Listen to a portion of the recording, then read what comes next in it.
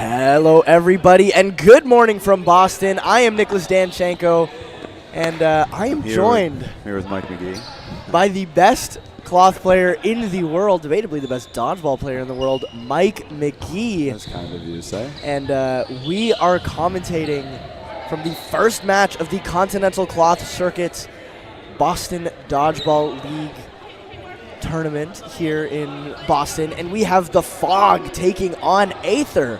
The Fog doesn't doesn't look bright for them at the moment. Yeah, they got two players on the court to start first game. Yep. Oh. Sarah McVarnish. It is her first time playing cloth. She lobs one the full length of the court, leaving Pierce in alone. And Pierce takes one, takes a second, takes out Garrett. Pierce is a fun player to watch in 1v 4 or 5. Plays a good game for it. He's a quick player. Carlos making that lock on Pierce, going to leave Aether with 3 balls. And of course, we are playing some cloth dodgeball today. We have 40 minutes. Full 40-minute games. 40-minute games. Yeah, a beautiful thing. And 3-minute points. So the Fog are really going to have to grind this one out, considering they're starting with 3. Yeah, I wonder where the rest of, I assume they've been here since yesterday for foam, so, or most of the players at least. So I hope they didn't drink too much. I had a feeling they did. Pierce going for a kind of a. Oh yeah, it looks like some of their players are running late. Checking their group chat. Bo Tillman entering the court for the first time. They have 4 players now. Pierce going for a little bit of an interesting strategy on that previous close, trying to block with 2 balls. Yeah, cloth. That's a difficult task.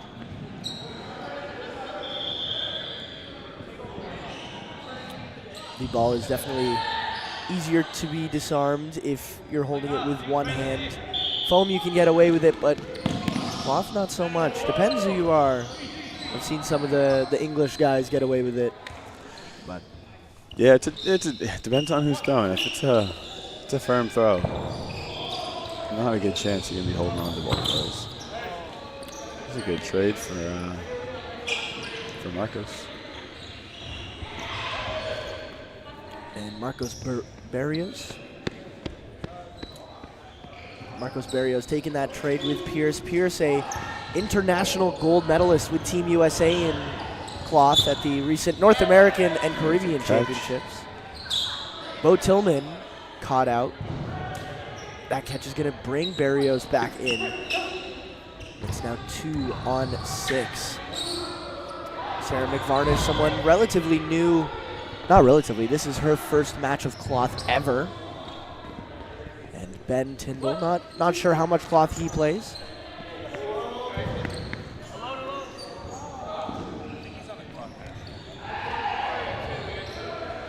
And it looks like Jackie Spinella, one of their teammates, has finally arrived. And, oh, there's Taylor Pineda. Or Taylor Bananas. Some say.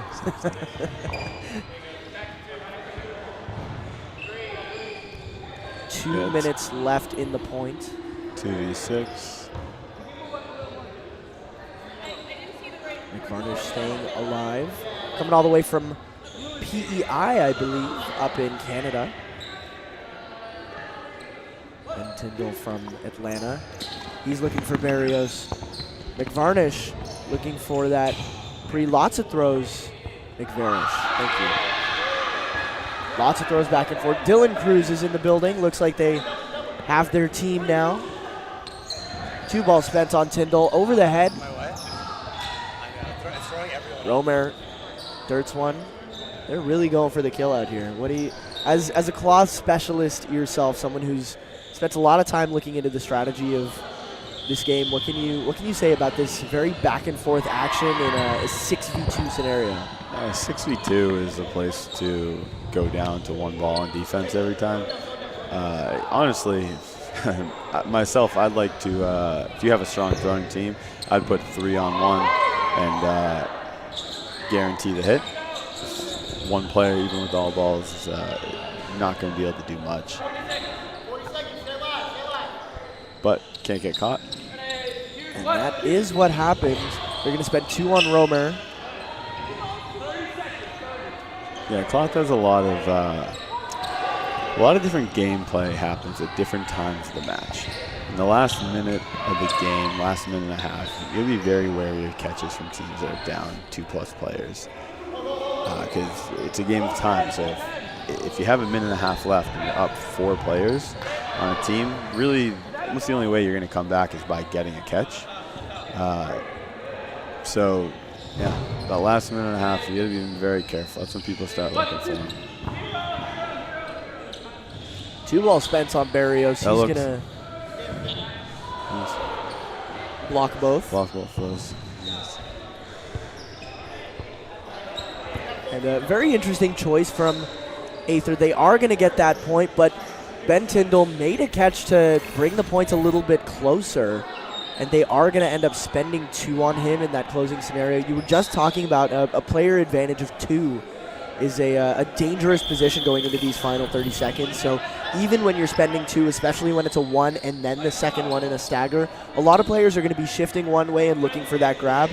This is where I think you see the very foamy mindset in Americans where they just want to finish, they just want to go for the kill instead of stick it out with the player advantage. Yeah, Cloth can be a very defensive game. Staying alive is, if you can stay alive in Cloth, you've done your job. By staying on the court, you've put your team out on advantage. And Dylan Cruz. Looks like a suicide for his first play on the court. His first play is a flight kill. It looked like he hit though. I don't know why he's out. He did hit, but he also got hit when he made the flight kill. Garrett Lee taken out by Pierce. Looks like they have a full, I think they have a full 6 now, or is that 5? That's a full 6. They do have a full 6 now. Jackie Spinella does survive. Ball's going to roll back. 3 balls for Aether. They are up 2, but there is still 32 minutes left in this match. Plenty of time. Bo with the pre-throw. Not going to find anything. They're going to spend 2 on Pierce. He stays alive. Down to 1. And Holm tries to go for Bo. And Aether down to 1 ball. Jackie Spinella and Pierce are both going to spend on that player with last ball. Bo spends and gets caught. Typical Bo behavior. Gets.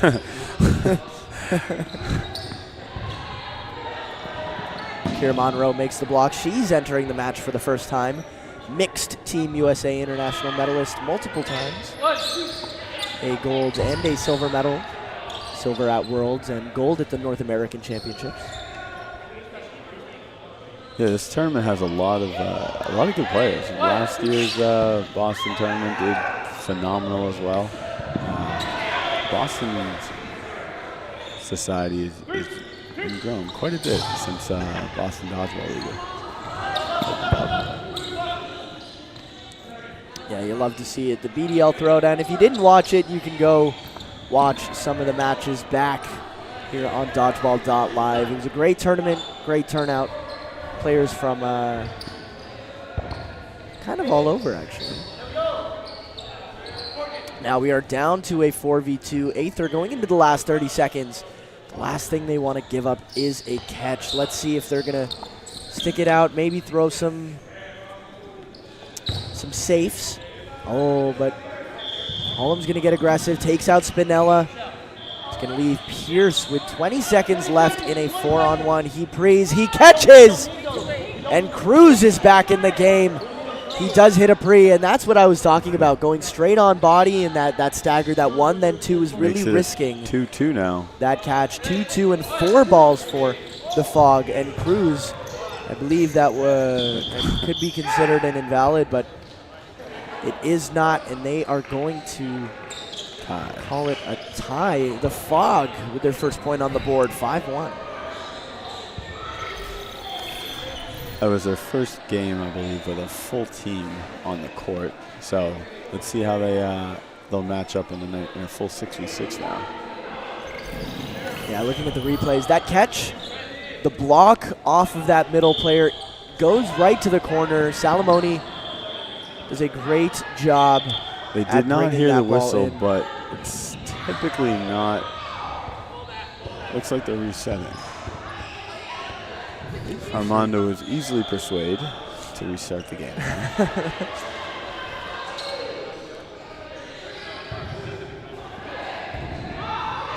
If you didn't yet, be sure to drop in our match predictor, brought to you by Azamuk Pet Resort. The match predictor. I was saying that all day yesterday, forgot the name for a second, but be sure to vote on who you think is taking this match. Aether did go up early, but the Fog, definitely one of the 2 big teams at this tournament that are going to be looking for that gold medal. You can gamble? You can bet on this? Oh, Cruz taken out. He is rolling around in the neutral zone. He's walking back early in the morning for Mr. Cruz. He's starting off slow. Yeah. A little transfer of Dodgeball hub currency, maybe? A little wager? And it's a lot of throws. Bo goes middle. Kira is going to try to take out Romer, and Taylor Pineda. Mr. Bananas is going to take out Romer.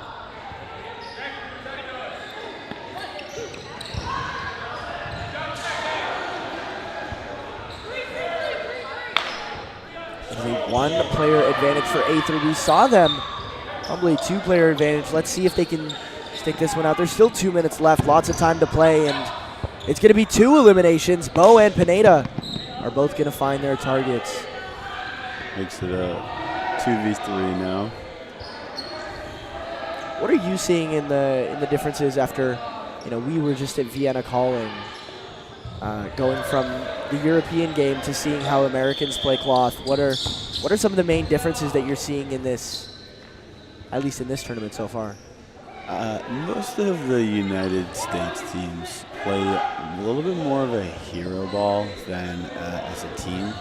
More understandable. They don't get to play. I don't think all teams get to play with each other as often. Cloth is a very strategic game, and having good camaraderie, having a good flow with your team, knowing each other well, good connection is quite important for a high-level play of the sport. But in the States, we can use Hex as an example. Just all phenomenal players able to almost take out an entire team. Not as much chemistry between them as some European teams. When you look at teams like Ninjas, Nasties, a lot of the English teams, they play with each other on a weekly basis, sometimes multiple times a week. And when you get to know the guy left and right of you, like the back of your hand, it's a very good benefit for cloth dodgeball. I would definitely agree with that. The U.S. definitely has the individual talent to keep up on that world's level, but the strategy maybe a couple of years behind. Tyndall making a catch in the middle to start off this point. Bo ending off the previous point with a catch The fog have brought it back to 5-3. 6 minutes left in the first half. Pineda is not going to find his target on Salamone. Play 2, I believe, was called. Nope, maybe not. They play 1. Cruz goes for middle. He does connect. Dylan's coming up the line. Kind of turfs it in front of Barrios. Dylan and Pineda starting off slow. To be fair to them, they didn't quite get a warm-up. They just kind of had to hop into this game, and Pineda. That's a good example of starting off slow. Take it out by Salamone. Caught sleeping on that back line. I think it was just a will to no desire to move on that. And Spinella doubled by both middles. Marilyn Holm. Bobro? Wearing a Bobro jersey. I'm anticipating a look for a catch from. There we go. And that makes 1. And you see it again. Tyndall has made 4 catches in this match so far. And Cruz on another suicide hit. He's been using those well. He's made 2 of those. He's been very relaxed in the way that he does it. He's taken his time. Interesting strategy, but it is working, and he gets sniped. Dave. Dave is a sniper. He loves those toes. Definitely still early in the morning for Cruz. He's shaking his hair off. He was showing off his Knicks NBA champions shirt. Yeah, that must have been fun for them. New York City is going mad. Salamone taking out the middle. Pineda's going to find Holm on the feet. Holm hitting Cruz in the feet, and Pineda hitting Holm in the feet. And it looks like the refs are going to debate that. Maybe questioning. I thought it had a funny bounce to it as well, but I wouldn't be surprised. I mean, I think they have six refs on the court. Yeah. And only one, I think one of them was saying no hit. And Salamone is taken out by Tyndall.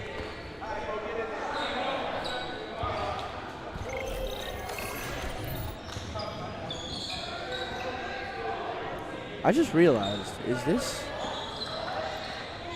Oh, it is. Okay, never mind. I was gonna say, was this 4 and? Were we just playing 4 and 2, not 3 and 3? And I was like, oh wait, no, never mind. It's early, Mikey. Don't give me that look. I'm glad you're here now.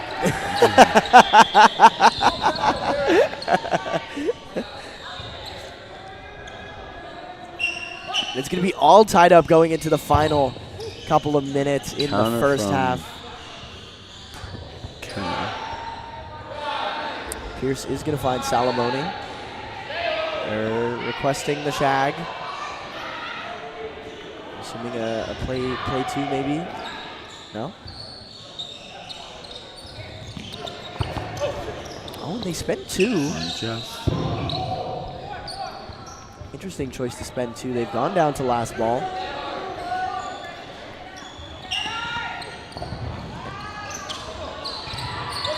And Sarah taken out.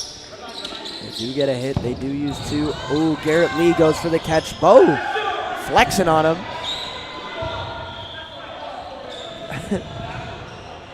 You think he gets a card in Europe for that? Yeah. You can't flex at someone while looking at him in Europe. They don't like it in the mornings. Kier Monroe survives that throw out of the middle. Bo. Catch. And it's going to be, and catch. Romer makes the catch but gets doubled, brings Salamone back in. And looks like Pierce is pointing out that even if you get hit and your teammate, quote unquote, saves you by catching that ball in the air, the player who got hit is still eliminated. Ooh, Pierce. There you go. Blocking. 2 balls in the front. Very interesting block. Tyndall pressing up high.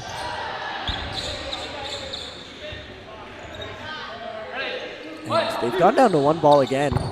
They are going to spend 2 on Bobro.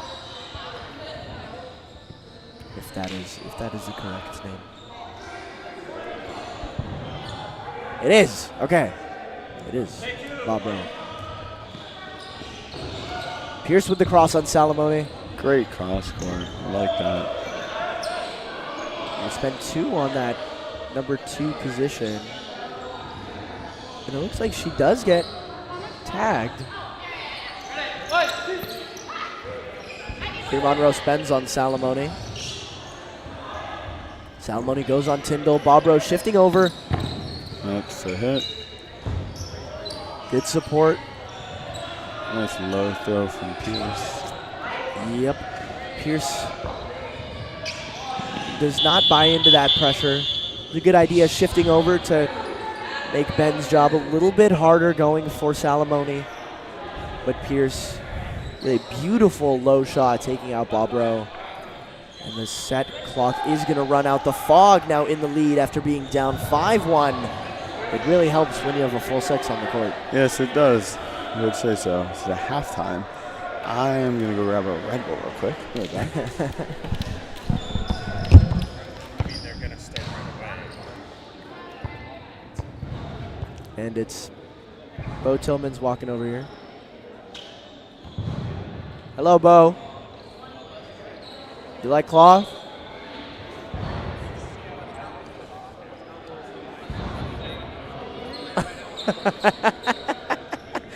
Dylan Cruz saying that he may still be intoxicated at the moment, but he's chugging a Red Bull. And he has his Knicks shirt on.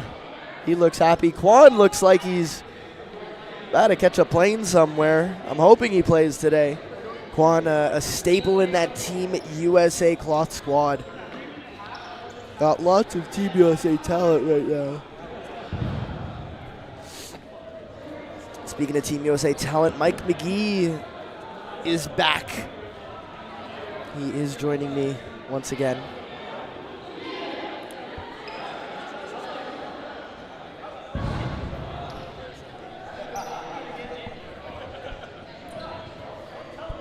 And we're back. And Mikey is back.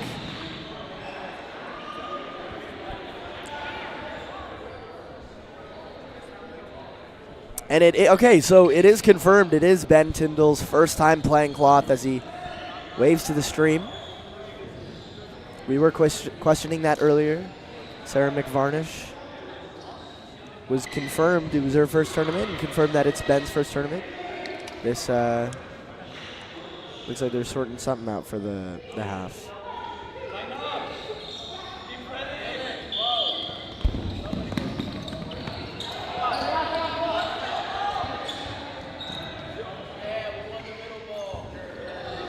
Frog winning that middle ball.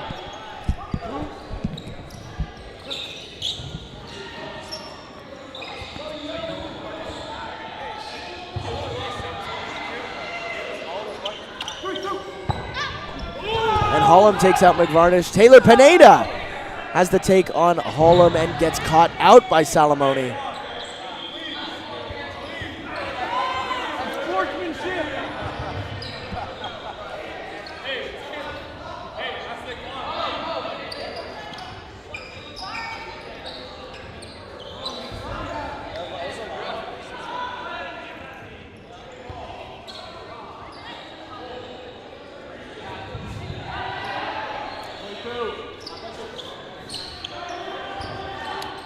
Carlos Romer almost finding Pierce on that throw. They're going to spend a lot. Looks like they go down. Okay, they do have 2 balls. A lot of, as you were saying earlier, a lot of individual throws. Everybody's kind of looking for a kill there. And, you know, some of this group definitely played together before. Absolutely. But still looking quite individualistic. But Pierce is going to make a grab on Romer, bringing Taylor Pineda back in.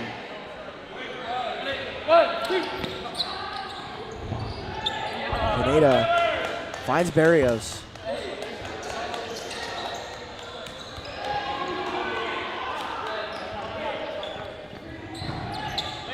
Bobro spends in the middle, goes for Monroe.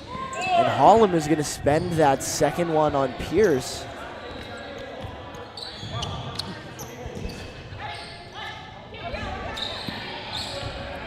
They're going to spend 2 on Bobro. Bobro gets found. We're now down to a 4 against 2. Let's see if Dave has a shot. Oh, he got a double on Taylor. Taylor Pineda was taken out 3v2. What is their choice going to be? They do spend 1, or they spend 2. 1 on Pierce, 1 on Monroe. I want to see a little bit more intention and direction with these team throws. It seems to be 1 ball here, 1 ball there. Salamone sidesteps 2. Going for Monroe. She finds it. Pierce 2v1. taking out Salamone. Hollum sidesteps. Goes for Spinella. Spinella's 1v1. taken out. 10 seconds left. 1v1. It's Dave's burden. Pierce blocking that back to Hollum. And that is going to be the point. 1-1. It is a tie. It's going to be 8-6.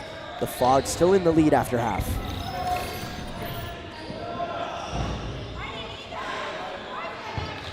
You know, this is where, once again, you're seeing that maybe the Fog getting a little bit aggressive, and that may have cost them that point. These replays brought to you by Jersey Mike's. Go grab a sub, people. Jersey Mike's. Yes, sir. Specifically the one at 675 Massachusetts Avenue in Cambridge. So if you're going to grab Jersey Mike's, go to that one specifically. Only go to that one. Not the other ones. Ignore the other ones. Ooh, 1 ball spent. Found. Hollum is going to take a trade with Cruz. I'd say that's a good trade for Dave. Honestly, it might be a good trade for...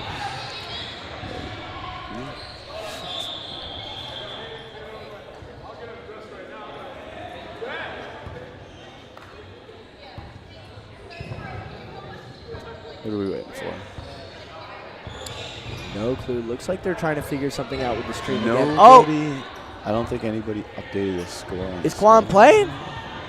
Quan is now on the team. He just registered. I believe he might have accidentally not registered. No, originally he wasn't supposed to play today.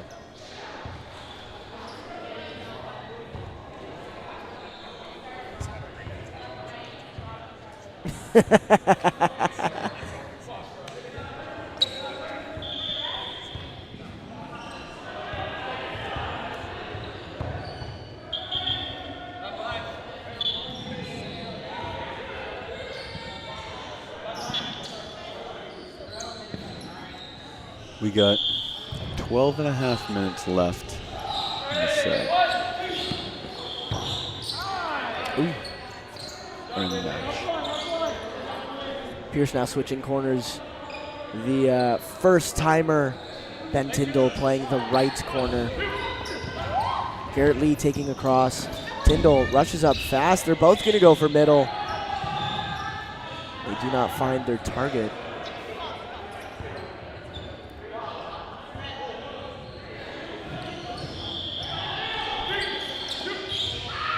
Ooh, Monroe does not get found. Moving kind of scared in the middle. Tyndall goes for Lee.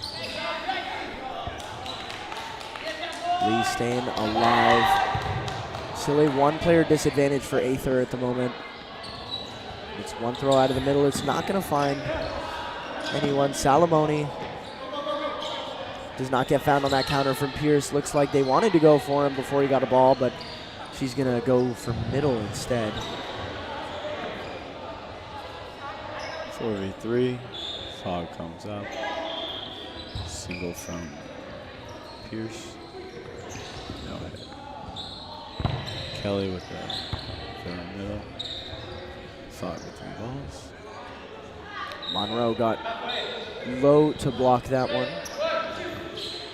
Short distance, good blocking. Garrett Tyndall with the charge and hit. taken out. Good, Dodges. good play by Garrett. He recognized Counter that. after. Recognized that Tyndall's disrespecting that lockup, taking that cross in front of him and using that opportunity to take 2 big steps off the back line and going for it. Brings it down to a 3v3. But they end up spending 2. Let's see if the Fogger can capitalize on this. I'm expecting at least 2 balls right here. On ball, Kelly. They are going to get the hit on Salamone.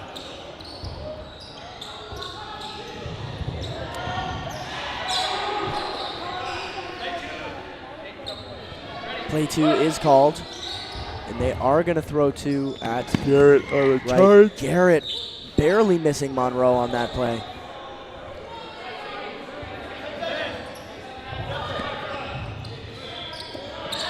Garrett pressing high, needs to find a hit. They go for it. And they do not find it. The Fog are going to manage to close that one out. They might be running away with this slowly, but they are up 4 now. 2 sets. We got 9.5 minutes left to go.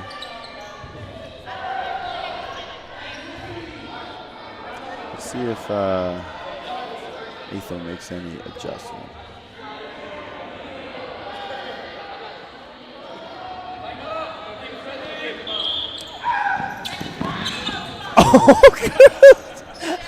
Dylan might have slipped and dove for the ball. Penguin sliding at the line.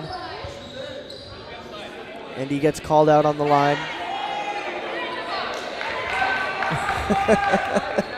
You cannot slide for the middle balls. It's a hazard for collision. Is that a rule? Yeah. Wow. Interesting. Oh! Lee Left. finding a catch on Tillman in the middle. What are the adjustments you're looking to see from Aether going into the final 10 minutes of this second half down 2 sets? I mean, right now they got Quan's the only guy left in for Fog, so I think that they should put drill for double on Quan, try to get him out if they can, or just keep whittling down the women, or whittle down the women on this. But they just need to stay alive in the back line right now. McVarnish hasn't really found her stride throwing a cloth ball yet. She's going to give Jackie Spinella the corner. Bobro, oh. Quan got out, I don't know how. I believe he lined out. He looked like he walked off the back. Looks like a line out with 0 pressure. Folded under 0 pressure. That was a nice hit on Jackie. And it's going to be 2 players left. McVarnish and who is that on the left? Garrett runs up. Almost a suicide on his. He lines out.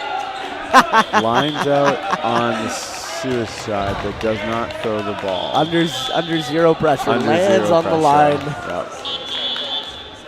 2 lineouts under 0 pressure.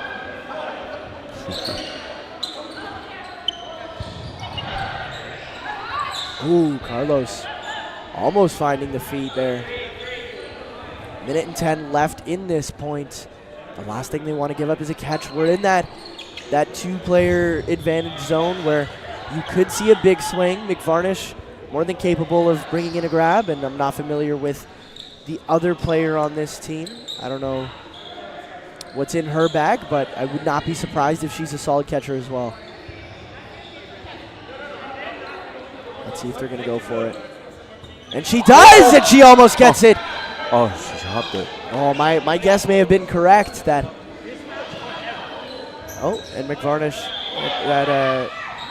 McVarish. Apologize, I keep mispronouncing She's on the that line. name. Back line. And that's 3 lineouts in 1 point. Garrett celebrating that one. Aether only down 2. And here's, that catch is replayed. Brought to you by Jersey Mike's Subs, specifically at 675 Massachusetts Almost Avenue. with 1 hand. Almost. I think if she dropped that other ball, she had that. She had the second arm to close on it. Most people do catch with two hands. The only person I know who catches with one hand is Joe Colella. Shout out, Joe. All the way in San Diego.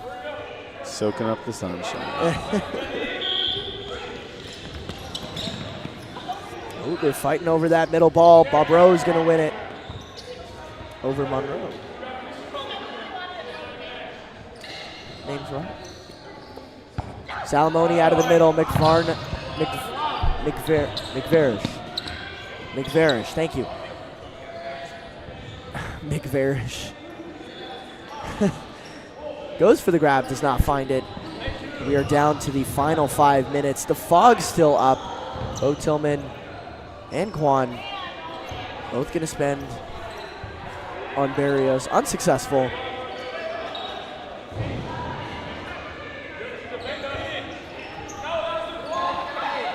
They go for Quan. He stays alive.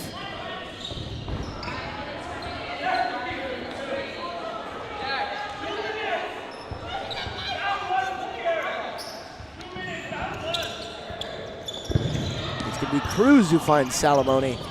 Looks like he's warming up a little bit. Barrios gets under the throw of Quan, but Quan's throw comes back to him.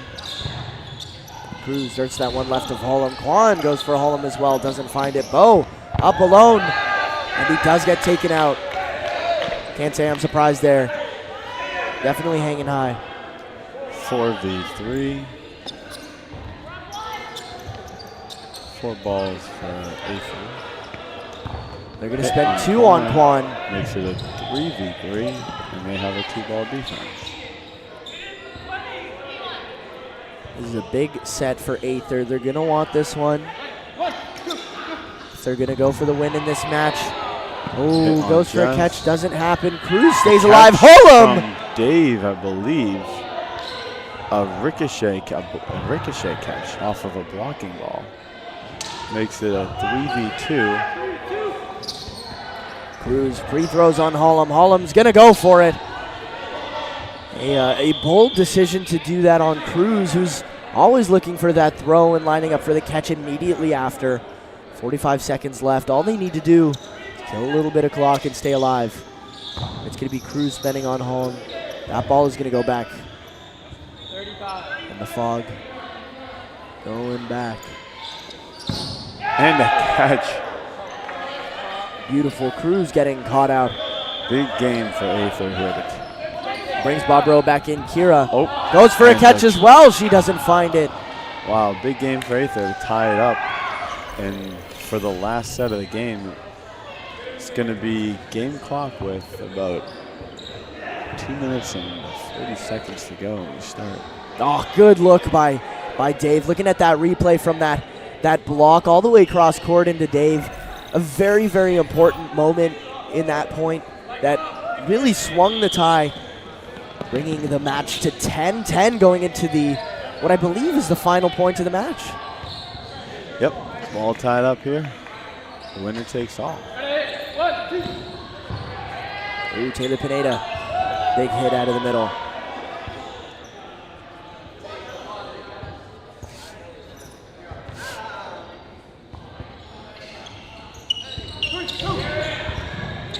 Garrett throws at Quan. Quan's returning, and he's going to take out Salamone.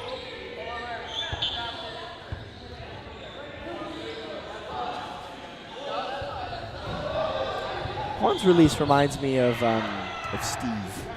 Steve who? Ndombe? Ndombe. A little bit that very quick. Just with a little bit more layback. Yeah, I think Steve's comes off a bit quicker, but I think Quan has a faster throw. I would agree with that. Quan smoking out of that left corner right now. He does not want Aether to have this win. He wants to secure that first win in the group stage. Takes out Bob Rowe. This is just the Quan show. Is he going to go for Carlos? Makes the block. He does go for Carlos. 4 in a row, I believe. And Quan Just bang, bang, bang, bang, bang. Looks like we will have one more game here. It should be a 90-second match. Yeah, it definitely helps when Juan just turns it on for a second and hits 4 in a row. Yep. Put in the work, get off the court. Take the rest. We are now going to go into the final set of the match, a 90-second set. Let's see if Aether can bring it back to a draw.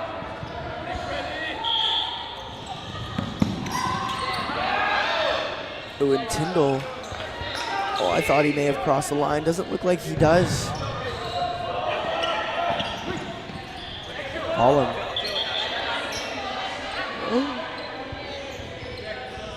Looks like a ball came in from the other court.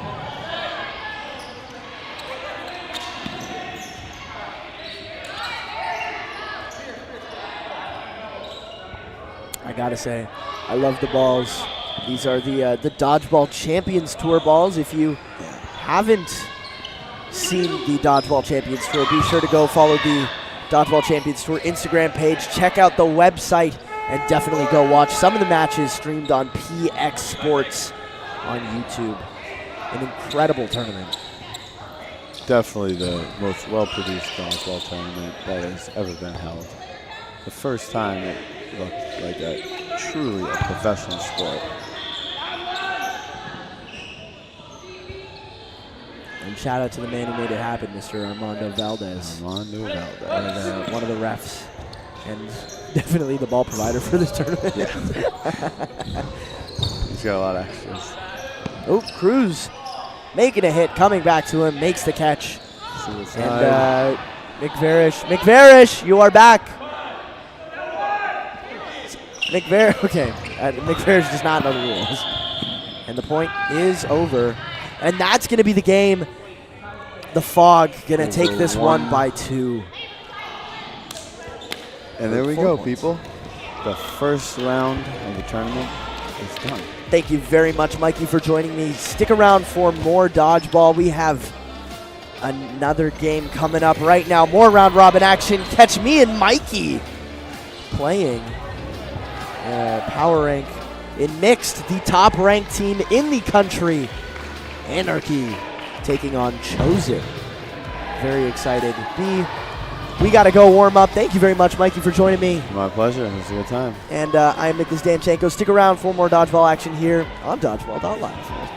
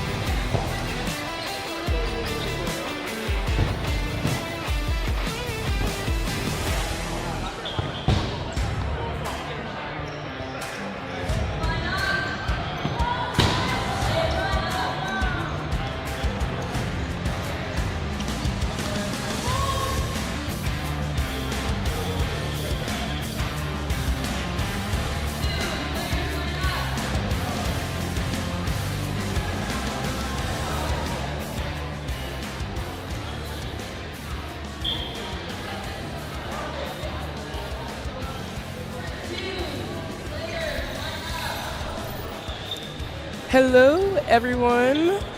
We are here today for some cloth dodgeball. My name is Ashley Elder, and right next to me is the very Justin Thomas. and we are going to be your commentators for today's match. We have a very big match today against Anarchy and Chosen. Both teams have star players, so this is going to be a very good match. Yeah, absolutely. Justin, do you have any thoughts going in today between the two teams? Well, all eyes are on Anarchy, right? They've just been doing nothing but winning, right? Yeah. Oh, yeah. Gold after gold after gold. After gold, yeah. I had the pleasure of traveling to Vienna, and I got to see them right in front of me in my very eyes, and they did absolutely magnificent. So this is going to be a really good game, though. And you know what? I would not, underestimate Chosen either. They also have some, some quality players. Sure. Both teams are going to be, fairly matched. If both teams play smart, I think it's going to be a really, really tough match. So I'm super excited to see what's going to go on today. Let's see. All right. So who's currently on the court? Let's start with Anarchy. Do you want to list off the Anarchy players? Left corner, we have Brandon Kelly. Of course, we have Meg, Iwe, Armando. We got Lovey, and then the Mikey McGee. And of course, we have Nick Danchenko. Nick Danchenko. Hey, always he's a flexing vibe. for us. Always a vibe. Always a vibe. And then for Chosen, I see Rennie, I see Ben Stolfi, Claire, Sarah, Randy, Lena, and on the very end, I see Tenny. So yes, it's going to be a really good match. Let's see who wins this rush. Looks like it's going to be Chosen. Off the rush, Randy's incredibly fast off that middle ball. Absolutely. Right? He was D1 back in college for track. So if you want a runner, you're gonna have to put him up against like Lovey. Right. Absolutely. Absolutely. Yeah. And Randy is incredibly hard to hit. He can jump so high. He can move very well. So yeah, I wouldn't be surprised if they're going to be targeting him today. Ooh, good throw by Lena. Could not connect there. Mikey took the counter, also missed. Currently looks like it is even on the court right now. Good throw by Tenny. Oh my gosh. Oh! All right, so both corners on Anarchy both just hit two big players out. So Chosen is now down. With how much time do we have left? So there's still plenty of time here. There's so much time. So much time and you're getting blasted by Mikey McGee for the full. That'll wake you up. Yep, that's for sure. Full 40 minutes. Good morning. Mikey time for 40 minutes, man. All right. So Anarchy, 4 players on the court. Wow, way to get out of that, Sarah. Sarah, that is one thing I love about Sarah. Slippery. She is so slippery. She's hard to hit. She can jump. She can move. She is definitely a hard player to hit. So that was good. They put a lot of balls on her, and she was able to escape all of those. Yeah. I love seeing so many younger players back and getting into dodgeball. Right. She just graduated college. Yes. Yeah. Yes. She is definitely someone that has picked up on the sport very quickly and has been doing very well for herself. Yep. Her and I have had a few chats over the course of the recent months, and I talk to her all the time, and I'm like, listen, you are an extremely talented player. Get out your head, ball out. Oh! Wow, Mikey with the suicide. Okay. All right, so Anarchy pulls this point, these 2 points. That was a close match, honestly. Oh, flight kill. Oops, yes, flight kill. Excuse me, flight kill.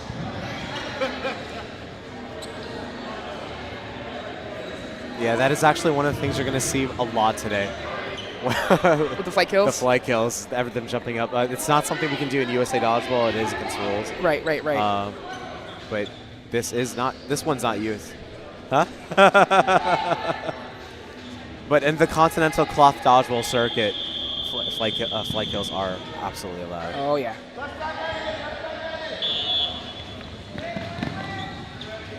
Randy comfortably getting that middle ball.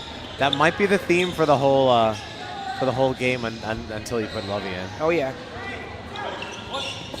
Good throw by Marcus, good shot. right on the toe of Lovey. He knows he doesn't want to put that ball in her pocket because she'll eat them. Yep, absolutely. She will eat them. Another throw by Marcus. He's going for Nick Danchenko, but he was able to slide out the way there. All right, so Anarchy has the ball. Good throw by Nick. Oh, but the counter. Great counter. This is Chosen's opportunity to get on the board. Chosen's looking good here. They're applying a lot of pressure. They're getting a lot of hits. They're now down to 2 balls. Anarchy now has 3 balls. Let's see where they can connect here. Great throw by Kelly. And another great throw by Marcus. Wow, Marcus connecting. Yeah, Marcus is hot right now. He's on fire. The heat is hot. The heat is hot, yes. Oh boy, here we go. Marcus Wow, opting to great go for throw Brandon by instead of taking Marcus. out Eway. Here we go. Honestly, I think that was a very smart play. You close that distance, right? Right. Marcus was on, Brandon was on his back foot. Oh, good catch. Good catch. Okay, he takes his round. A Marcus legacy game? Oh yeah, let's see it. Let's see it. All right, so I believe the score is tied now. Great match by Chosen. They looked really good there. They looked really good there. And I know Anarchy's going to regroup. They might hash out a few things, but like I said, it's going to be a great game. So I'm super excited about this. Especially if Chosen can comfortably get that middle ball and start off with 3 balls. Absolutely. It gives them that little bit of advantage. And against Anarchy, any advantage is good. Right. All right. John Gatlin is in. Great throw by Gatlin. And a catch. And a catch. Beautiful. Way to be aware, Tiny. All right. Another great throw by Gatlin. Just couldn't connect there. Chosen is now up by 1 player.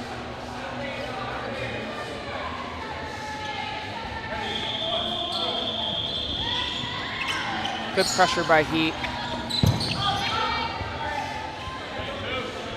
Man, what do you do? What do you do when Mikey McGee closes distance on you like that and is whipping at like what is that, 80 miles per hour? It looks like it for a clock ball. It feels 80. I know. It looks 80. It looks 80. It feels 80. It definitely has some heat on there.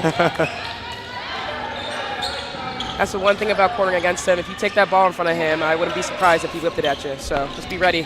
Yeah. And then, like, maybe you dodge it, right? Maybe. All right, but you got like 40 more minutes to do that. Yeah. Good job that one time. Right. Good luck the rest. Good luck the rest. Exactly. Good counter by Heat. Oh, man. All right, so now Chosen is down to, we have ladies on the court, Runny and Sarah. Let's see what these ladies can do here. Both ladies are incredibly hard to hit. Oh, Meg reeling it in. Sarah just threw the toss. All right, now it's just Runny. Oh, boy. All right.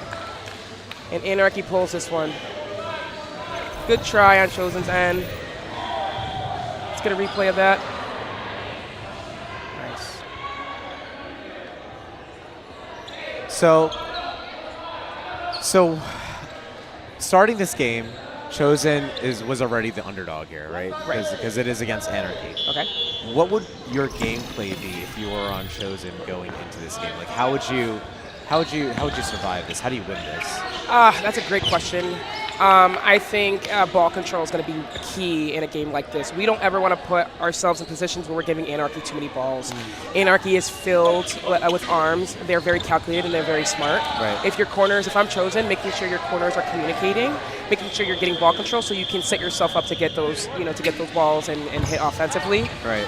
If I'm defensively, I'm going to stay vigilant, right? If I'm a corner, I know I have 2 big corners lining up across from me. You have Nick Jancheko on one side, and you have Brandon Kelly, or you have Mikey McGee on the other. So it's going to be tough. So you really have to play disciplined, play smart, and try and capitalize on those balls. Right. And the minute you start losing ball control is the minute Anarchy will capitalize on that. So that would be my strategy on this team if I'm on Chosen. Do you have any thoughts to follow, or No, that's all exactly what I was thinking. Great catch. Oh, man, Marcus is doing great. And those catches definitely help, right? Improves your survivability. You're kind of like the healer of your team. Right. Right? Right. And look what it did for Chosen, right? Now they're up on numbers. Yeah.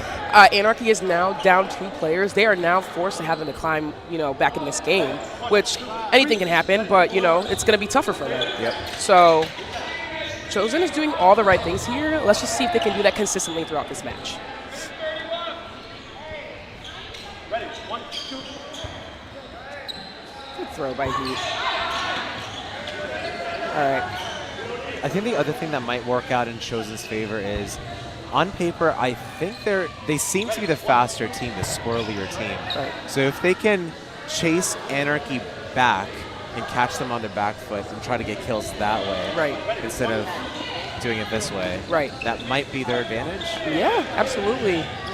Yeah, they have quite a bit Win of on the speed up. chase downs. Yeah, absolutely. Yep, absolutely. They also now know that they're up, and so now they're playing a slower match. They are now, taking advantage of the time here. They really want these 2 points. True. So they're not going to rush. They're not going to do anything too crazy. If anyone's going to have to push this pace, it's going to have to be Anarchy. And I would not be surprised if Brandon starts to take a little bit more risky throws. Risk the catch. Yep. So now we're just down 1. That's Megan on the court. Megan is a phenomenal cloth player. She's from Canada. So let's see what she can do here as well. Oh! Great throw by Megan. Another great throw. About 10 seconds left in this set. Nice. Good block. And there we go. And we are now back to an even score. Very good.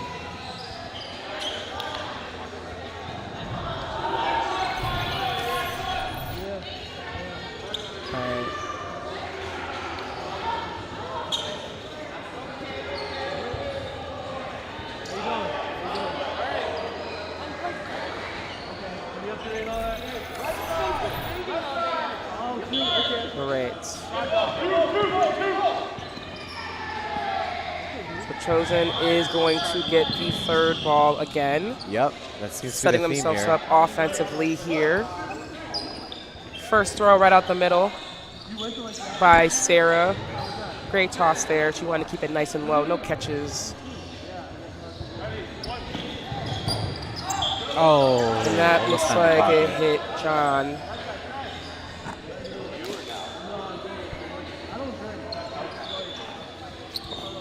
Good throw by Randy. With the connect on Iwe. Both teams now look to be even on the court, 5-on-5. A toss out by Armando, again trying to keep it low. Don't want to bring any players back into this match. Good block by Ben Stolfi. Ben is locked on Mikey right now, and that's exactly what I would be doing.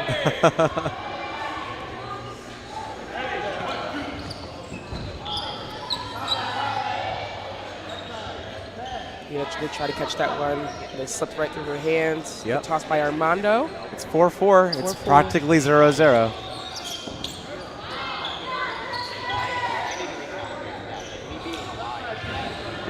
But having Brandon and Mikey on either corner is a very tall order. Yeah, these are some of the best clock players probably in the world. Yeah, there's no doubt. So it is tough that they're here today in Boston, but they're representing their. No! Randy. Oh! Oh!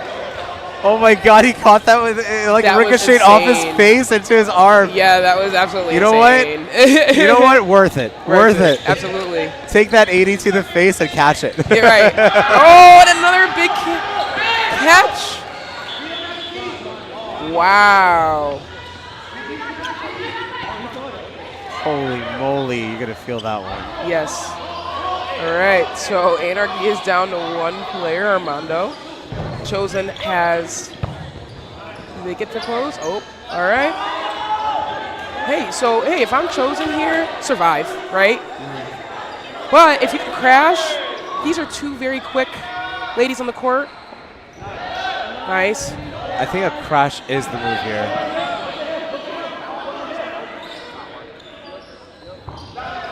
And then rush him down now.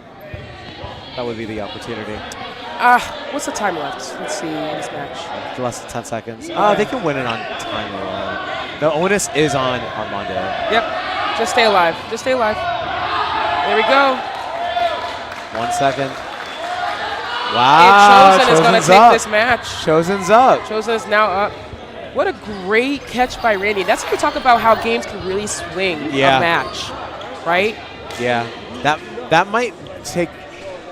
Yeah, that might take my answer for the most painful catch I've ever seen.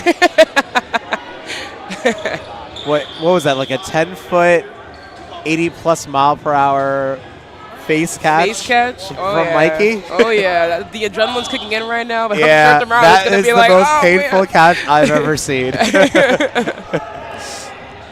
But worth it. They got that set. They got the set. Good throw by Teddy out the middle. Great block by Ben. Chosen is playing very well here. Yep. They're playing smart. They're playing calculated. They're keeping their eyes ahead. This is exactly what you want to do against a team like Anarchy here. Now Anarchy is looking to crash on that one ball because they did throw 2. All right.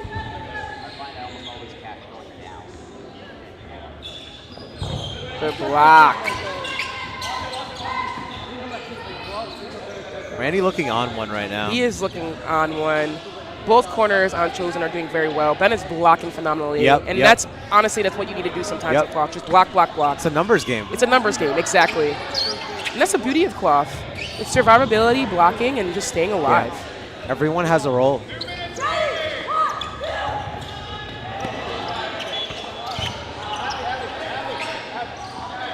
Ben was like, oh, I wanted to take that on Nick. All right, so it's even on the court, 4-on-4, I think.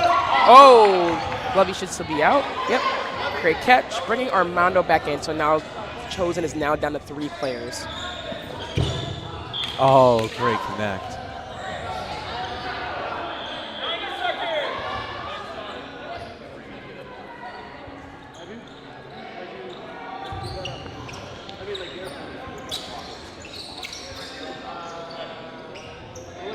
All right, so we have under 90 seconds left in this match. Oh, Clara did go almost for the had it. catch. So now it's just down to Ben. Shout out to Ben Stolfi. He's from Connecticut, CT rep. Ben has recently recovered from a shoulder injury, and so it's so nice to see him back on the court and playing. I know he's not at his full 100%, but he has now been cleared and he's been playing more and more. So I'm happy to see him playing my favorite ball type. A little biased over here. Oh, but little bias? A little bias? Ashley Elder? All right, so now we're back to an even score here.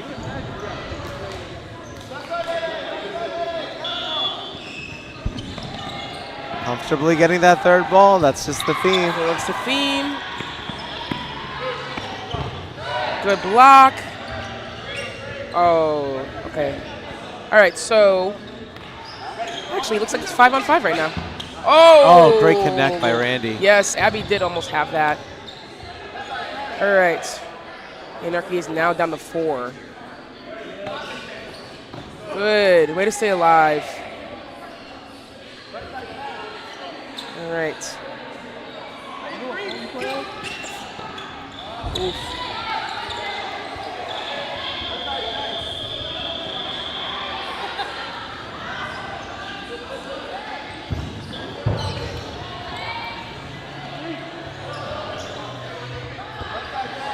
All right.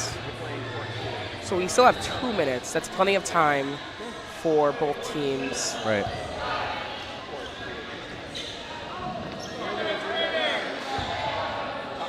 So far, this game has been incredibly even. Very even. Both corners, I'm noticing, are looking to punish the other corner if they're Right. taking those throws.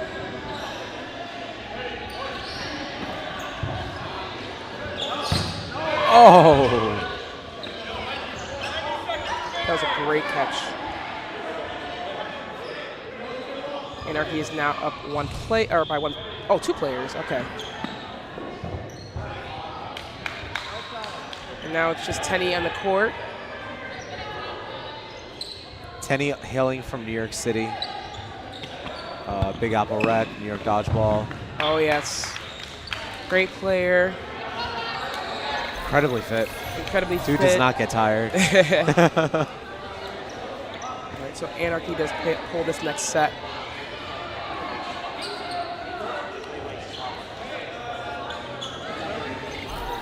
I will say Chosen is not making it easy for Anarchy at all. No way, no They way. are playing very well still. You know, they are still very much so in this match right here. If they can continue to work together and just move, I think they're still very much so in this and have this potential here. Great toss. Okay, now, so Anarchy's now down 2 players at the start of this game. So let's see what happens here. Nice Wow, catch great by catch. Claire.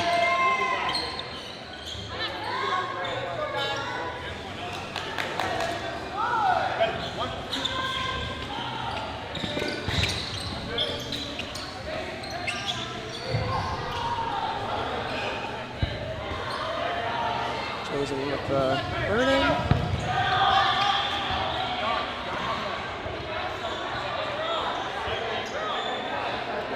I have a question about Cloth. Yes. So in foam, when you get out, you can kind of like roll the ball back or toss the ball back to your teammates. In Cloth, you have to immediately put it down. Yes. But in Cloth, you aren't out until the ball dies, right? Correct. So if you roll the ball back before the ball dies, is that a card? If you roll the ball back before the ball. Before the ball dies, like say the ball hits you and it hasn't like hit the floor yet, but you take your ball and you roll it back before the ball hits. I think that should be fine because it's not a dead ball It's yet. not a dead ball Correct. yet, right? Yep. Okay. Yep. I wasn't sure.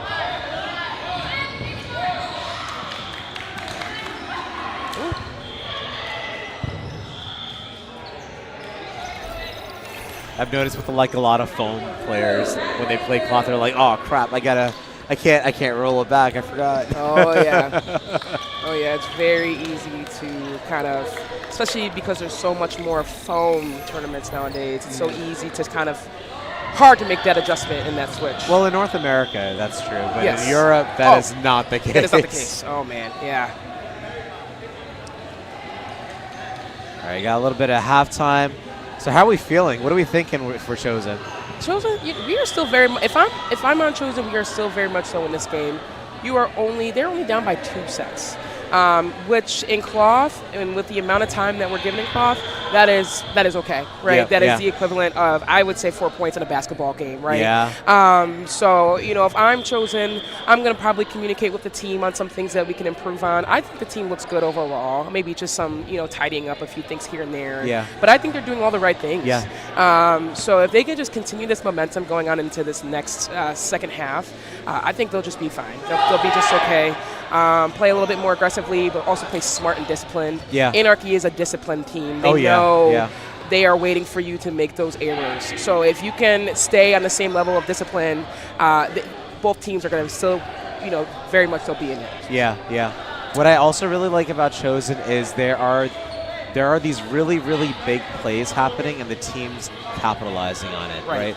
Like that big catch by Randy, right? They were able to still win that set. Absolutely. It would have been much more defeating if they weren't able to pull those 2 points off Absolutely, of that. absolutely. But then also catches like that build energy and build momentum for a team as well. Yeah.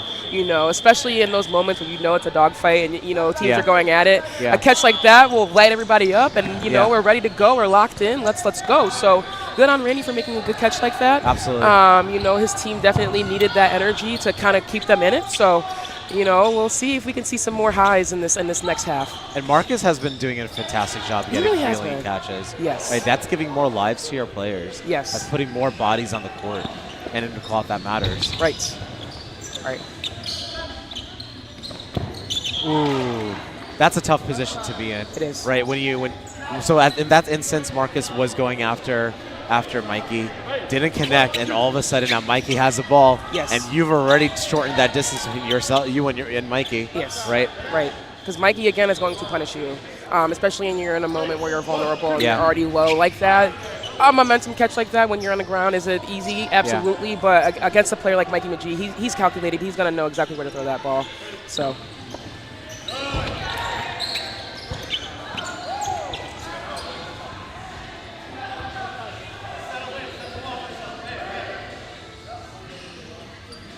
Even players on the court again.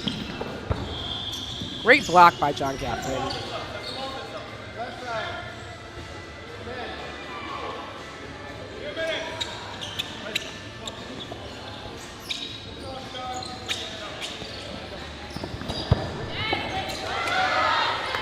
Nice counter. Great counter. Those are always really, really positive things, right? In that instance, Brandon went for John, got John out. But I don't. Did you see who countered Brandon? I believe I think it might have been Ben. it might have been Ben, yes. Yeah. Right. So I think that's always a fantastic thing to be able to capitalize and counter on those situations. Absolutely, especially when those players aren't looking and they're caught up in the front like that. All right, so Chosen is now down to 2, but they still have a good amount of time left. Just over 1 minute. Okay, so Ben is out. Now Armando's going to look to pressure. Oh, and he missed. He missed. Oh, but the line didn't.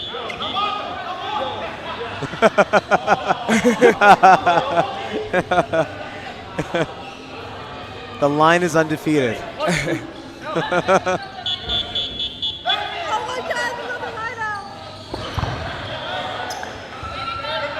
So Claire is still in. They are trying hard to get Claire out. It looks like a 3v1, but when you include the line, it's actually 3v2. Oh, no.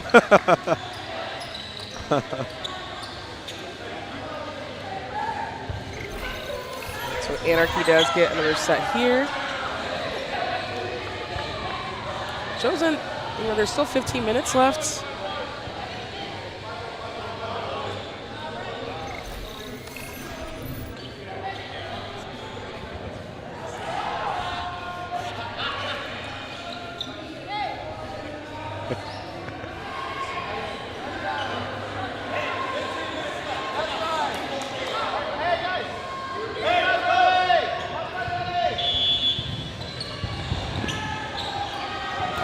So Chosen again.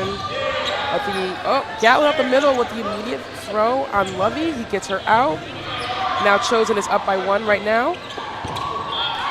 But Armando does punish John Gatlin. So now both teams are even.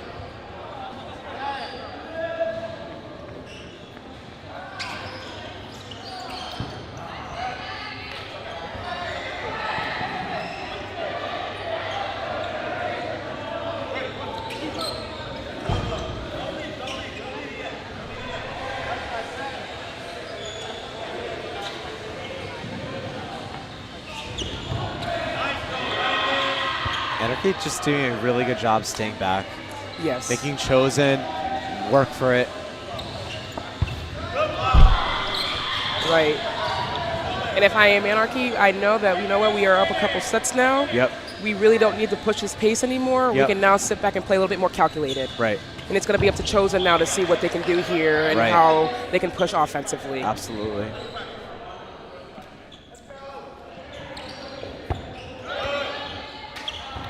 Oh. Nick opting not to go for that. And that kind of just shows you the mindset of Anarchy right now. Absolutely. Disciplined. You don't really need to throw and burn that ball, especially when you're up with that amount of players.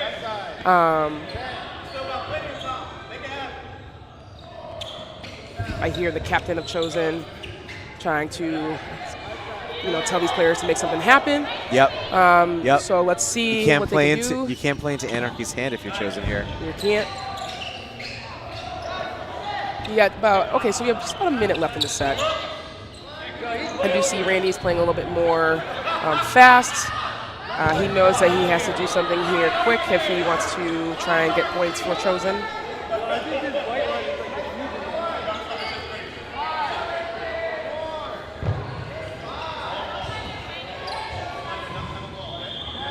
Randy has good time to work with. He has 45 seconds.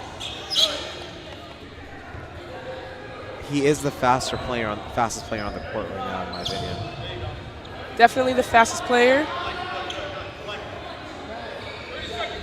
I would say wait for Anarchy to throw and then rush somebody down. I think that would be that might have been the strategy there. Right. All right, so Anarchy does take another set here.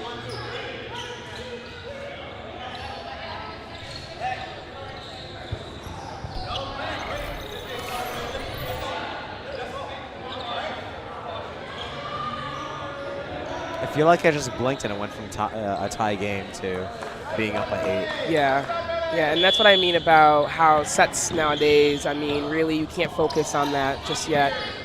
because these games can go very quickly. Attention all FIBL rep members. Can Chi Yu Ye please come to the front desk? Thank you. Throw from Megan out the middle. All right. So Chosen has Burden. Let's see who takes this throw here. Good toss by Sarah. Couldn't connect there.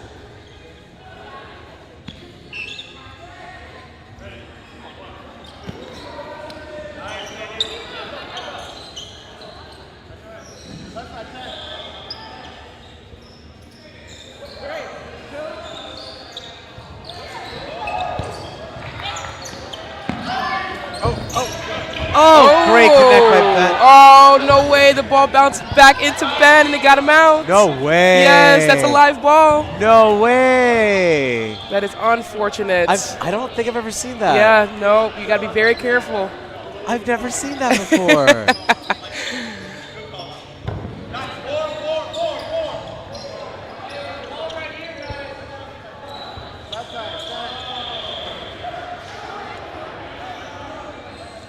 So these ladies have 4 balls here.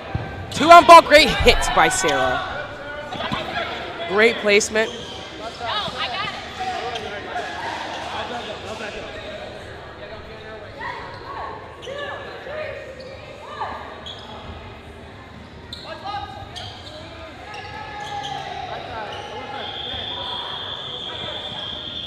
All right, so these ladies here. Oh, great connect. Oh, We have about a minute to make something happen. These 2 lovely ladies on the court right now, they have just been selected for our USA mixed squad that they're going to be heading to Thailand. Yep. Both are phenomenal players. Yep. And one of my favorite things about both these players is that they are so hard to hit. They know how to get out the way. They know how to evade. They know how to block. Great, nice, just as Sarah. I'm saying right here, great block by Sarah. And these are exactly the kind of players you want on a mixed squad because they make it very tough for players to try and hit them. So, and they're very smart, they're very calculated, and they can work together here. They still have a little bit of time here. They have about 30 seconds.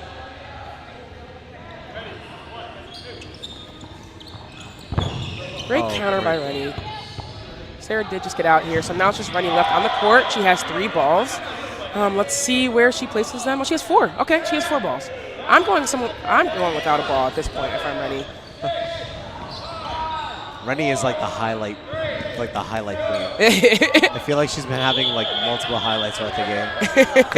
throughout the year. Oh yeah. Oh yeah. You're another one too. With me? Yeah, you. I think you actually have the most views for USA Dodgeball highlights. Oh really? Yeah. Oh wow. Not Shota. Can you hear that? Can you believe that? That is actually insane. Sorry, Shota. insane. It's actually Ashley Elder's No. world. You're just living in it. Oh boy. No, we just love good dodgeball. We love to see the good fun plays.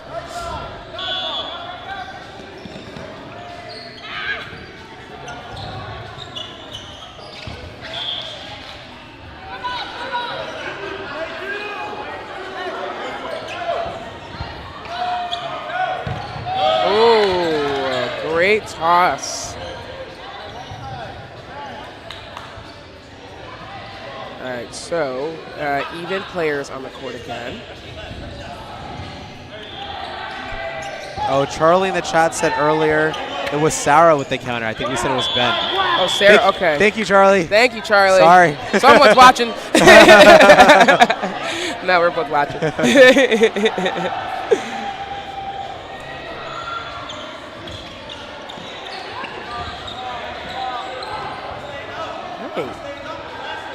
Lochenko just gets Randy, so Randy is now out. Chosen's now down to 4 players, but they do have the advantage here.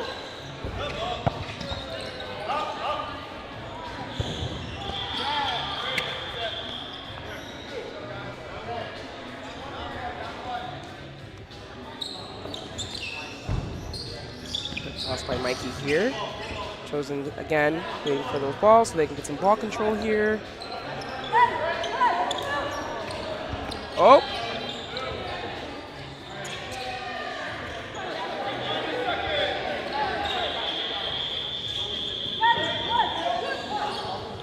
Great throw by Rennie.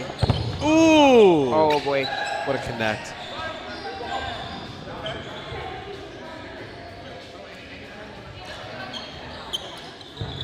Oh, good throw by Tenny.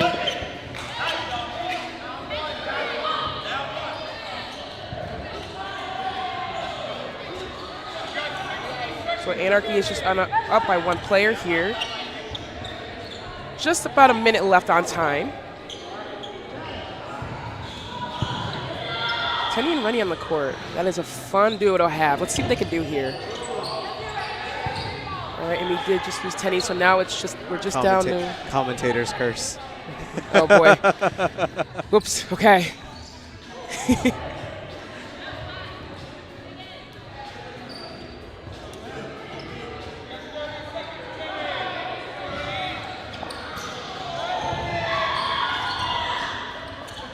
Ooh. Good throw.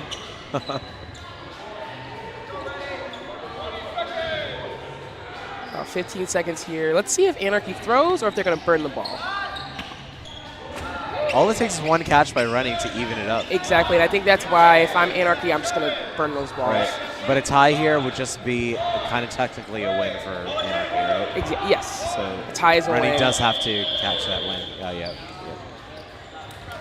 All right. Anarchy seems to be running away with it. Kind of like a change of pace from how we first started the game. Yes, I would agree. I would attribute that to probably this being like a 40-minute match. Yeah. Right? It's, yeah. It's definitely a testament to conditioning and being able to play at 100% for much, much longer. The entire time, yes. Yep. And Chosen still confidently getting that third ball.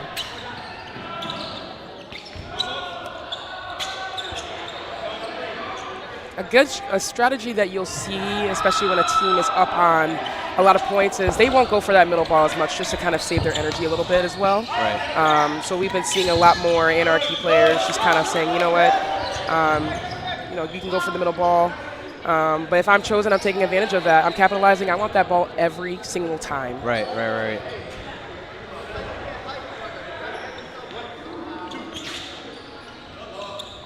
But if I know Anarchy, I know there's no such thing as going easy. No.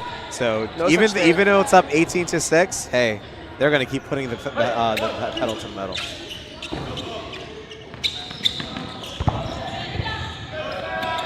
Crash on the last ball.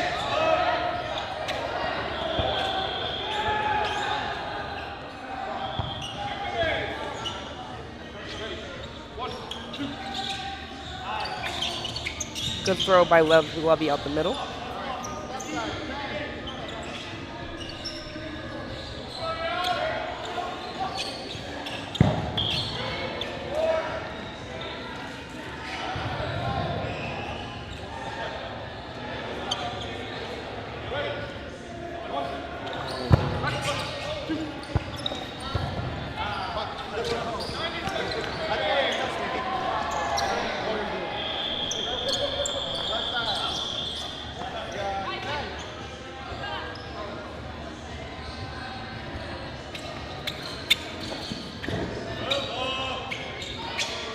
Gatlin seems to have gone after Brandon Kelly there.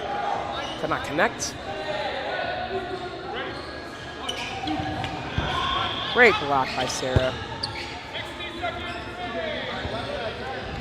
Chosen 3 balls again. Gatlin has switched to the middle. Let's see if he can get a throw out the middle. Great throw there.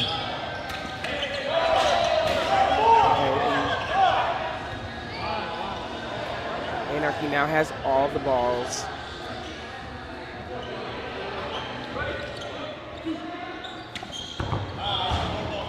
Yeah, that's a hard one to dodge.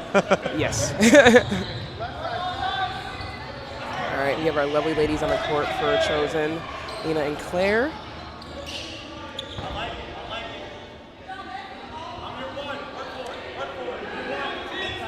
We have about a minute 45 seconds on the clock here. Still some time. Brandon is not looking to throw a catch, looking to go for feet. Right. Which is a great strategy, which is exactly what you want to do in Quaff. Yeah, you can't catch with the feet. Exactly, yeah. Well, maybe you can. I've seen some crazy things. Oh, you know what? I have to. I have to. You're absolutely right.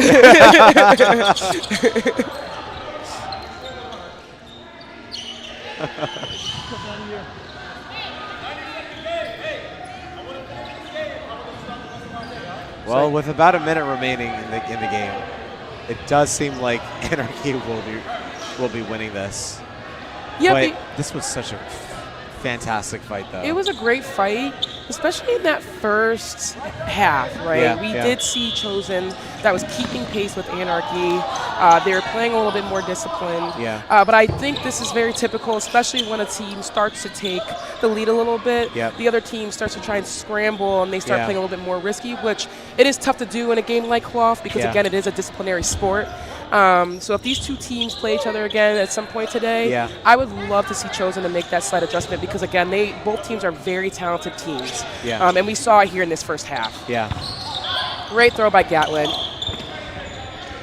And Anarchy just has such great consistency. Yes. Right. Yes. And I did notice that their momentum just got better and better and better. I mean, it's still we're very early into this tournament as well. Right.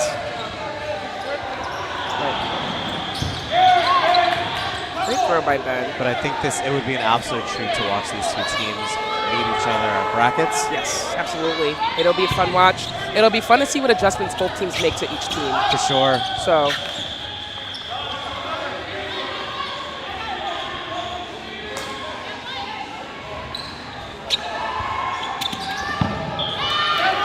Great take. Chosen's up right now. They do want to keep that player advantage. So staying alive here is key. And you're hearing the teammates say, stay alive, stay alive. Good. You don't need to throw that. And then Chosen does get those points there. Yep, and it matters. It matters. It really So does. Even though they lost the game, you're still competing in this tournament with other teams. Right. So every point matters. Absolutely. Here, if you're looking to seed higher. Absolutely. Right. Yep. That was a great game Great. to watch. Yeah, yeah. Shout out to both teams. Shout out to all the players on both teams. Shout out to Randy's face. Yeah. Yes. That's an MVP face there. It sure is. That's a huge catch. I hope he goes back and takes a look at that later because that was phenomenal. Yeah. Yeah. Put some ice on it too. Oh yeah. But that was awesome. Yes. Awesome. Yes. One of my favorite highlights for sure this weekend. Oh yes. And that's going to be this match.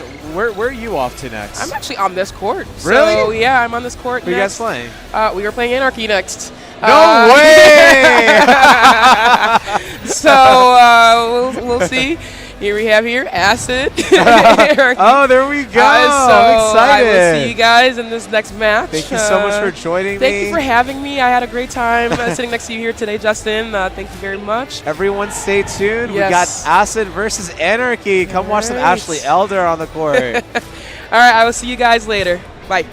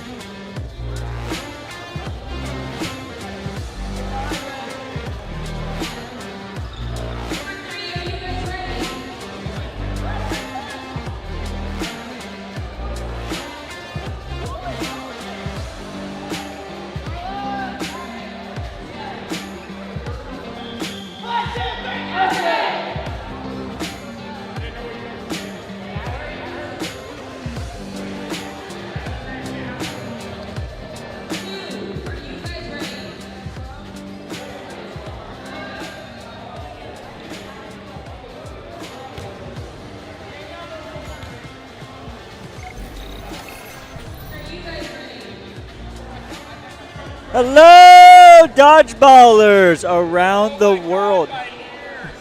And I burned Mitch's ears to the ground. All right. How are y'all doing today? Welcome to the Continental Cloth Circuits and Boston Dodgeball League Cloth Tournament. First one of its kind here in Boston, Massachusetts. My name is Ben Tyndall, playing with The Fog, a very fun team, I might say. Yeah. I'm joined with Justin Thomas. We're here. And we've got a good one for you guys today. We got Anarchy and Acid. Yeah, this is going to be an incredible game. Anarchy just coming off from the streaming court last game against Chosen. Acid is pretty much the Connecticut team. You got some people not from Connecticut. We have Emily Fishman. We have Ashley Elder, international cloth icon. We have Nick Scally. We have Miles. We have Carla, all the way from Cactus Dodgeball, which is out in Phoenix. Got Dan Hood. Got some fantastic players out here on Acid.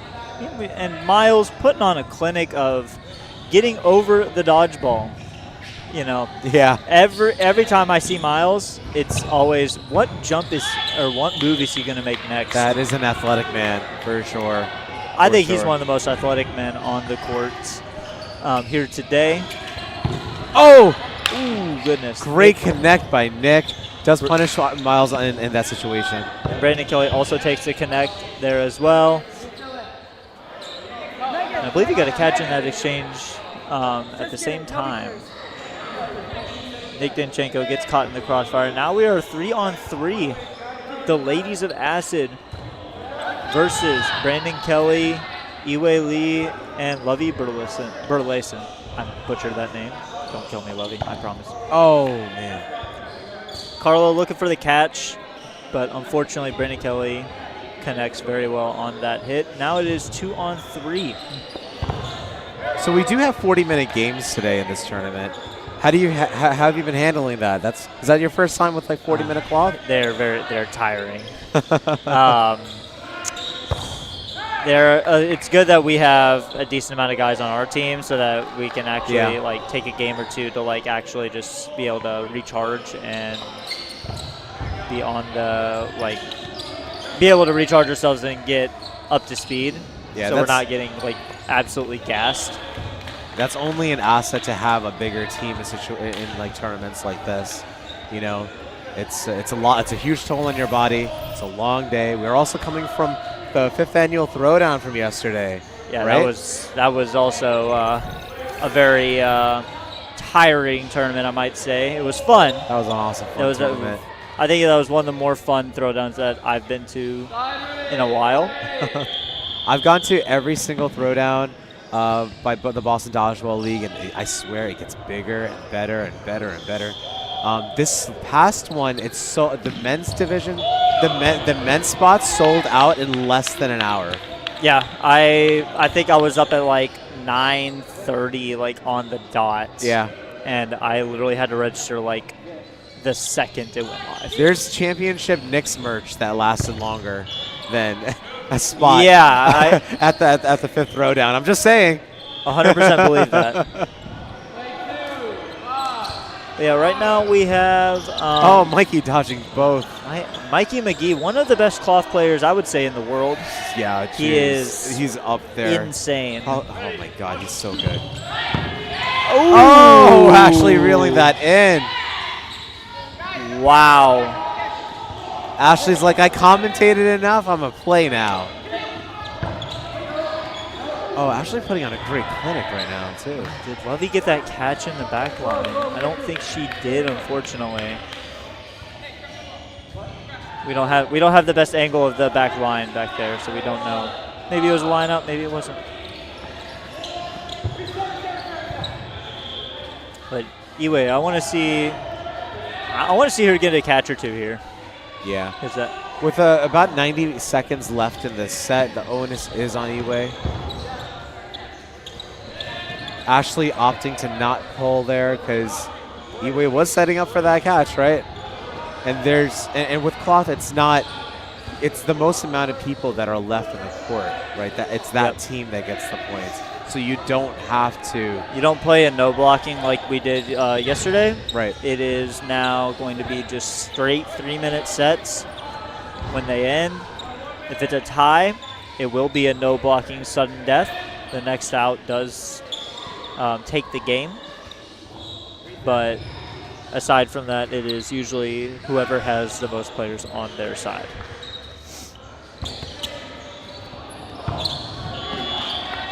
And Great finish. And that puts Acid on the board. 2-2. Effectively, you're effectively starting with a clean slate. pretty This is much. actually a little bit similar to what we saw with the last game with Anarchy versus Chosen. Chosen was able to keep up with Anarchy up to like 6-6, but it was like towards that halfway mark where Anarchy started just running away with it. And it's that consistency that Anarchy has that you need to also watch out for, including their really, really high talent. Yep. But Acid looks poised to keep up with Anarchy.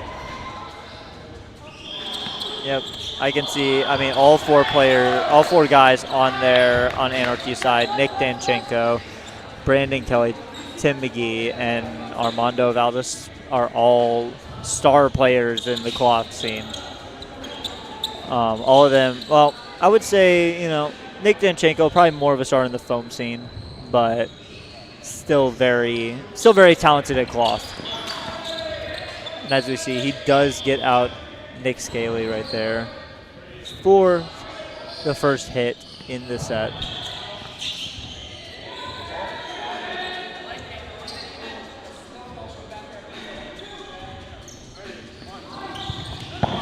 Oh my God.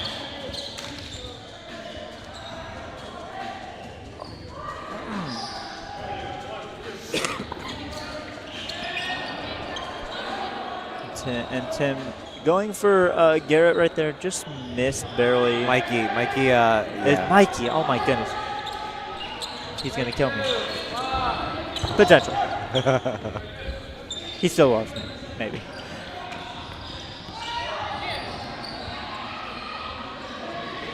Now 4 balls on the side. It's going to be a play 2 here for Anarchy. They opt to take left corner. However, it does end up in a trade. Jeez, the sound of the ball hitting your body when Brandon or Mikey throws it. And Brandon Kelly. Loud. You can feel it from here. Do you guys play cloth in Atlanta, or is that predominantly just foam? Predominantly just foam, but we definitely get. There's a couple of times we get a cloth session in. Right. We play with like the USA like batten balls, which I am not the biggest fan of. But I still love them. We still love them.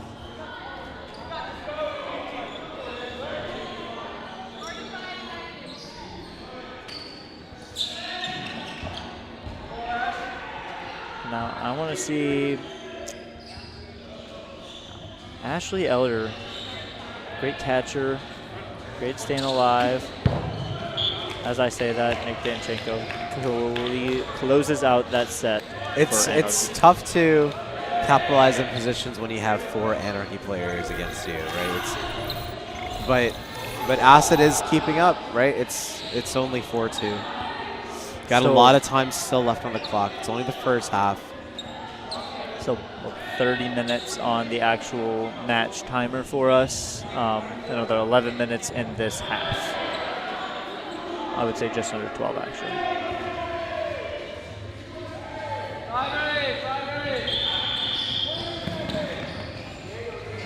Oh, you got a shout out in the comments by Ashley.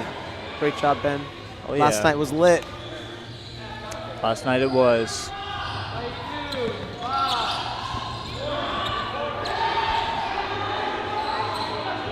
I went out to, what was it? It was Portico was the place that we went to last night. Party? Oh my gosh! Oh my gosh! My goodness. He's so athletic. We get so sidetracked. The moment we start engaging in a little small talk, Anarchy comes out and says, "No, we'll give you something to talk about."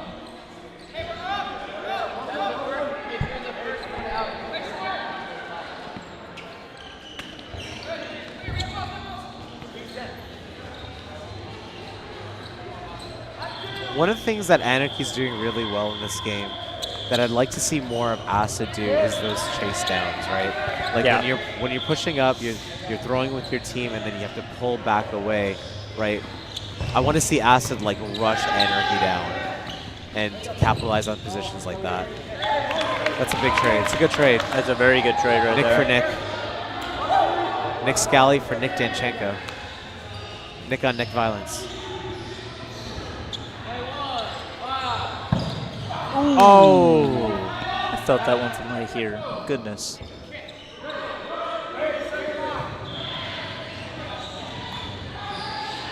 The onus is on Anarchy here. Acid doing a great job keeping up. And also a lot of dynamic movement from Acid as well. Staying alive, staying side to side. A lot of raw talent on the court right now.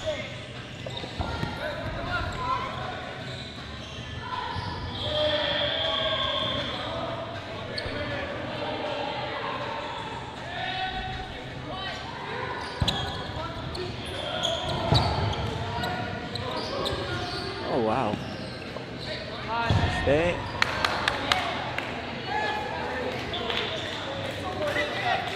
He actually, I think he actually lined out? lined out right up on the clear line.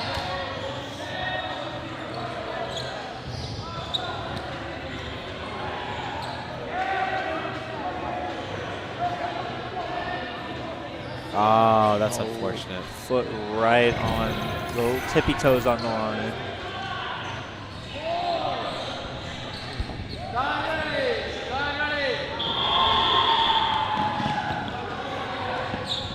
Anarchy opting to give Acid burden here as well. I've been noticing that I think the past 2 sets, Right. they've been letting them get middle ball. Oh, great take. I don't know how you can have an answer for Mikey. Mikey is just on a really, it's just a really hard player to go up against in Cloth. In any ball type. I mean, it's But just, especially Cloth. Yeah. I mean, those players that like Quan, Mikey, even Pierce. I said that a little jaded. I'm sorry, Pierce. Like, they just have such accurate and hard throws. Sometimes they just place it so well you can't get out of the way of it. Great movement by Scally. Now it's 3-on-6 right now. Oh, great connect. Wow.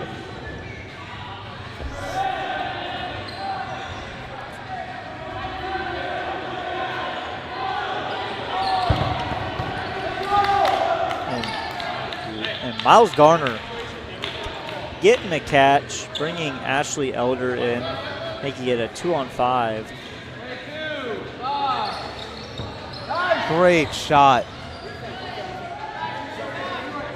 And that also connects with Armando in the left corner from us. Burden is back on Anarchy. Only up 1 player. And now Mikey switching to right corner to be able to contest with Miles here.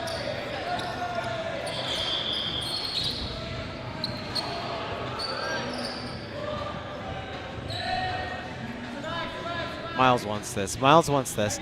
He wants it. I could see it. Ooh. It's a little bit high right there.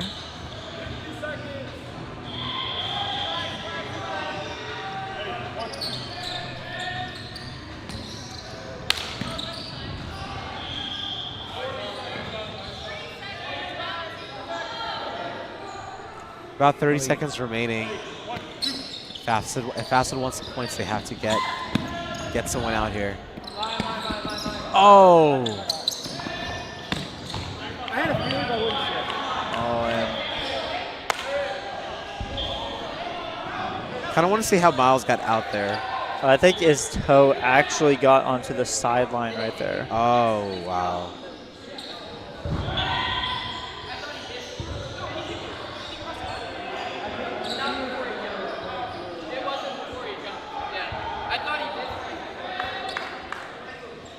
A little bit of discussion there about how the point ended, I believe, from the refs to Acid. I think there might have been a little bit of a misunderstanding with potentially if Ashley got out or not. I think I could be wrong though.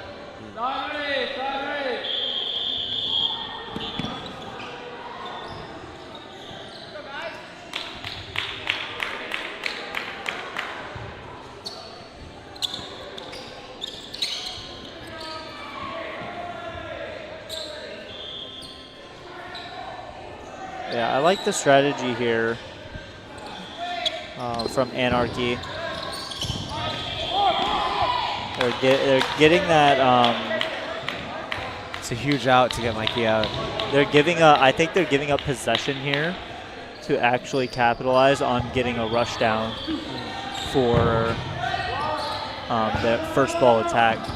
I think they're noticing that Acid is a little slower on getting back to the baseline. Right.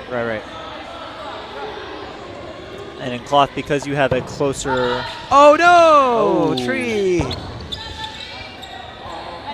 Just about. It's like inches from her.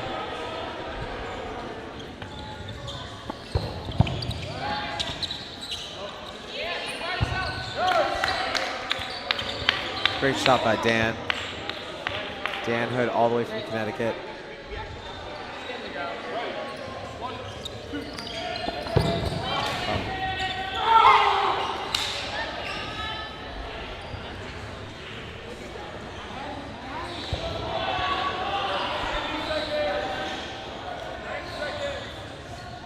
Yeah, 3-on-4 here.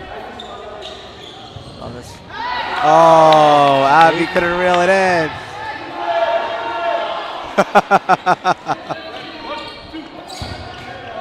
That was really close. So many close catches almost. Acid needs to capitalize on this set to even it up. What would be your play here, JT, if you were Acid right now? What would you be calling? About 45 seconds left in this set. Oh my gosh! Woo! I don't know. They're playing it right. It looks like they're feeling each other out. Nick is doing a great job staying alive against Brandon. Ashley and Nick seem to be going at it a little bit. Nick Scaly doing a little crisscross under the legs right there.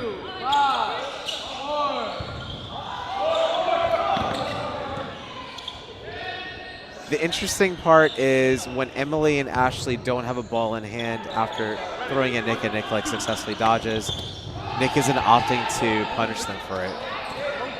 He's looking to match. He was looking to match Brandon at his pace. Now that Brandon's off the court and Acid is up with one player, Anarchy does have to play it up a little bit more here. I don't think so now, actually. Oh, is it two players each? Oh, it's actually 2-on-2. Yeah. Brandon Kelly did get on that exchange, but so did Nick Skelly? Oh yeah. Wait, what? Oh, so the set timer went off and it went for a called tie. a tie.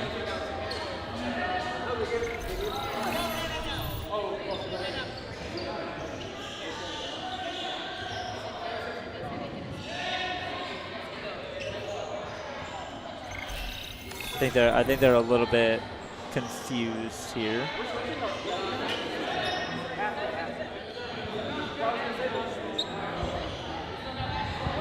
It's half. It's fine. Well, there's a minute 40 or a minute 20 in the half, first half still.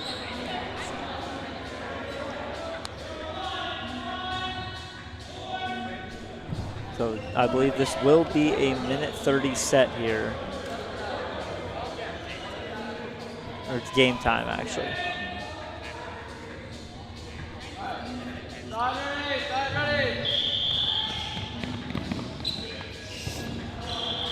It's going to be a game time set here with about another minute 30. So basically a 90-second game.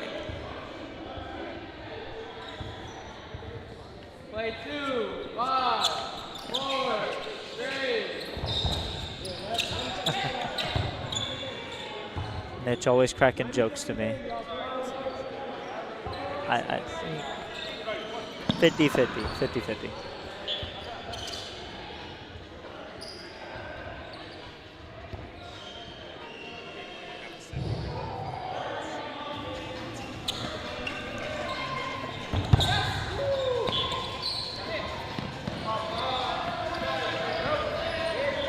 Now looking at a 4-on-5 here. Anarchy up 1 player.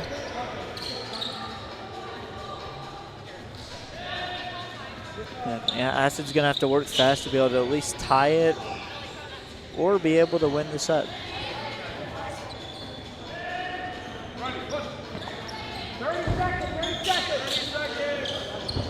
Oh, no. That's a great idea, though.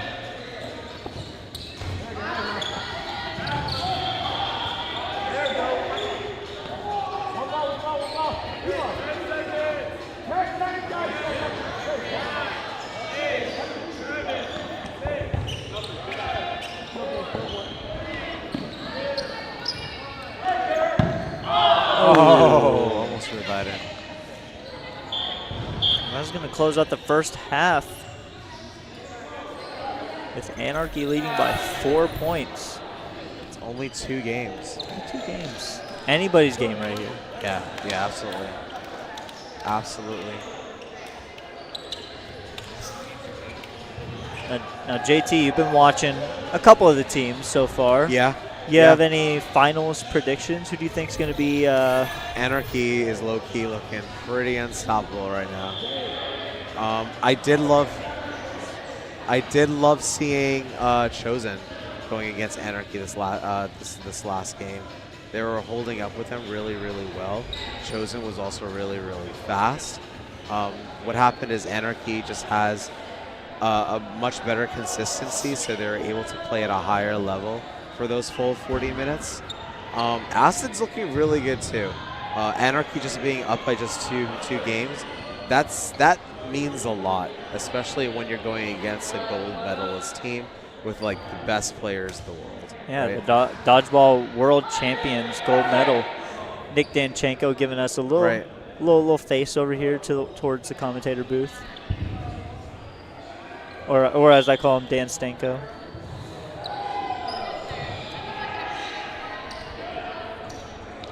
We love you, Nick. We love you. So, we do have a match predictor going on, brought to you by Paws and Muck Pet Resort.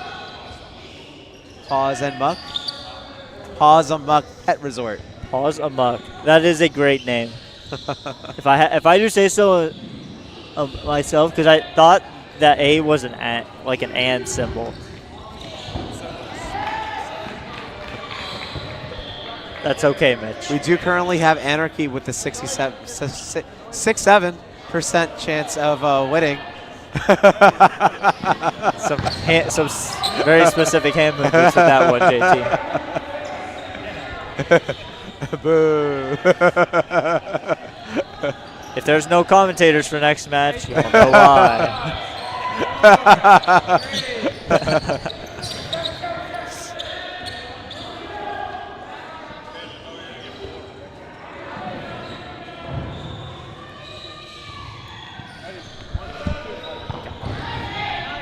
Oh, Brandon punishing Miles in this situation. Yeah, but Armando does get caught in that crossfire as well. I do see a lot of a little bit almost one-on-one trades. Except when you triple Nick Scally. And then, as I say that, triple. Now the ladies of Acid. And see what they can do.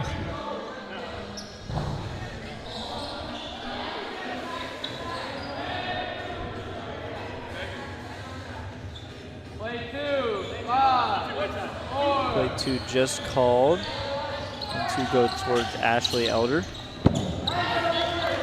And Ashley does connect on Megan McCaffrey, our local Canadian Dodgeball Hub friend. We love her, of course.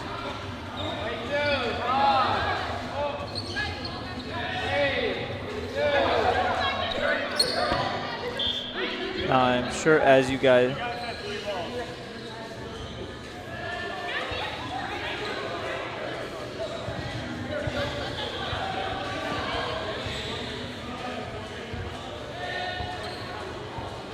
Not sure there's a little bit of discussion on the court.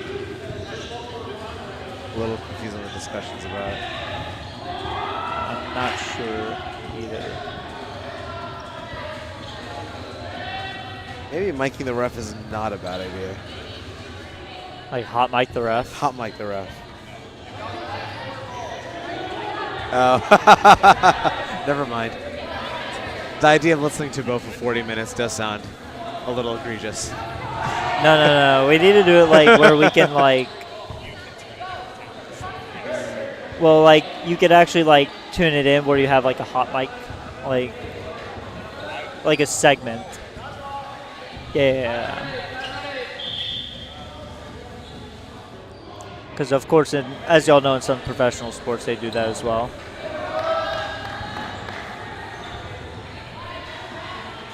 Oh my God. Mitch got jokes today. I don't know what it is, but just today Mitch is feeling chaotic.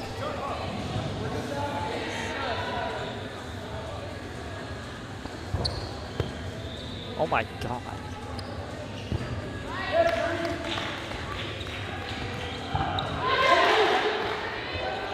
Wow, catching out on Brandon Kelly. Just like that, you get Brandon and you get Mikey out. But now we Garrett got back in. Garrett Jacobowitz and It's still a tall order. You're going against Abby, Yue, and Armando. Garrett reeling in a catch here would tie it up. Oh, but time is called. time is called. There's 5 seconds in the set. Or maybe.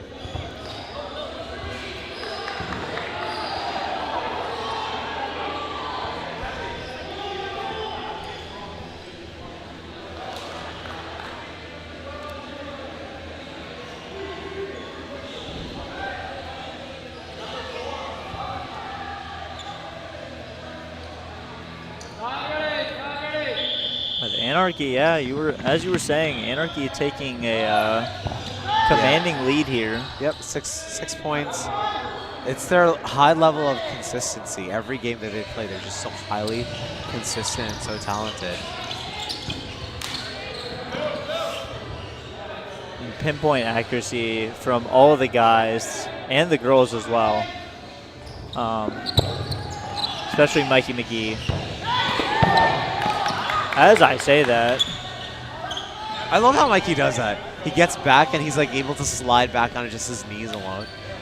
I envy people who could just like slide on their knees so like easily. So the court actually, like, it feels like a hardwood court. So it's, if you have like cushioned knee pads, But very easy to slide. He doesn't do it just on this court. I see it all the time, like specifically from him. It's like the Mikey McGee special. Cody Trulli also does that really, really well. He actually taught me a thing or two about sliding,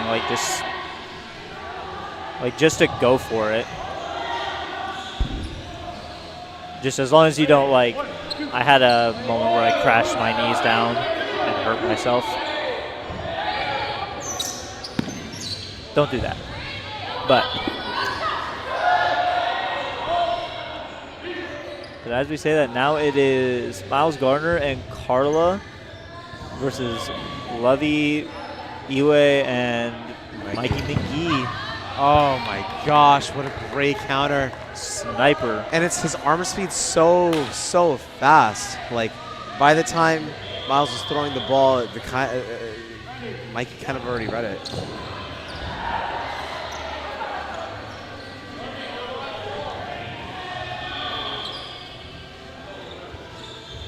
So approximately currently about 1 minute in this set.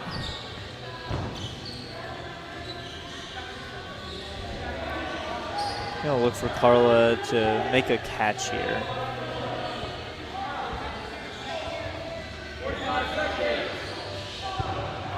Carla, one of the best catchers I know.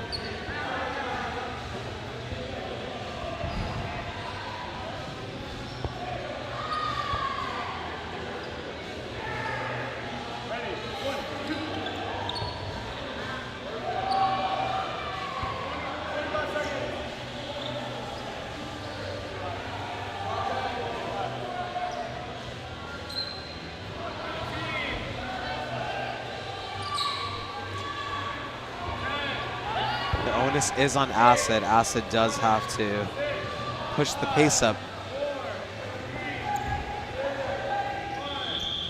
Yeah, but unfortunately, time does run out in the set, and Anarchy will take the point with more players.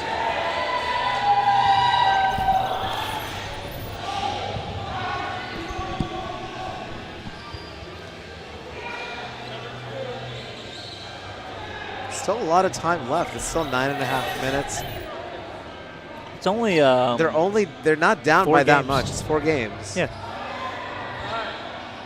And for those of y'all just tuning in, if you don't watch Cloth that often, the points are actually like, think of it as like they're doubled. But if you tie a set, both teams get a point. Right. So that's why you might see it might be an odd or an even number. But what Acid needs to do is they need to finish sets before the time expires. So they have to run faster. They need more sets than what they have. I want to see them do more aways. And what an away is rushing them down, getting a throw off. Maybe it's towards the person that threw. Maybe it's towards the people on the back line. Maybe not expecting it. But Mikey McGee going out first. That's a big out for Acid. Absolutely. 5-on-5 here, I believe.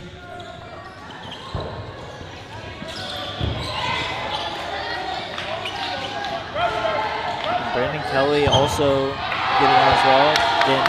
Dancheko and Miles Garner's trade. Really clutch. That's really clutch.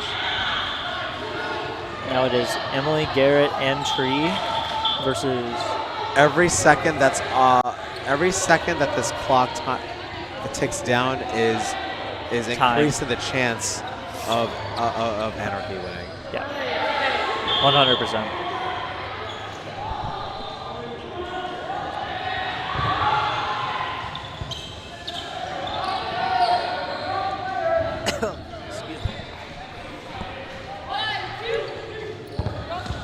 Oh, nice. And Acid does close out that point as well. Like we said. Finishing it before the set expires is going to be key here. And this is a tournament where points matter. So even, I mean, the game's not done yet, right? Yeah. Still have like 8 minutes left. Sorry, 7 minutes left. 8 minutes left. 7 minutes left. So every point matters here. You want to seed higher so you're not playing against Anarchy and you're in the first round of playoffs. Or my team. Or Fog. Yep, you're right. We're pretty stacked. Why is your team called Fog? So, oh no. I'm glad you asked. Wait. Do your research, JT. Anyways, is this something we can wait, is this something we can talk about how it's straight? I feel like yes, this. it is. it is. Oh, okay. But the Fog was named. We were all in a Discord call, and we were playing Dead by Daylight, which is a game that a lot of us dodgeballers kind of play together. Yeah. Anyone's welcome to play with us, of course. Let us know. But we happened to theme the team off of like a group of us that play it, but we also had a couple of other people that came in as well, like Dylan and Taylor. But mainly, there's a core of us that are mainly gamers that also play dodgeball. So that was kind of the basic basis of what we formulated the team on. It's kind of interesting how people play dodgeball and play video games. Like it's almost like if it was a Venn diagram, I feel like it would be a circle. Like a connection. Yeah. Instant connection.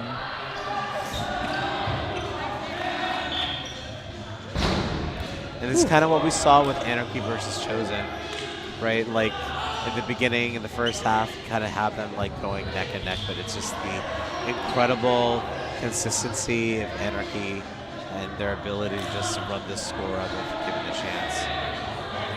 And I think also Anarchy understands that they cannot give any leeway. Yeah. If they give them 2 points in a row, that momentum now shifts into Acid's favor, and then Acid will start rushing them down. They will start making bigger plays. Surprised Acid is not going, doing like almost like a pitchback style. Oh, great throw. I'm almost surprised that they're not doing like, where you pitch back both the balls and then they rush up and they actually just take the first throw. Yeah. That is if you get 3. Yeah. Of course, if you only get 2 between a team that's actually rushing for that middle ball, might not be an option. Ooh. Eway does get a catch, and that does bring Mikey McGee back in, and that is a big catch to make on the side of Anarchy. 4 minutes to go, about 2 minutes left in the set as well. Great connection by Armando on trade. Like I said, I can't get enough. I hear the balls collide with people. 4-ball attack. Oh, no, 3-ball. Mikey's throwing me off a little bit. He was walking up like he was going to the line.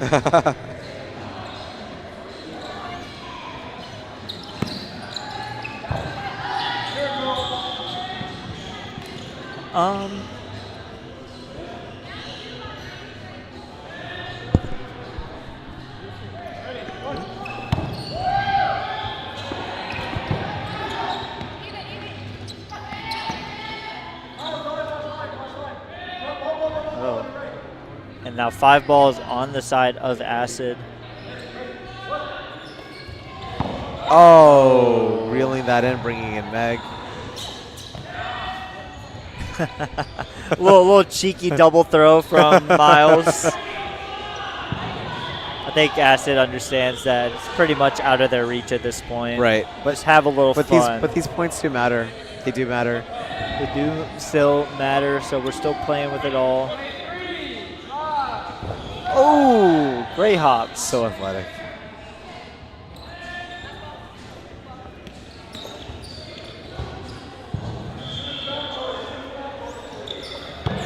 Ooh. Oh, reel it in, Meg. So close.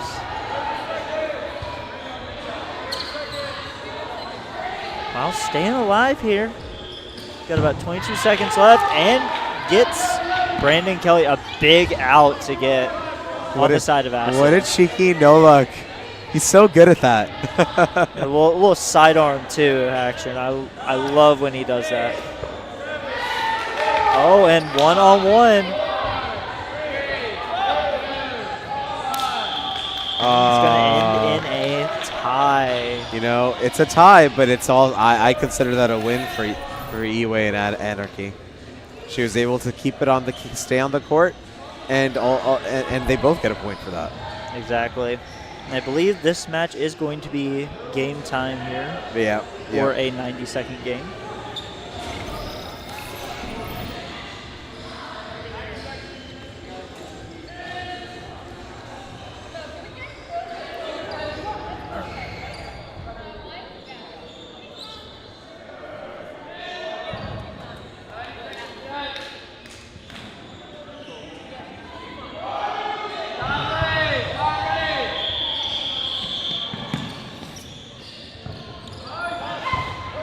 Oh, Dan caught Meg not looking.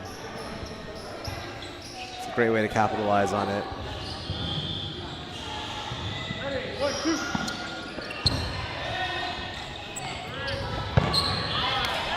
Huge take by Armando.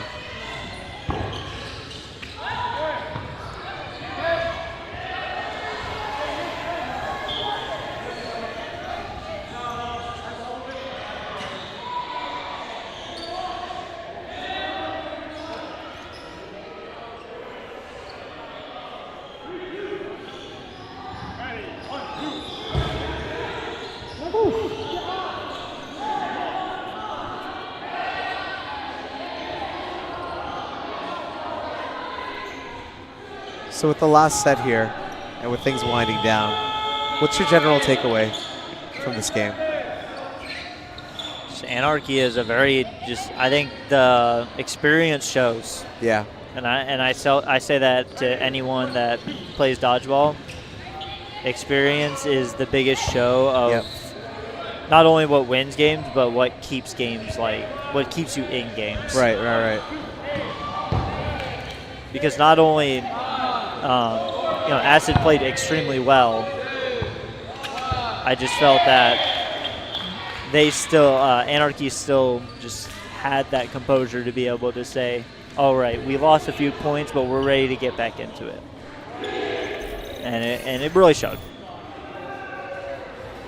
Very strong team right there. Yep, for sure. A little scared. If I have to face them in the finals, I'll be Yeah. a little scared, I won't lie. Yeah, Anarchy looks low-key unstoppable right now. Yep, and actually next game, we'll catch our team on stream court. Oh, who are you guys playing? We're playing MadHattans. MadHattans. That's our New York City, one of our New York City teams. We have 2 New York City teams today. We do, which I'm really, Occupy Ball really Street awesome. and MadHattans, yeah. It's awesome that we have the New York people coming down, especially the New York Cloth players. Yep. Because I know Cloth has played a lot in New York as well, from what I heard. Yeah. We do have a pretty big cloth scene in New York. Just like any organization, you're looking to grow the sport and grow the number of people who come and play. So, thank you so much for joining me. Yeah, of what a course. game! Stay tuned, everyone, for MadHattans in the Fog. This is Justin Thomas, along with Ben Tyndall. And catch me out there.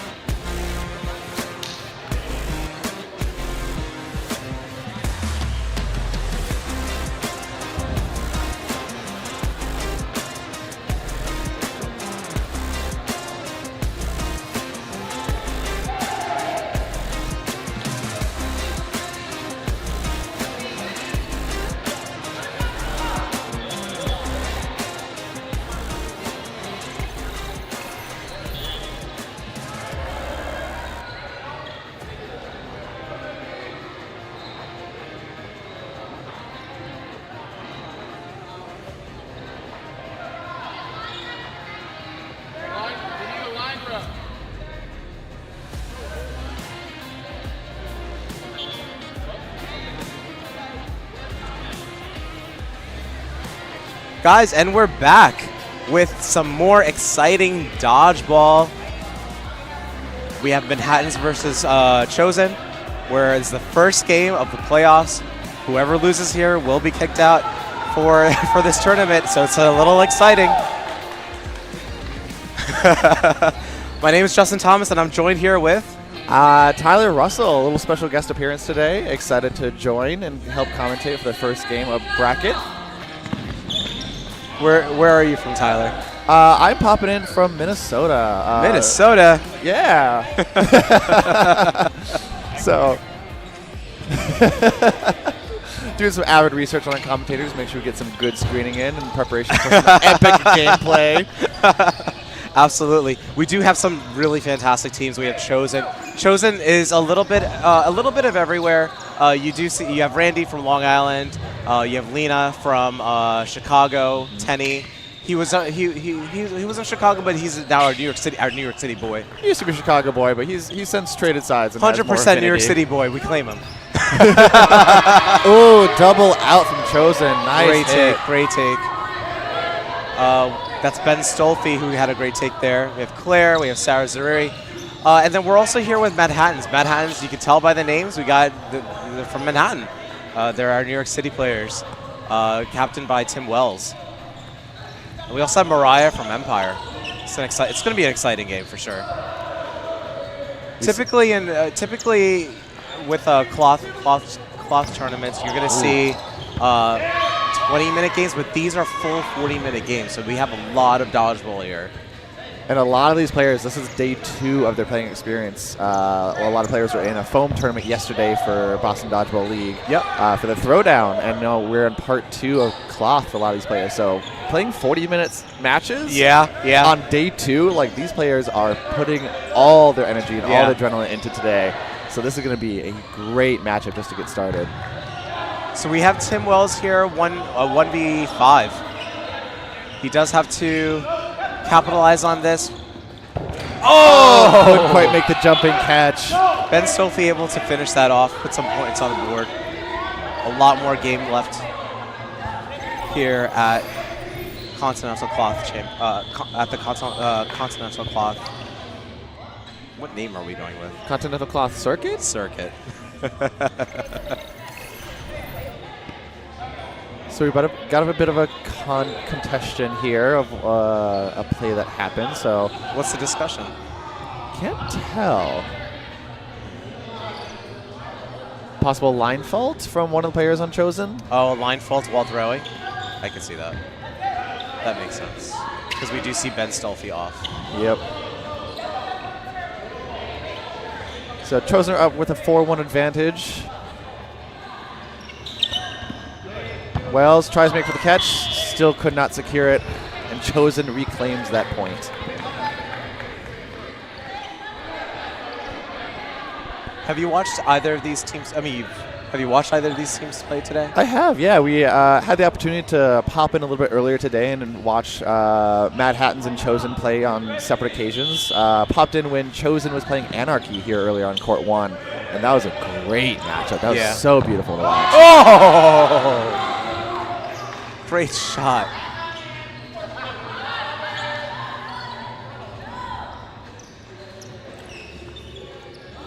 You see a lot of energy coming from Tenny on the center there. Couldn't quite connect, but oh, he's so close on that throw.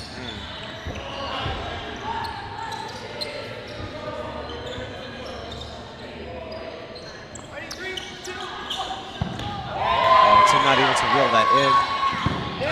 Nice follow-up by Tenny.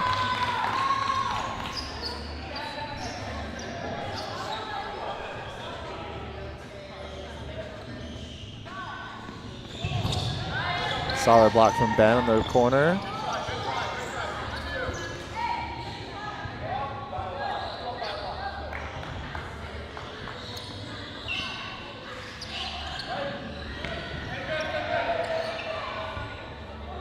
Chosen up with a 3-player advantage, doing well and maintaining control of the balls. The pacing is working very, very well in the favor. Ooh, good attempt for a catch.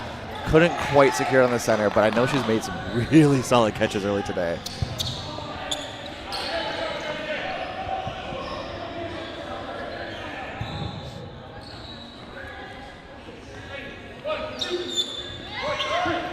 Little counter from Wells. Oh, great connection there by Ben.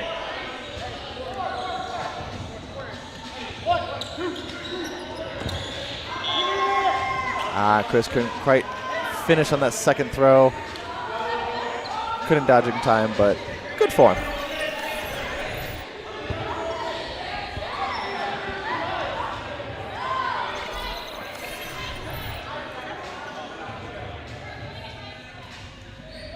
So, anything you've noticed during this game? Anything you would do differently if you were MadHattans? Too early to tell at this point. I think MadHattans are still trying to find their groove. I will also give respect to a lot of players just got off of a lunch break, so a little bit of a cold snap, kind of going back into it, digesting some sandwiches from lunch. So it does take a little bit of time to find the groove back in, which is totally fair. And with 40 minutes of gameplay, it'll probably be another 5-10 minutes before we see some more action. I did hear that cloth dodgeball was good for digestion. You know, you put an all cardio for that, it just goes. Of all ball types, cloth is great. Yeah, we are eating good here at Boston. Yesterday at the throwdown, we had great food too. I got the steak tips. That was delicious. I liked it. I had a good time. Yeah, there were a couple of really good catering services collaborating to provide some delicious meals for all of our players. So we're very, very fortunate that BDL was able to provide that for players, because a lot of times we kind of starve ourselves. We're like, eating food during a tournament isn't the best idea, but at the same time, like, solid snatch from Wells, and was able to survive Ben Stolfi's throw there too. Great lateral movement from Wells in the center.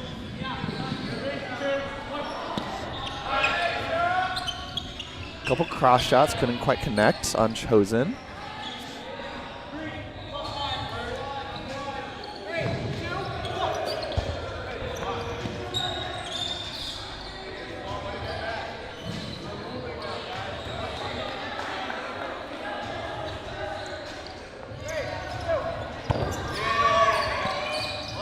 Solid center hit from Tenny on, I don't remember her name, who just got out.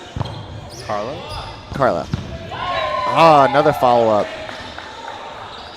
Great energy from Chosen, swinging the play from a down one player advantage. Now they're up one.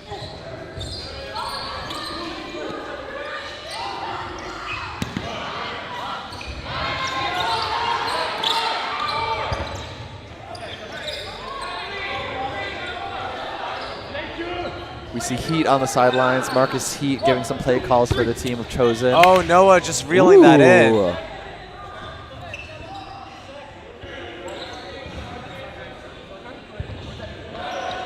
Great turnaround from MadHattans.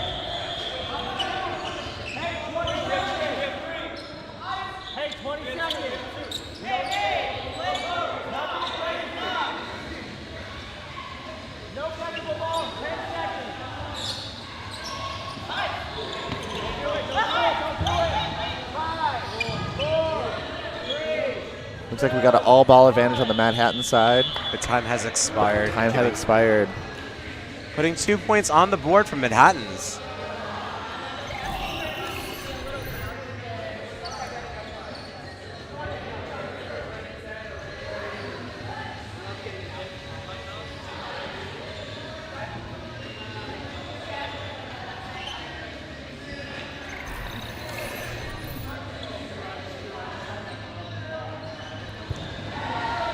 One of the things I really like about today's tournament is these teams, it looks like it could be anyone's game, like in terms of who would go to the finals. Anarchy has been killing it. Anarchy has been firing on all cylinders, but every team definitely has a stake in getting into the finals. 100%. Watching all the games earlier today, you just see a lot of flips happening between sets. And knowing that any team has a chance of doing it and just going, hey, let's switch it up a little, have some fun. Oh, 2 on that one. Ooh. Unfortunate bounce off Tim.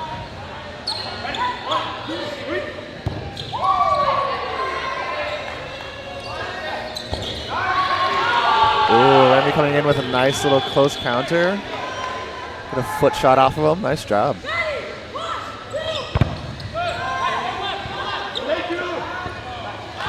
Remy with a second one, coming in with a 1 player left for MadHattans. But she's been a survivor today. Mariah? Oh, Mariah from Empire, yeah. Oh, not the deflection. Oh, no. Friendly fire is the worst. Oh!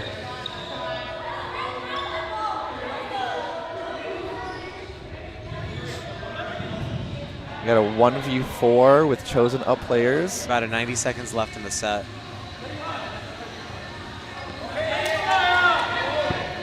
And Mark is looking to close it out. And there's the tag.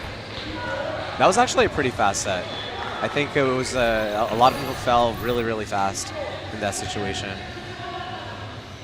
But MadHattans is definitely still in the game, for sure.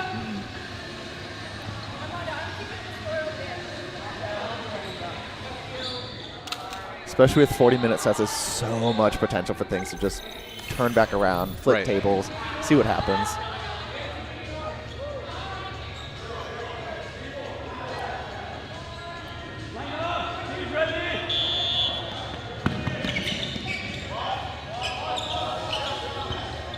MadHattans able to get that third middle ball. Nice dodge from Remy in the center.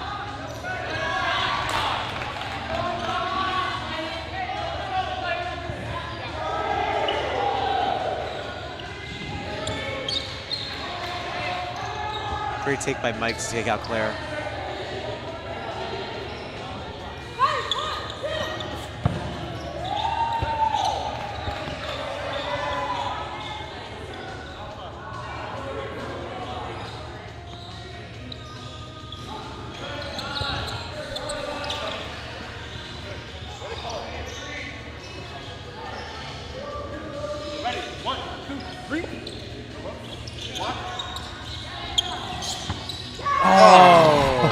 Oh, it's just almost there. Almost there. Got to warm up those fingers, get those catches. Tenny over here making a clutch catch.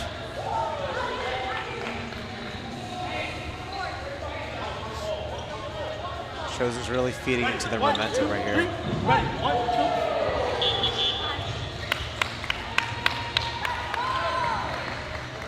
Looks like there's a line fault from the MadHattan side over here.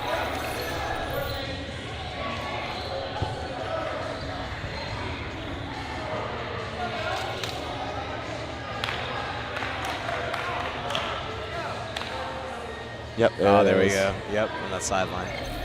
Great attempt of doing a 4-ball block, though. That was always impressive to see. Hopefully, you always get optimistic, like something powerful and just surprising. Like, I could have made a catch. Yeah. But having a 4-ball play on you. One catch to really change up the momentum, you know? Hey, when it's a 4-ball play on you, a catch out, best possible scenario in the world. True, Like, that is true. beautiful to see happen.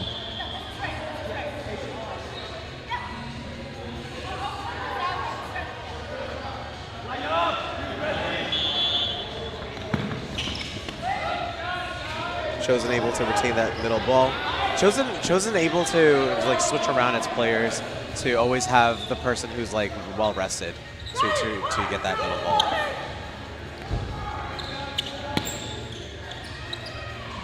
Both respect to multi-day tournaments and also games like this, like playing multiple 40-minute matches all day for Cloth can get very exhausting very, very fast. So having teams like Chosen recognize the strengths and energy of their players, able to switch around, people being very versatile on the court is very, very smart. Right. And very healthy for the team dynamics to maintain that energy instead of being stuck in roles. Yeah.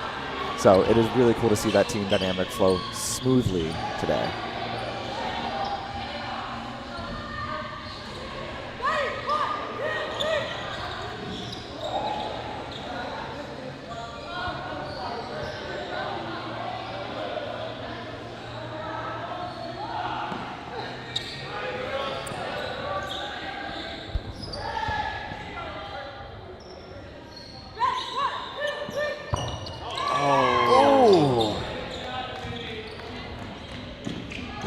not quite able to secure that catch, but the effort was there. The momentum of that throw was just beautiful from Tenny.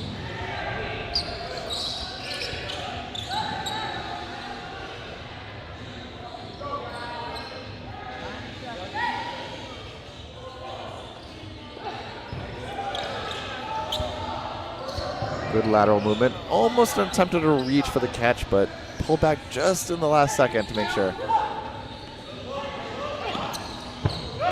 Oh, great take by Claire.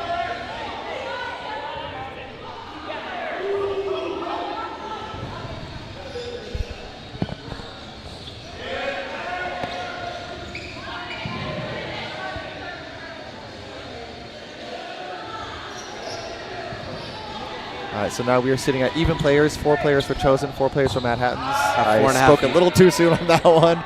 We got 3 players down for MadHattans. Player advantage on Chosen. Takeover on Remy. Solid block. Very nice job over the neutral zone between. Ooh. Couple trays down 2-2. Chris couldn't quite secure that throw. Sarah's so slippery. It's so hard to hit Sarah. Do you think we can coin the phrase of slick Sarah over here? For how, she's or slippery Sarah for how easy it is. She's so hard to hit, but I don't. Slippery is maybe not the right word, but no, it is kind of slippery because the way she slides, it's just like it's butter, right? Like I don't see friction there.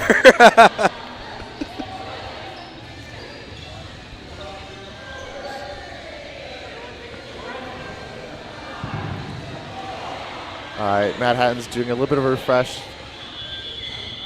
Wells coming here, like, all right, team, take a deep breath, get back in the momentum, get back in the headspace, let's go, let's make it happen.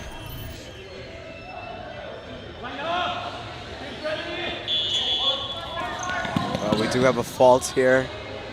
Odd on Chosen.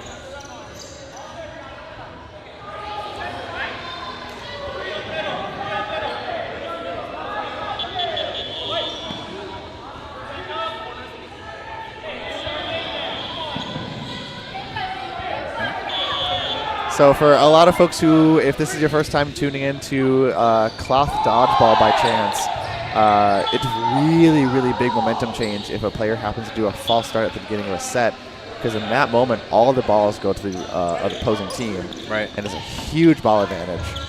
Unfortunately, MadHattans wasn't able to capitalize on it, but having a false start happen, especially during bracket play, is huge. Yep. Especially for MadHattans when they're behind by points, you could easily snag a couple people off the court and just get the momentum back.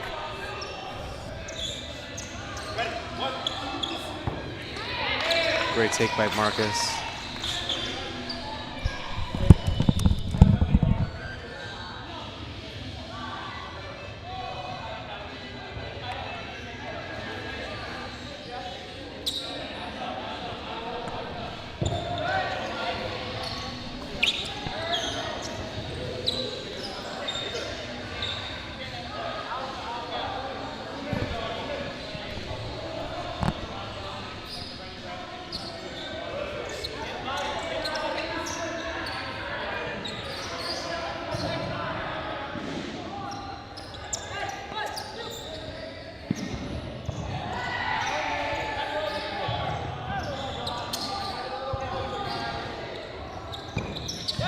We're almost coming to the end of the half here. Nice little secure catch. She would still be out. In cloth, it's a little bit different, right? Do you want to refresh us on how this is different from foam? Yeah, so cloth is one of those ball types where it does have its own very nuanced rule set, but in the moment like that we just got to observe happen, so if you get hit by the ball, you need to secure your own catch to stay in. But if you get hit by a ball and your teammate makes the catch is still valid and it counts, which is great. Unfortunately, you are still out of the game. So it does help to still swing player advantage, right? But you do need to secure your own catch to stay in for cloth. So amazing catch on the sidelines, kind of just a one-handed grab. Goal. Yeah, very fortuitous.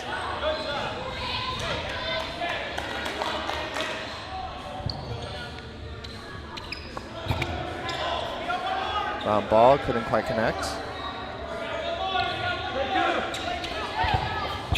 Two Great solid blocks. back-to-back blocks. Mike doing a great job in survivability. Oh, solid catch from Chosen. Nice job.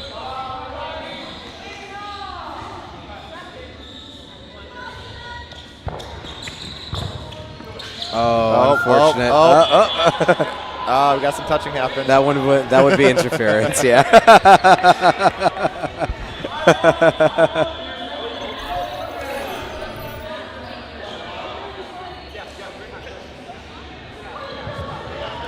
So we are at halftime, so players will be switching sides, taking a bit of a breather.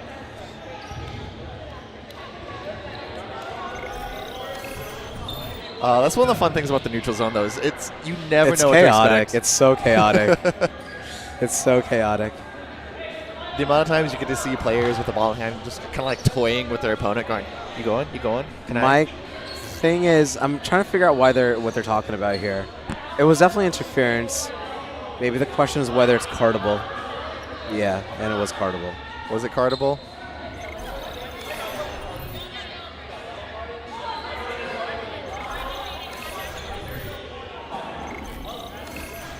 So we're going back, reviewing some last set footage. Here's that one-handed catch on the sideline, staying in just in time to snag that ball in. Amazing catch.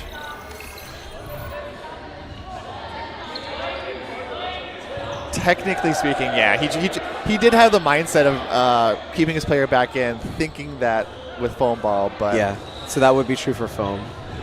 yeah, but for cloth, you going out and touching a dead player or an active player.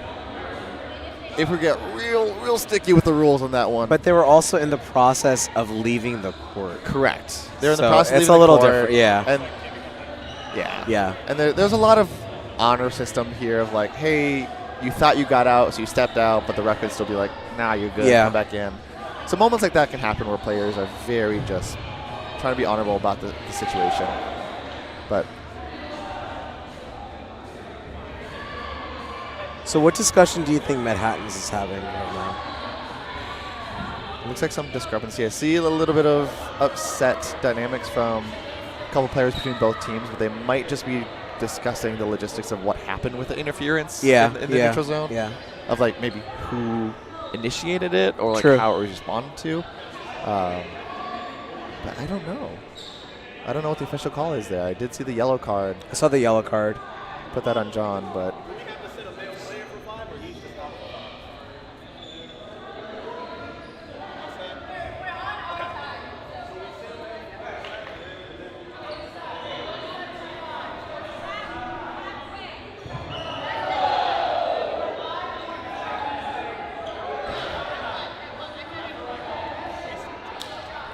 yeah, that's one of the things I'm noticing too, is especially with the discrepancy of the call, players are wanting to get ready, wanting to get the set going, especially for MadHattans. Yep. But you did waste minute and a half, 2 minutes on kind of figuring out the call. All right, let's see if MadHattans can get their momentum back in, see if they can rack up some of the points and kind of come back. Absolutely. We are down 3-11 in score, Chosen with a significant advantage. Ooh, nice Great take by cross Tim. hit. Got Randy right on the side.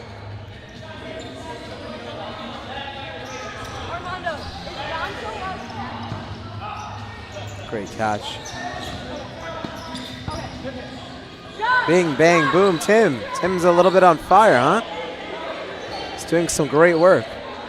MadHattans has to get some points on the board.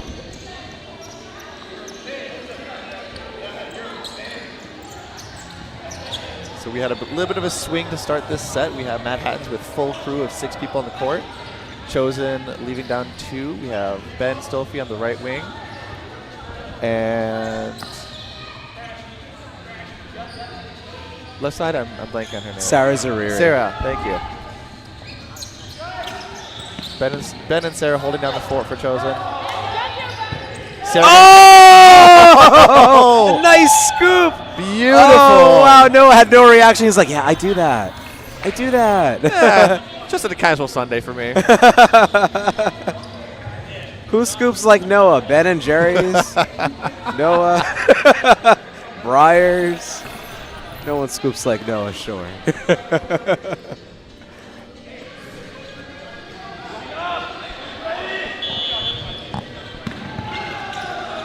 Oh, MadHattans are feeling themselves.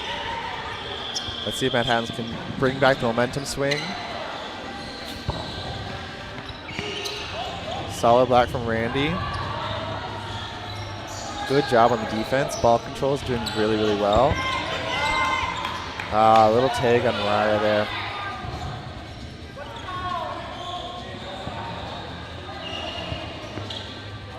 We've still got over 14 minutes left in this game, so there's still a lot of time left to make a momentum change.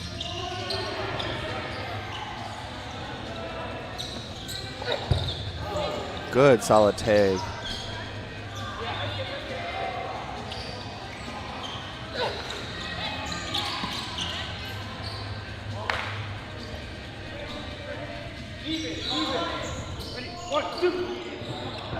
Oh, Noah reeling right back in.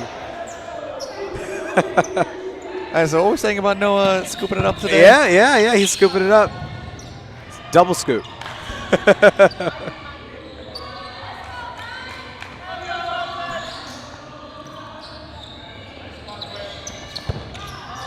Great takes. Seems like MadHattans really found the momentum change after the first half. Yep. And those catches by Noah are definitely things you can't glaze over. That's extra lives for your players, right? That's extra lives for your team.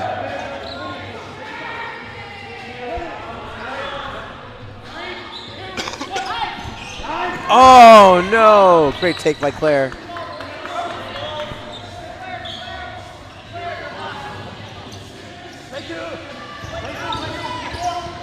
Ooh, Rye over here with a little side swipe on Claire. Ben's been doing a great job holding it down this whole game. It's going to be a really tough out. Ben the Survivor. Is that a song? No. Oh. Well, we can make a jingle for him. He does really, really well at Survivor. I was like, I never heard of that song.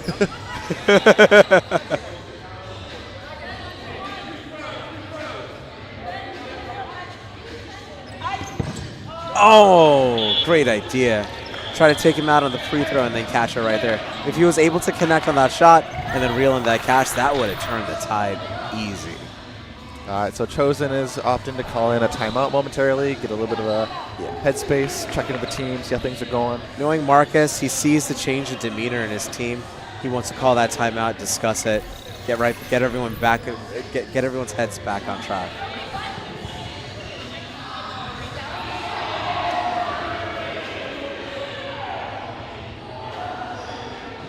Say, watching the MadHattans change up their pace a little bit. Granted, there's a couple of clutch catches from Noah and team dynamics kind of shifting a little bit, but what have you noticed of like how they maybe have switched it up from the first half going to the second? So the difference is, originally in the beginning of, like the first part of the game, you saw Tim run for the middle ball, but then also stay in the middle. Once his team, I think, once he went back to the corner and played more his role as the corner player, right, that relieved the other corner to push and be more aggressive as well. And they play together a lot. There's a weekly league in New York City, and these players play often. And they've been playing for a long time. So trusting these players that play for a while in the corners, moving up together, it's kind of like telepathic on the next moves that they should be making. And I think that kind of comfortability is so important, especially in this game against Chosen.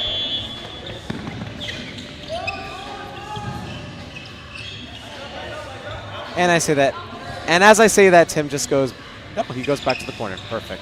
That's what I was looking at. A little bit of a switch up. He knows he can start at the center and then quickly move over to corner. Yeah. Hold the control at the start of the rush. Pop into a position he feels very strong, comfortable with. Oh, couldn't quite secure the catch that time around. Huge out on Noah. Chosen might have the new gameplay of, all right, take out the scoop.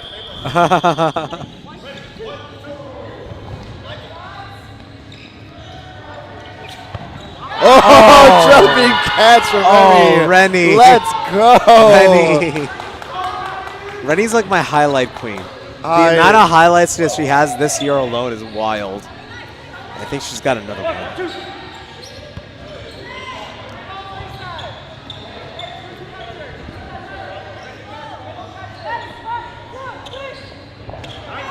Solid cross shot.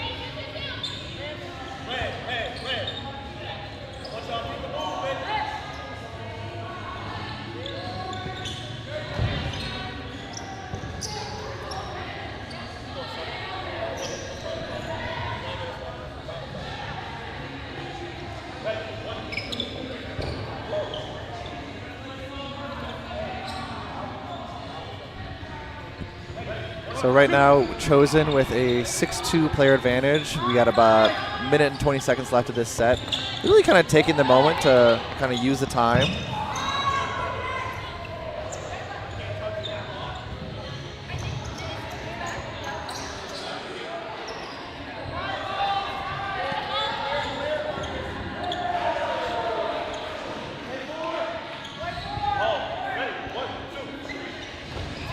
Ooh, 4-ball throw, and Mariah secures it.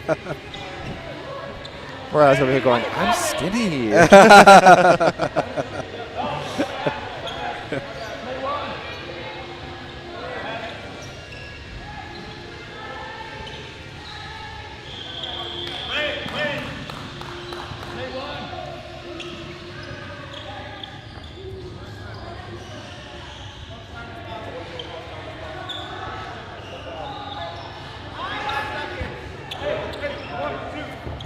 Oh, good take. He's like, I like the look. I wanted it. I want it real bad. I felt that Rennie catch is something that really kind of put a dagger in the momentum MadHattans was feeling. You kind of felt like a shift in energy after that catch.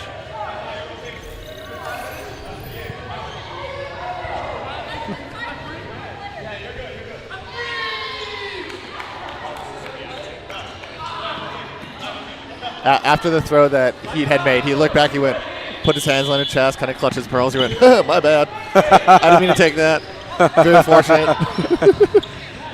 Nice catch by Tim. There was a look that he shouldn't have thrown.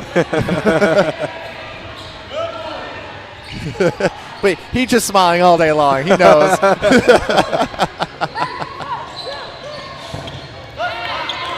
Randy over there with a cross shot. Nice job.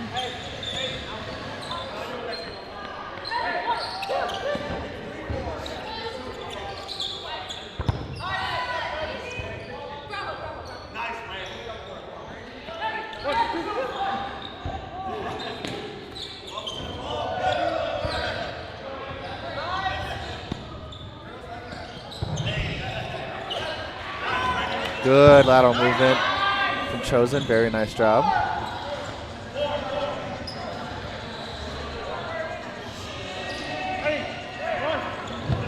Oh, big hit. Good trades. Very good trades between Chosen and MadHattans here. Taking out Randy over on Chosen. Noah over on MadHattans. But I think Tenny took a shot there and was able to get that catch.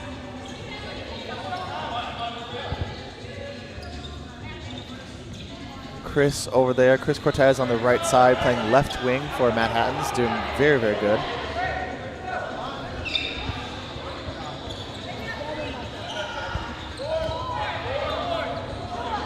All right, so Chosen has a 4-ball advantage. Probably do a double play on left side.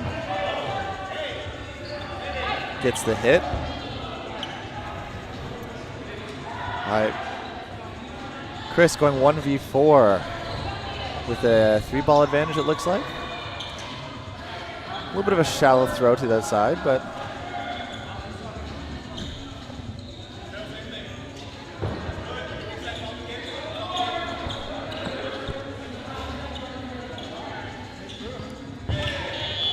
wow, Rennie. Rennie's. Check her hands. Check her hands.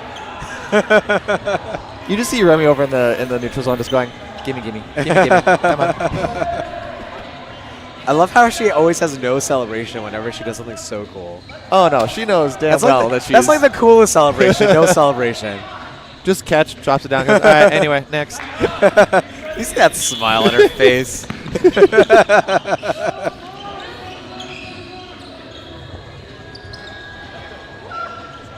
MadHattans definitely has a tall order here. 7:15. They do got to regain that momentum, get back in the headspace like they were at the start of the second half. We got 5 minutes left of this game. They need to win 4 sets just to tie it in a span of less than 5 minutes. Yeah. The clock is not your friend here. They have to move fast. Fast and hard. Good blocks, good trades.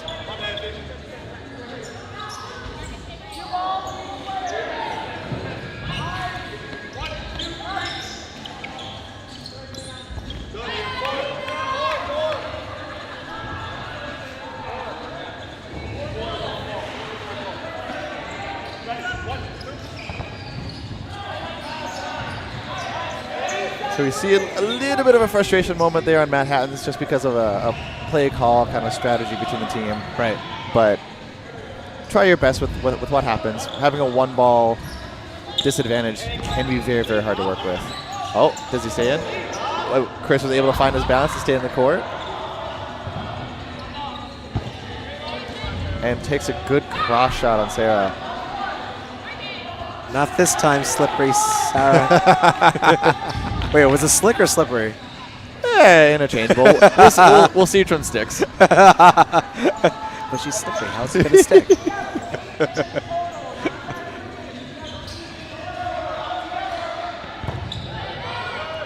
Solid block from Ben. Chris takes a cross shot, but Lena over there sees the advantage, takes him out.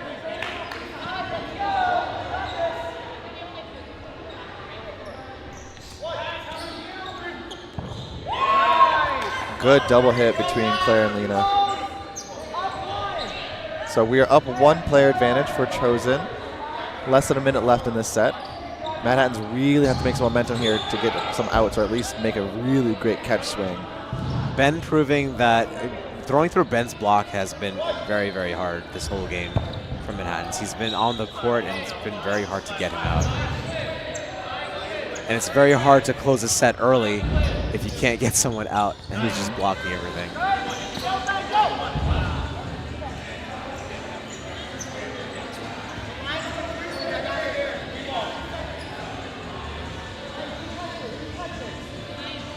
Coming down to the last 10 seconds of this set, see if there's a trade. Oh, the block back catch. Nice job. And that is the player's swing that you were looking for from MadHattans. Yeah, they need to finish it fast though. And that is the set. We gotta set it up. We gotta set it up. We gotta go fast. We gotta go fast. We gotta set it up. Set it up.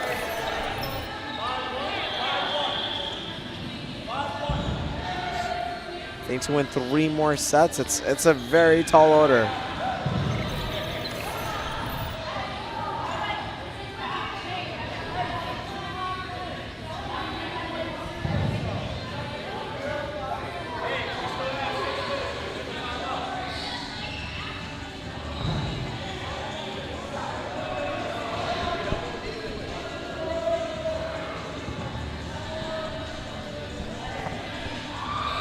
They're doing a little wave at the camera, looking all beautiful.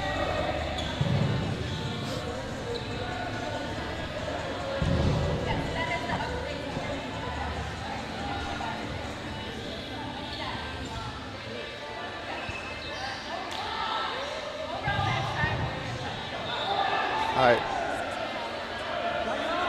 Okay. So gotcha. Okay, so we were just informed, got a little update that when we had the ref call discussion about what had happened with the player interference, they had actually paused the time during that. So we actually have an extra 5-6 minutes of gameplay. So that is not being shown on the screen here. So we're using it as a manual clock. So we're going to see if we can get that adjusted here momentarily, make sure we're on track with that. But we did add some extra time, so there's an extra 5.5-6 minutes for players. So, hey, it gives MadHattans a little bit more of a opportunity to fill in that tall order. It does.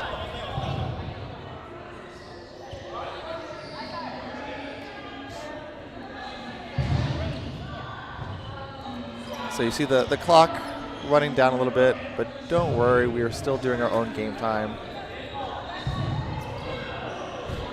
Making sure to maximize that 40 minutes of gameplay for players. Yeah.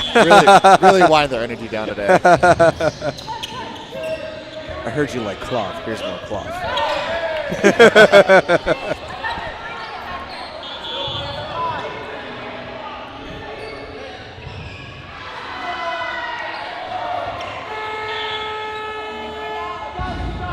So you hear the buzzer in the background. That might be applicable for the other 2 courts happening, but for us, we got some extra time. But don't worry, we got more than enough gameplay for you folks coming in and tuning in today to watch the game between Chosen and MadHattans, see if they can get the momentum swing back. Now, knowing that, then MadHattans still very much in the game, though. Yes. Still, they still have to finish these sets fast, though. Oh, Mariah over there trying to do a little bit of a reach. Fortunately, does not graze his finger, so she's still safe. 1, 2, 3. Nice tag on Randy.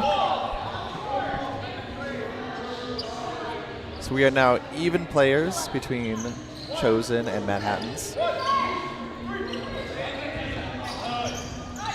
Nice little trail throw from Ben and Sarah on the left side. Right. Able to take out their right wing.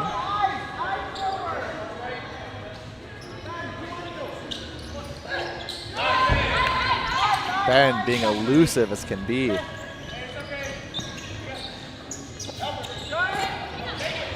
Getting a rundown, no hit.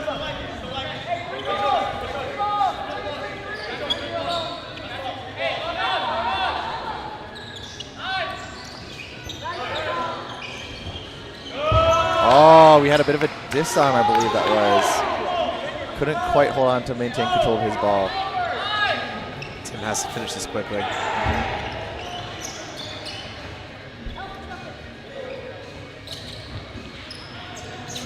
Oh, was that a tag? Nope. Looks like Mariah's safe. Ooh, a little disarm on Remy. Haven't seen that happen in a very long time. Yeah. You don't usually ever see a disarm from Rennie. Oh. Tim takes out Sarah. Oh, no. Did it barely graze him? What happened? Yeah, it did hit his hands on trying to secure the catch. Oh, it's unfortunate. You see a little close-up here. Watch what happened. Oh, no? Oh, there's the graze. Yep. I thought it was on the first one. It was the one on our line of sight. We didn't see the second one graze his hands, but I love the fight that MadHattans is putting up for this one. They are not giving up. Does not matter. No, definitely not. Definitely not. Even with 3 minutes left in the potential final set, we will see. Oh. Wasn't a false start. Nah, I don't think so. Tony looked out there.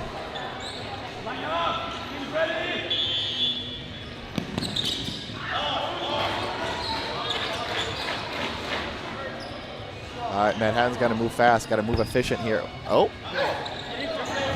We lost any sort of grip from Chris. Luckily, I don't think that was an invalid throw.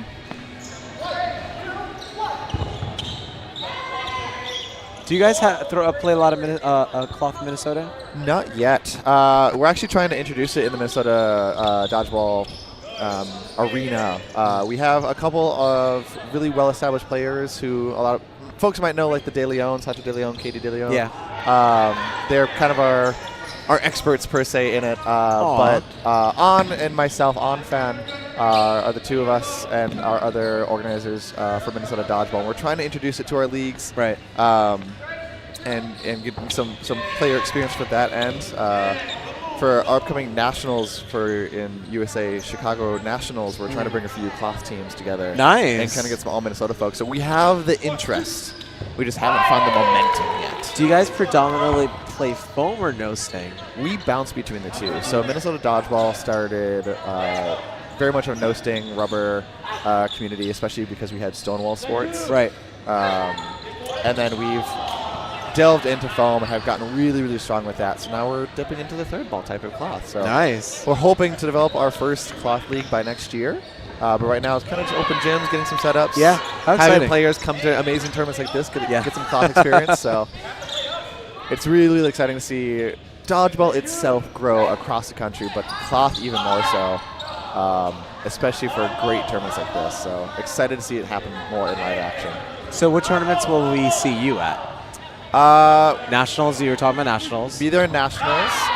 We have a good chunk of folks who I will be playing with at other upcoming USA rounds. Especially this year, I've been bouncing between getting experience of more queer-centric LGBT tournaments. So you have your Squid, Untitled, Sin City, tournaments like that. Next big one we have upcoming is actually in August. Myself and An are hosting our Lavender Challenge. Oh yeah, Lavender Challenge. So it'll be our second annual Lavender Challenge. So it's a 2-day tournament in mid-August. We have, I think, just shy of 200 players coming in from across the country. Wow! So 200 registrants, that's crazy. Yeah, we're really excited. It's grown. I think we had extra like 50, 60 players this year. So super excited for it. We got all 3 ball types running, and it's just. You have all 3. Oh, it's all 3 ball types too. All 3 ball types. Yep. Wait. So it's foam, no sting, and cloth. Yeah. Wow! I didn't know that. Yeah. So we're trying to make it like a queer-centric, a good space for competitive queer dodgeball using all 3 ball types to kind of emulate what USA does. I like that a lot. And be the kind of that merge. I for like competitive that queer so much. And WTNB are women, trans, and non-binary players. Was Lavender Challenge like that last year also? Mm-hmm. Oh, wow. It was similar. We changed the dynamic a little bit where we just did a cloth exhibition and just kind of showcase a little bit. This year we're running a mini tourney for it. Right. But it's mostly foam-based. So we're excited to see a lot of top talent across the country come in. Stuff that you're seeing here today. It's really exciting to see it up and coming. I love to hear that. We haven't had any. You see a lot of tournaments like this on the East Coast. You know, you see Beast Coast we had last weekend. You have BDL this weekend. A lot of really great tournaments over on the East Coast. Seriously. A lot of great tournaments on the West Coast. But we haven't had that edge in the Midwest. And so that's what we're hoping to be up and coming with. I love that. Yeah, this year has been a huge year for dodgeball. There's too many tournaments to count. Like almost every weekend I'm like, oh, I want to go here, I want to come here. Can't always pull every weekend. It is a very expensive hobby, but we love it so much. The community here is great. The competition is even more spectacular. Fortunately, we have a calendar out on dodgeballhub.com where you can keep track of all the different tournaments. It's so great to see the Dodgeball Hub calendar. That has been the saving grace for so many players. Seriously. I think that was actually the reason that I was able to find out about this tournament was seeing it on Dodgeball Hub. I was like, okay, let's go. Let's do my first East Coast tournament. And it's a great way for organizations to support each other, right? And players to support different orgs as well. It really shows you how big the community is, but how connected it can be as well. And to see so many players, even though this is a very East Coast centric tournament, you see players from all over. I think I was talking to Abby Lee earlier, who is our lovely organizer for this, and she was like, yeah, we have, I think, 10 or 11 different states of representation. We have Canadians too. And a few Canadians? Yep. Woohoo! Let's go. All right, folks, so that is the end of the match between MadHattans and Chosen. Final score, 17-11. What a great game. Great final game to end. Chosen, they were strong. They're a very strong team, but they stayed consistent. And MadHattans was about to claw back. They were about to claw back. They were fighting back, but just weren't able to do it today. All right, we're going to go on to our next game. Mitch, what's our next game?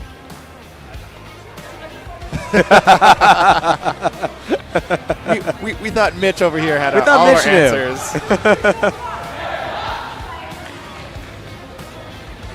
Versus Acid, I think. Our next game will be Anarchy versus Acid. Stay tuned for more cloth dodgeball. Thank you so much for joining me. My name is Justin Thomas, and I'm here with Tyler Russell, and let's make it happen with round 2. We'll take a little bit of a break and come back when Anarchy and Acid are ready to say which one's the best A. who's gonna get the grade A here today? We'll see. All right, see y'all soon. Always welcome back.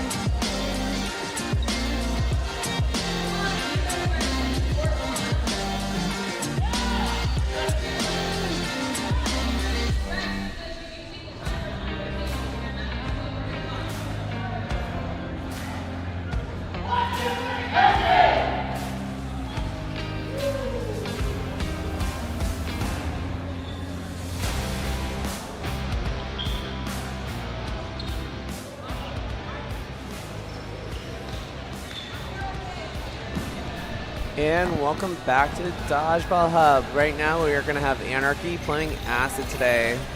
If you guys couldn't tell, we had a last minute change because our photographer on the court, as you see, was your commentator. I'm Nick Trask from Boston BDL. And you got Tyler Russell joining us back for round 2 of Court 1 matchup and getting some representation here today.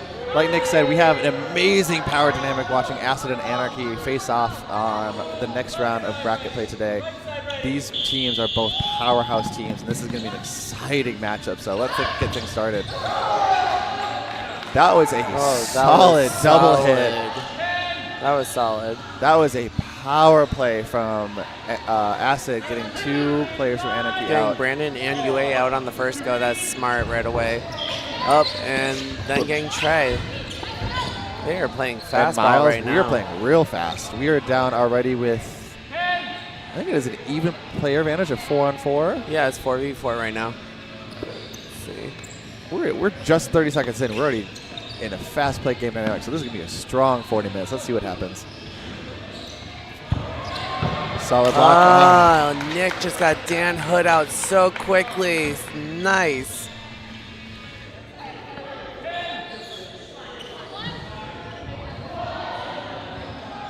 All right, Mike McGee is gonna.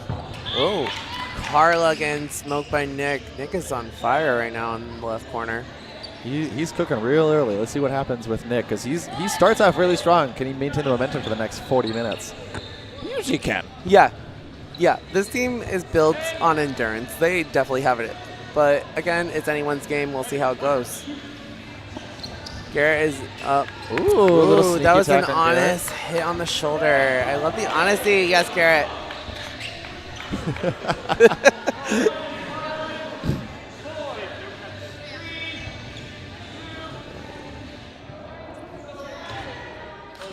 So we are at a 1-player disadvantage for Acid, trying to stay alive. 3-ball play for Anarchy.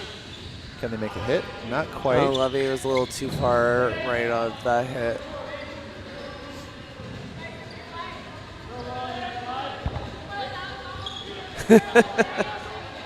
Having some friendly chatter on the court. I love it.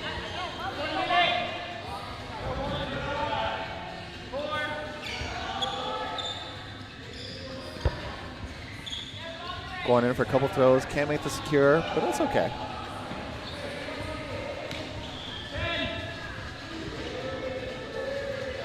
So it looks like Emily's going to try to defend herself. Oh, Mike Mickey. Oh, triple hit. All 3 secure hits. Oh, no. Double insurance throws. Emily, you did so good. All right, looks like we're going to be swapping up. Armando's going to be hopping in this time. McGee's going to be sitting out with Megan. So let's see. We're going to have Lovey on Brandon, Abby, UA, and we're going to have Nick. It's going to be a pretty tight show. Lovey's one of our USA team members for Cloth. Love her. She's funny all the time. She doesn't express the love, but she gives it in many ways. No. Jeez. Let's see how she does with this run up, because she's.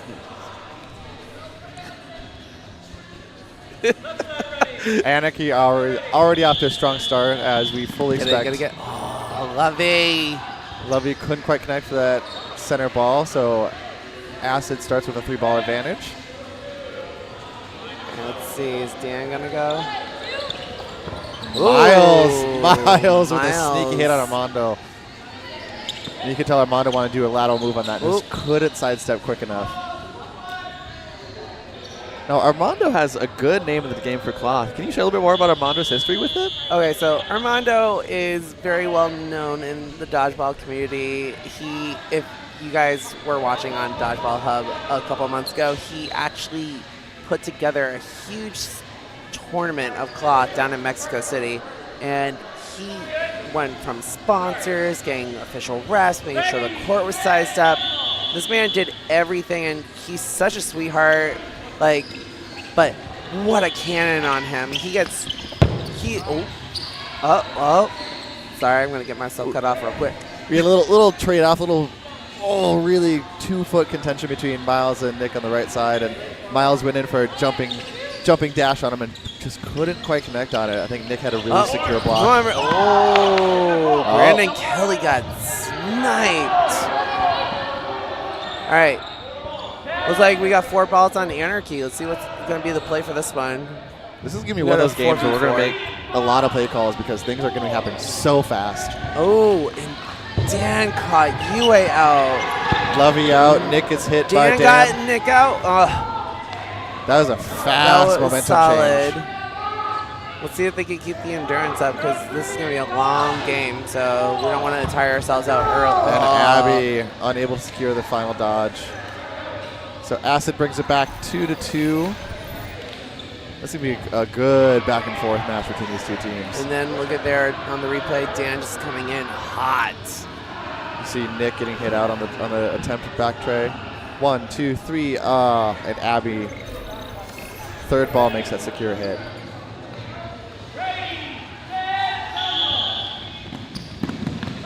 Very good fast rush from Miles over there on Acid. And Lovey couldn't make it in time. Shaka. Leave Lovey alone. We love her. You only get to deal with her right now. I deal with her all the time. Ooh, ooh, ooh, ooh. Oh! Miles with that sneak attack, not even looking at Lovey. All right, let's see. Let's see how they're going to play this one out. Oh, okay, Emily. Keep it. Ooh. Miles thought he could get someone sleeping. You threw a. No, you gave them a 4-ball control. Come on. Oh, and there goes 5. Ooh, but and makes Miles a solid acrobatic jumps dodge. the same height as himself. God help us.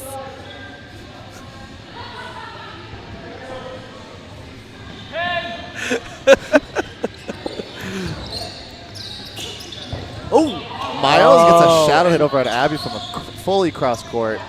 Abby completely unaware of that throw. Anarchy is down one player disadvantage, 5v4. Good Brandon double Kelly, dodge. Good.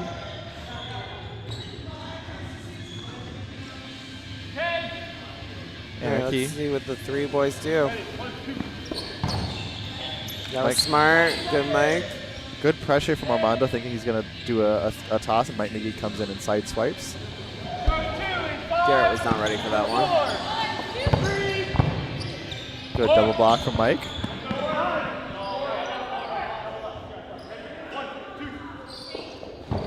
Trey at the crossfire.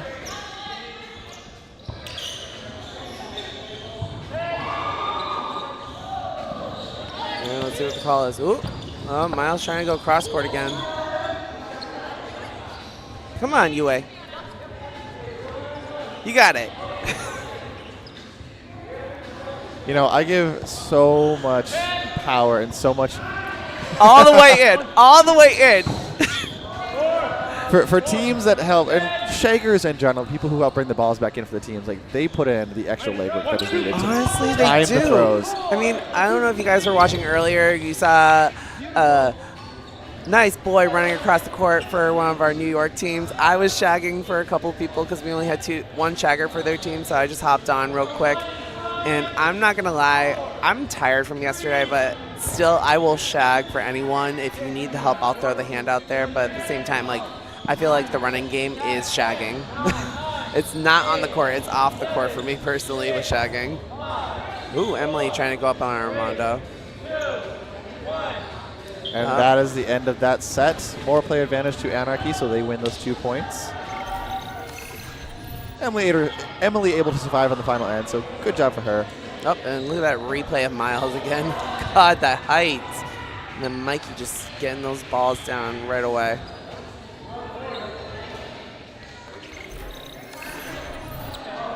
Oh, so that's what happened. Okay, so Miles on that last play, when he got out, he actually jumped out on the line. So we thought he got hit, but it was actually a line out. Yue getting punished on the opening rush there from Dylan.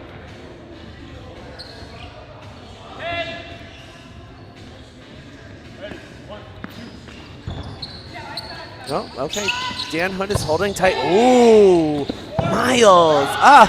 Miles with a good hit on Armando and then getting knocked out by Mike McGee. Oh, Mike is trying to catch Trey sleeping over there. Trey's awake, somewhat. She goes, not today. Not today, ma'am. Ooh, and Garrett Jacobo's trying to go for Mikey when he thinks he's least expecting it. Can I talk today? God help me. Oh, what's going on? What's going on? Dan is such a powerhouse. Like, playing him yesterday, he is so ready to go. And, like, he's like 110 when it comes to, like, those quick replays and getting ready to go. You see Mike over there on the right wing doing a lot of really amazing footwork. Able to dodge 2 consecutive All right, we ball got plays. some shoot time going on for Nick. Come on, Nikki. Hurry up. There we go. Honestly, like, as much as it doesn't have as much the same pull and, like, security as regular shoelaces, we need some Velcro Carla shoes. and Jacobowitz are out. We need some Velcro shoes for our players. Honestly, the amount of timeouts, I feel like it's always spent on tying shoes. Tuck them in, please. Shoelace anchors. They help. Oop, McGee got Trey finally. Doing a jump from Nick. We have a 4-ball advantage and 4-player advantage for Anarchy, so they got a couple good areas of advantage here to take care of Acid. Let's see if they go left. Yep. Ooh, Triple okay. punishment. Able to secure Dan it. still got the first catch on that from Abby Lee. Then brought back in Miles. Oh, wow, this is going to be fun.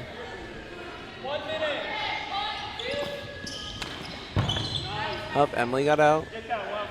All right, Miles going solo. Let's see what the play call is.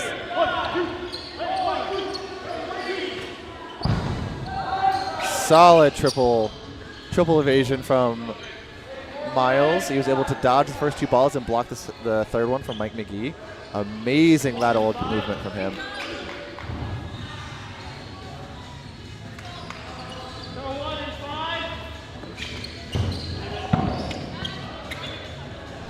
Looks like Nick and Miles traded.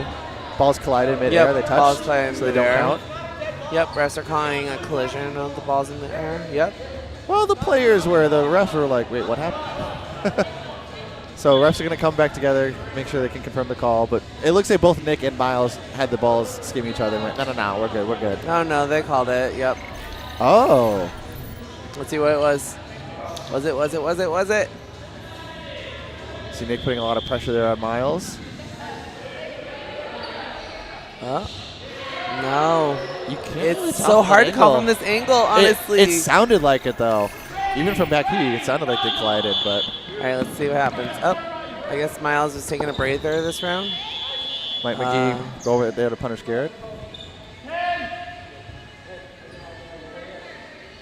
So Anarchy taking a little bit of a lead on Acid with a 6-2 advantage. Oh, Brandon Kelly with a nice catch he got from Dan Hood. But that move that Miles just did, the side underarm, that looks pretty good. All right, oh. Do we have one over here? Nope.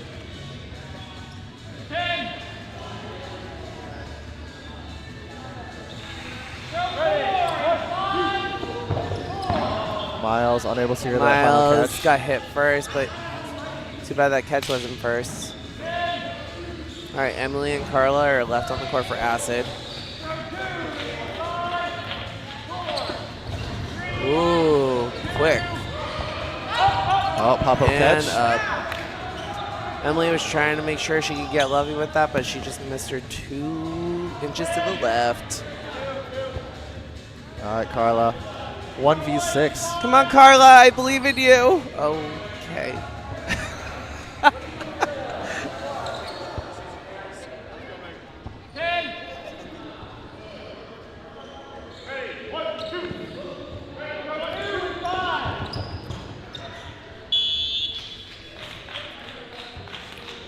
So especially in a moment like that, you see Carla taking a moment to drop the balls because the best play you're going to be able to do here is try to secure a catch out.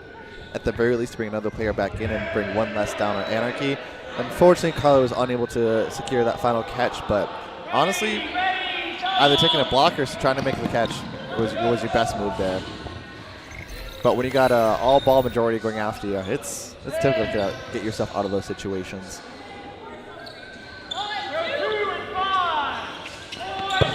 Good movement. Oh, cross court. Dan Hood taking out Nick Danchenko.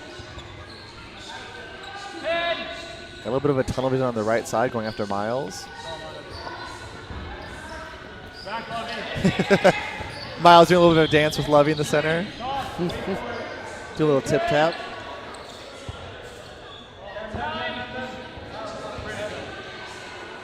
Looks like the call might be Abby. Oh, good look.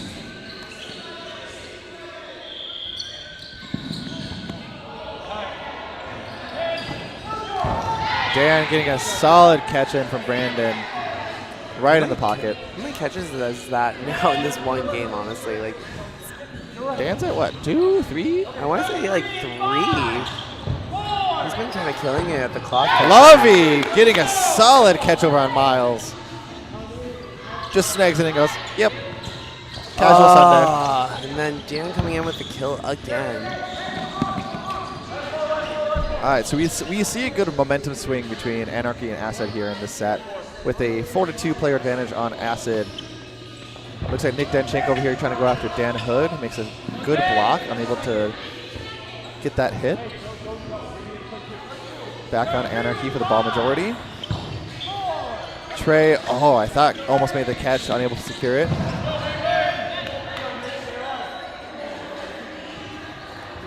So much power behind these balls being thrown. Yes, and look at UA catching him from across the court from Carla. Look at that.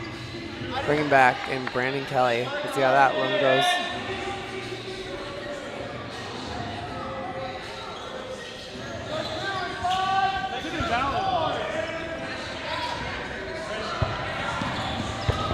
We had a cross throw going after Garrett. UA Could not was able secure, to but get UA Garrett. comes in with the third one and goes, nope. I'll make sure I get you today. A lot of evasion there from Acid. Oh, and neither of them make connection. UA over there putting some pressure. And UA does what she does best in making that amazing clutch catch. Every time watching UA, I've been playing with her for 2 years now, and she is a solid catcher. Like, straight up, every time we have people come visit us from other states, like for the tournament we had yesterday and today, everyone warns if they don't have UA on their team, they're like, do not throw at her by yourself. Guarantee she will catch it almost every time, and she is a solid catcher. Nope.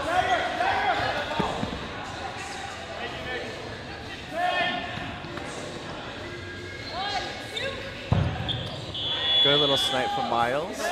Putting over on Anarchy here. Miles being able to do a side dodge.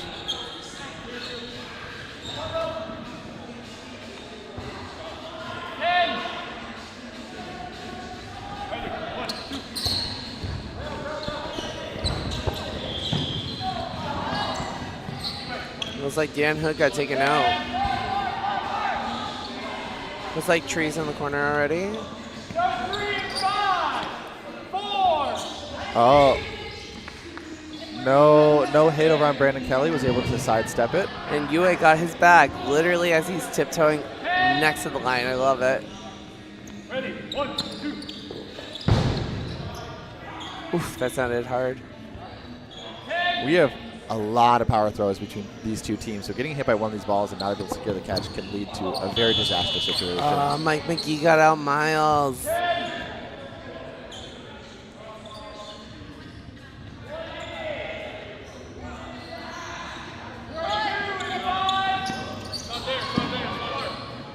Yeah, it was like Lovey and Mike live to see another play. Ready, 1, 2. Looks like Brandon got him.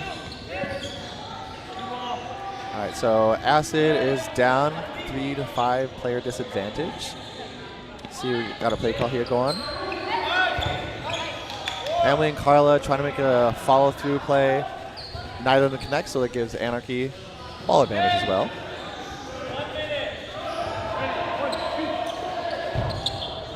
Nope, Yuri got her on the last step for him.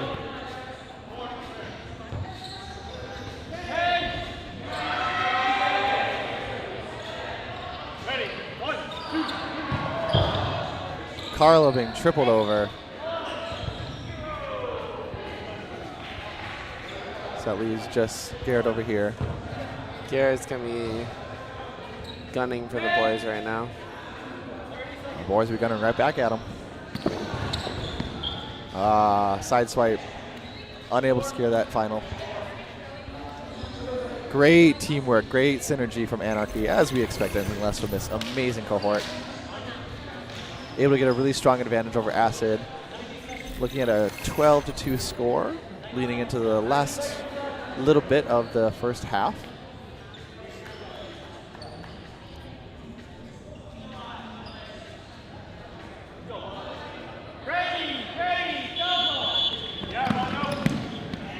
Miles able to secure that opening rush on the center ball again. Doing really well. He's got some legs for days. He's a fast man.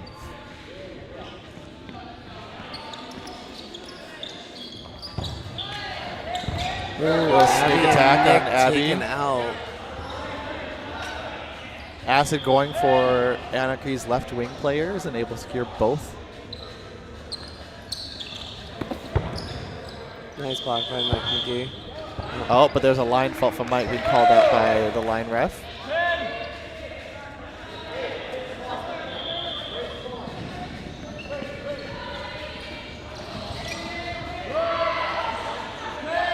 Ooh, Armando almost just stepped on that line as well. That one time Ewig didn't catch.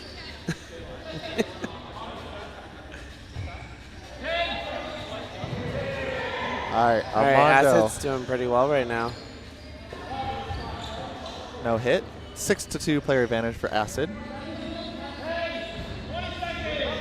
Acid really found the new momentum in this last set here. So Acid just got to hold on to their player advantage for the rest of the set. They can do that. They'll score the point.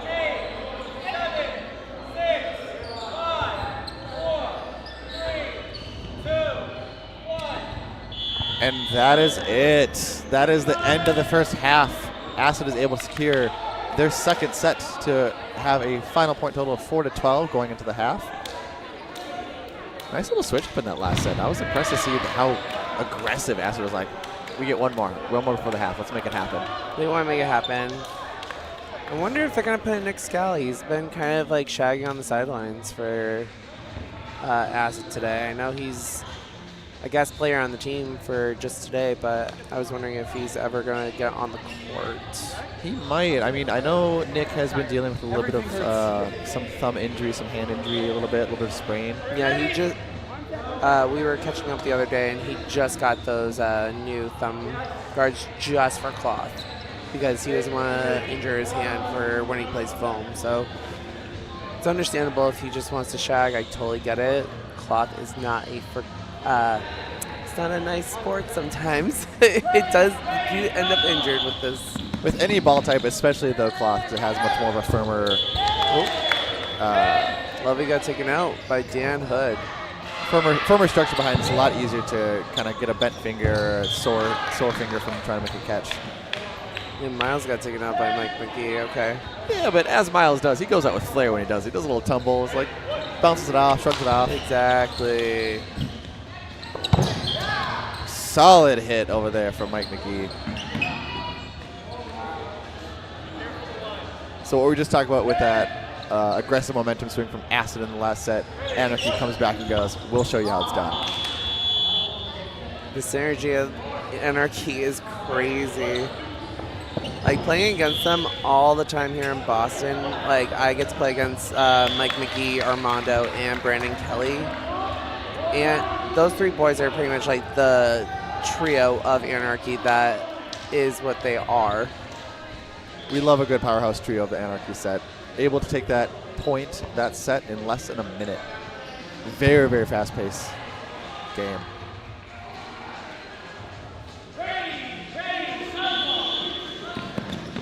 Looks like Lovey's going to let Miles take that third today.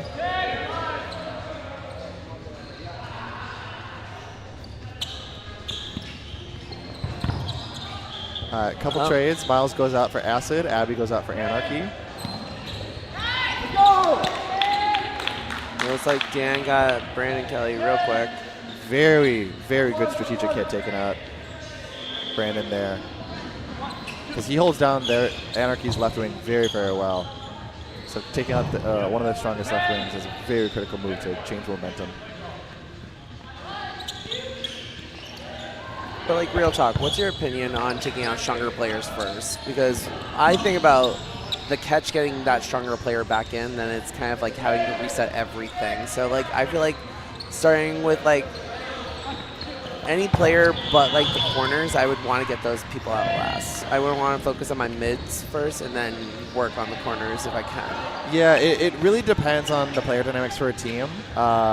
Especially in Cloth, it's a slightly different ball game in terms of how you play your strategy, specifically throwing on balls in games like this.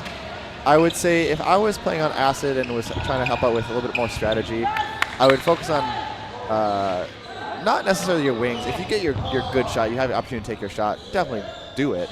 But I would focus more on a player that handles kind of the well-roundedness of the team. So like your strategist or someone who handles kind of that element to it. Take them out first and then start going for your power players. Yeah, Tree! It was like Tree caught that between her legs. Tree comes over here and goes, that was number 7. We are not discounting how many we have today. Love the energy. Armando did not give any forgiveness when he threw that ball to Carla. Nope. And Carla took it. Miles, super, super evasive, but unable to secure the hit for Anarchy. However, it did seem like Armando got caught on a line fault. I was going to say, like, did he? I was kind of weirded out for a second there. Oh, no. It wasn't a line fault. It was a ball burden issue because both Armando and another Anarchy player both got out. So it might have been a ball burden. They didn't play 2 at the end of that ball majority burden.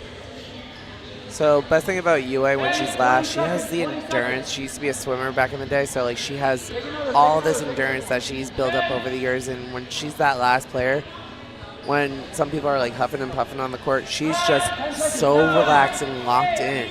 And then she goes on the attack, and it's crazy.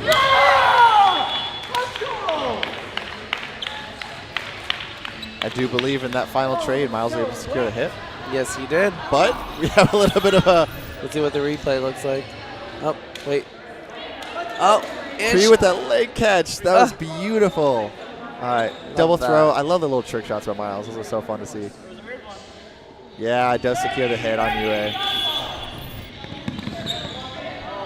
Oop, Lovey got to it before Garrett. Looks like Miles is taking a little bit of a breather from middle. Got a good trade, though. Mike McGee takes out Miles. Miles, at the same time, takes out Armando. Oh, no.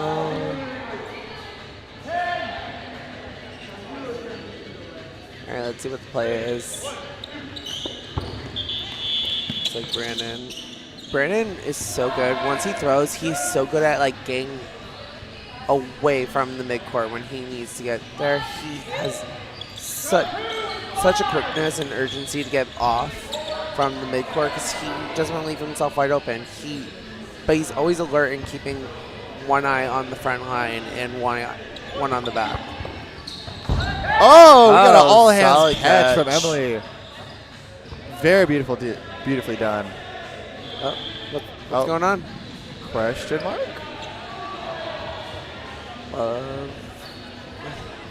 Let's see. We got 3 of the refs in the center court talking about something. What happened? So the line ref on Acid side is double checking if she made the secure catch before stepping out. So there was a valid catch out on that one. Emily secures the all hands catch, but did step out on a line fault, but she did bring Miles back in. So at least she was able to secure the catch on that end. Garrett goes for a little bit of a Garrett grab. tried to go for a reach.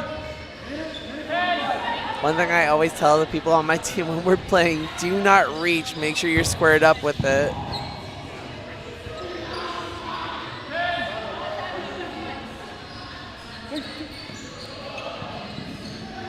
So very good call on that previous catch from Emily.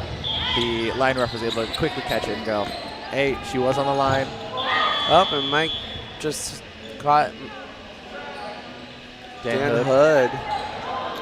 I forgot there for a second. Thank you for catching me up. We do our best with names around here. Oh, Miles got caught unaware.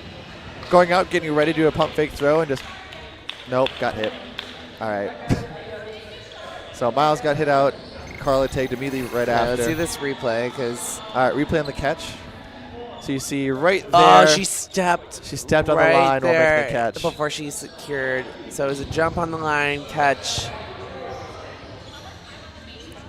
Oh, it looks great. We don't see the line. Amazing. We see the catch. That's we all, see the that's catch. the That's point going to be here. what's clipped. Just the all hands in the air catch.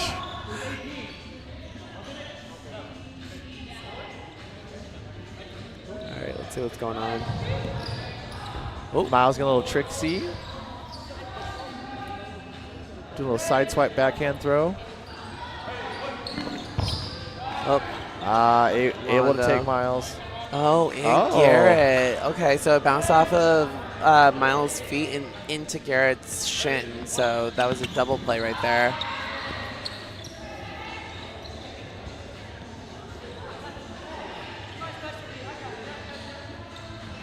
All right, Acid's got to make a bit of a climb. Tree throws a very lob throw. Don't do it.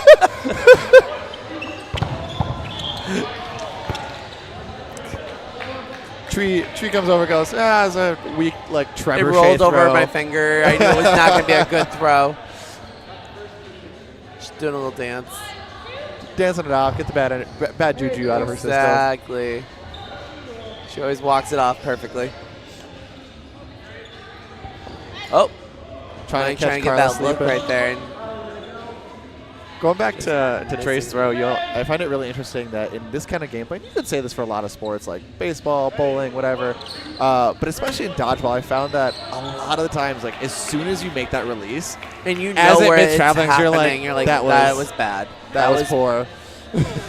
I know darn well that is going to be caught. Or super invalid throw goes off into the rafters.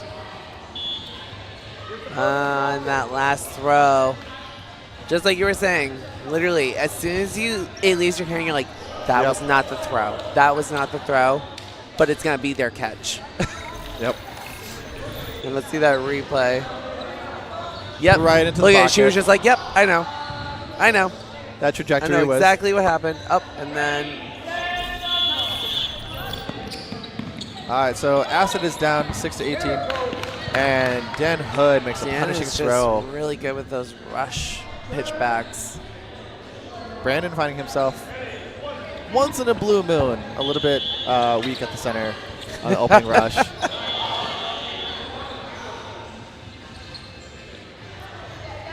So Acid is down 6-18. They got a bit of a hill to climb to make it back with 10 minutes left in this game. Let's see if they can find the momentum back. Oh, Garrett makes a good clip on Jackie on Anarchy.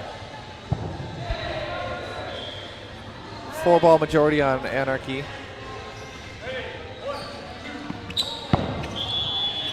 And Carla gets double teamed by Lovey and Nick at the same time.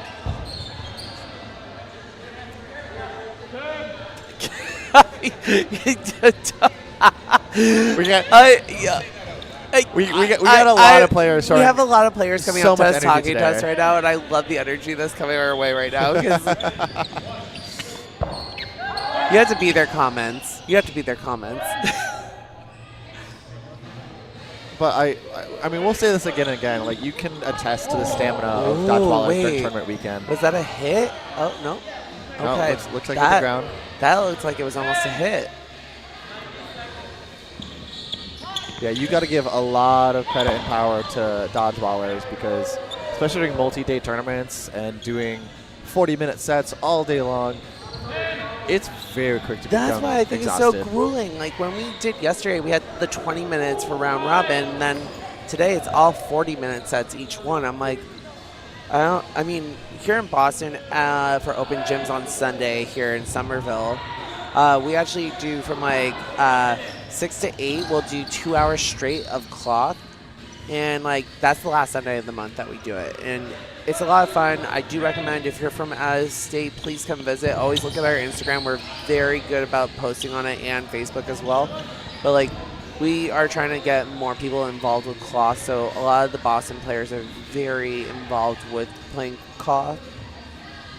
Sorry, I'm like losing my words as I'm like, it's one of those days. I am super hoarse right now. I'm not even my normal self. All right, let's see what the play. Oh, 1, 2, 3 on Garrett. Nick, Brandon, and Mike had that lined up perfectly for all three.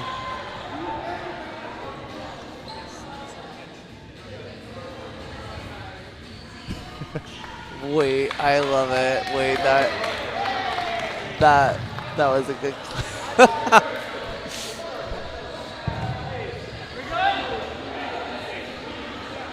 So it looks like we've got a little over 7.5 minutes left of this game. 26. 20 to 6.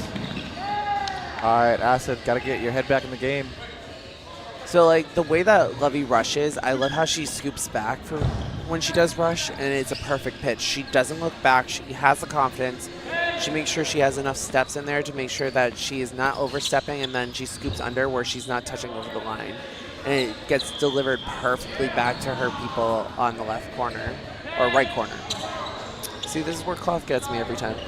Because like I'm a foam nose thing player, and yeah, commentators over here putting our commentators hands are up, holding that's our right. hands up. I'm like, so this is the left. No, that's right, Nick. It always catches me off guard, but Solid block from Armando, but look at didn't that. see the right Miles side for was able to get Armando on. And look at Miles keeping that speed up and still being able to maintain control.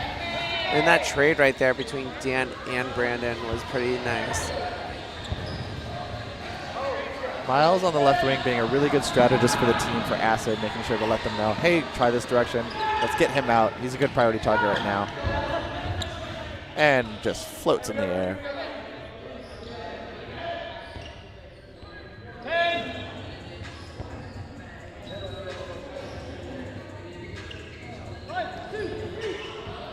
And Levy with a solid catch.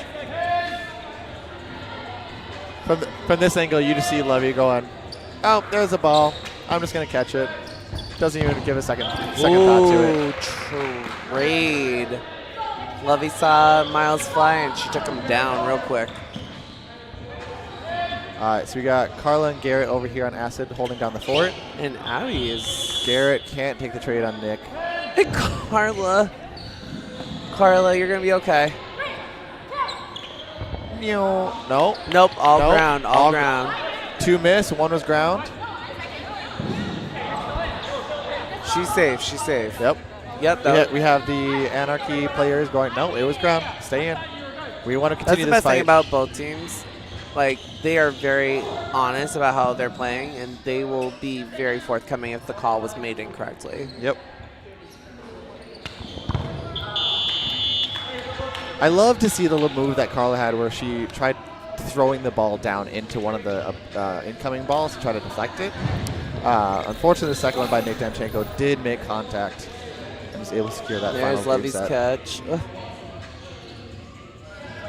And then Levy. Good trades between Anarchy and Acid there.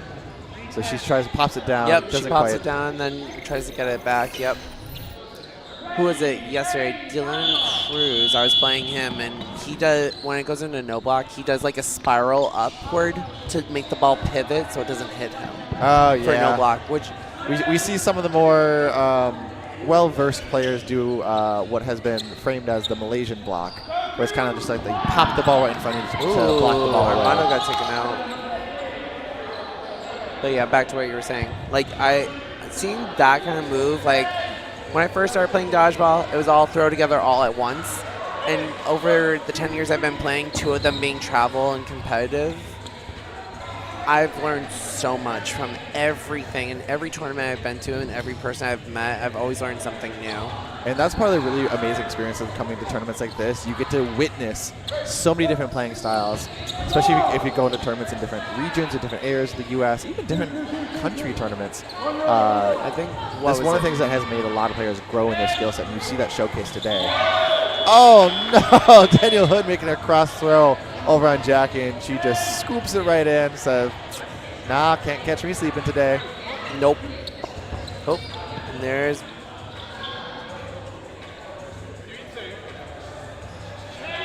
Oh, that might be it. I completely and incorrectly named a player over on Anarchy. My greatest apologies. It happens. I am Honestly, still we learning know a lot way of too many players. people.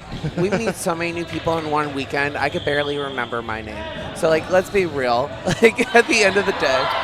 Yeah, I'm confusing Megan with the fellow player Jackie. They are both amazing. Both amazing players. My bad, Megan. I'm so sorry. And Jackie's not on this court. In the slightest. I haven't gotten to interact with Megan yet, but I knew Jackie from yesterday. I got to meet her for the first time, so that might be. But hey, we say it with confidence. Yes, we do. We learn from our mistakes, and we And I grow just in it. sat here, I was just like, wait, is that her name? No. That's not. Hey, I'd rather get learned by it before the end of the match. So thank you for correcting me. It's a learning curve. Hey. All right, so we're showing the replay. Megan over here with the secure catch on the right corner. And the secure name. Oh, I love seeing Miles' power and agility trying to make that final catch over in the neutral zone there. All right, folks, we have 2.5 minutes left in the final set. Score is 24-6. Although the match has been determined a little while since, we are not getting rid of this fight between Acid and Anarchy. They're still going to put up a strong fight to close us out. Hopefully get the last set. Okay, so it looks like they're calling. Okay. Nope. Oh. Ooh. Trey walks off. Do a little teapot dance. That's how she does.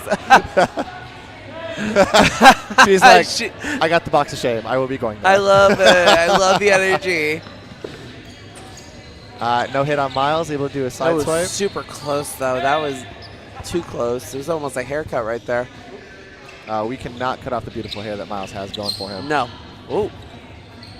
I thought he was about to fall there, but it was like it was a trick shot.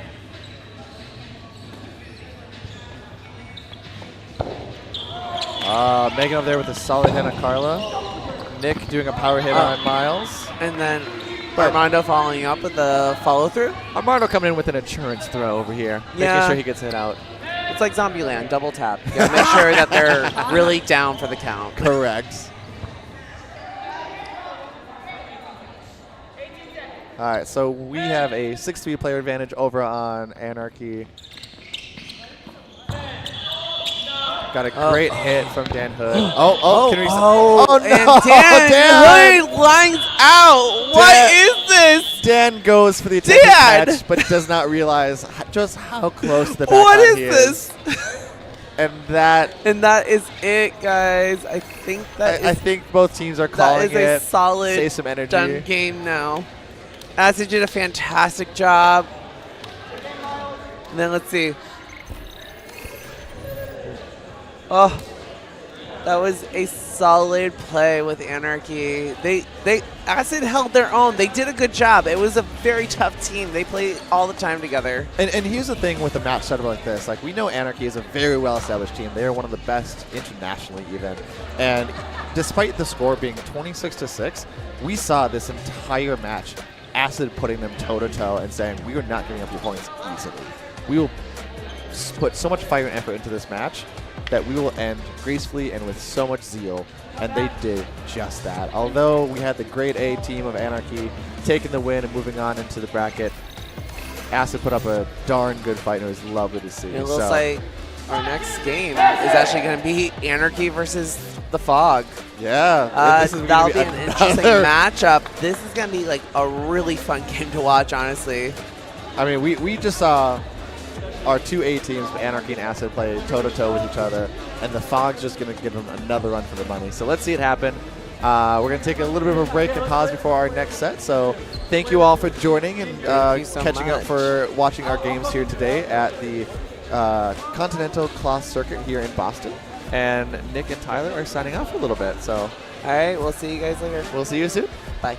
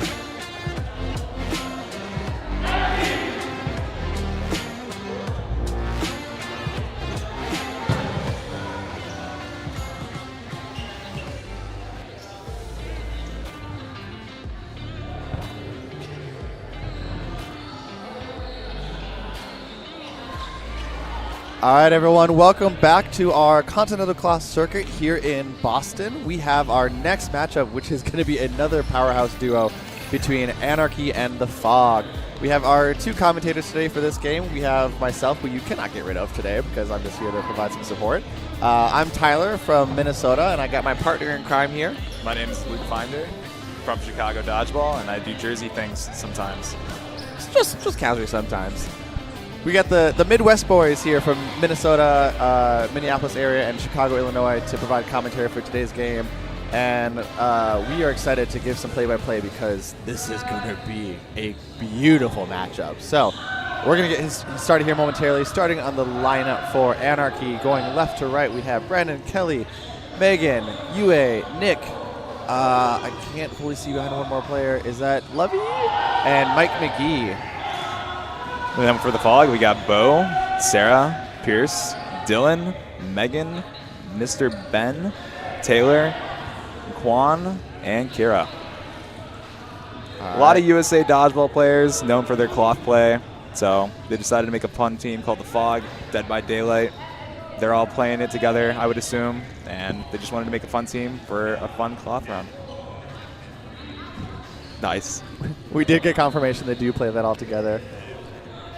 Oh. Got some gamers out here. Now, Luke, you've been playing with them today in cloth. How's that been going? With who?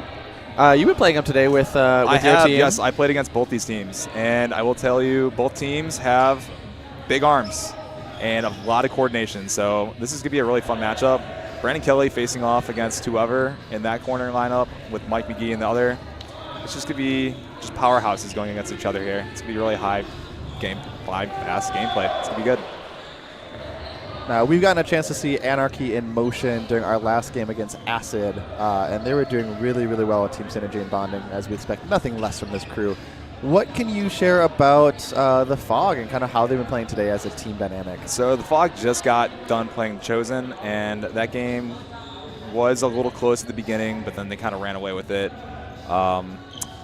As soon as they build momentum, they just kind of take that and run. Big arms, Quan and Dylan just kind of rolling through teams, doing what they do best, coordinating together, like they're in a game session, you know, the Fog. So they're doing their thing. We should be getting started soon. Might have jumped the gun a bit early. I think we're waiting on ref confirmation, making sure we get our players organized and arranged. It has been a very long day for a lot of our players, so I'm sure taking a little bit of a breather between games is so helpful, especially doing for 40-minute matchups. So back-to-back matches would be criminal with how these sets have been. 40-minute games, it's a lot. Hydration is key.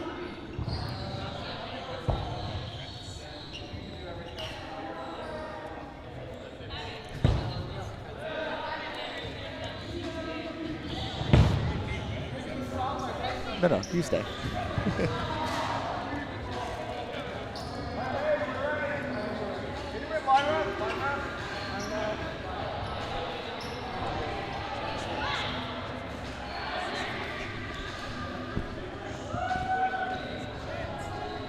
I just want to double check, and I expected it so, but we are in the finals match for today, so this is going to be a big game. We're off to the start of the rush, and it looks like Lovey is able to secure that center ball, give 3-ball majority over to Anarchy to get the game going.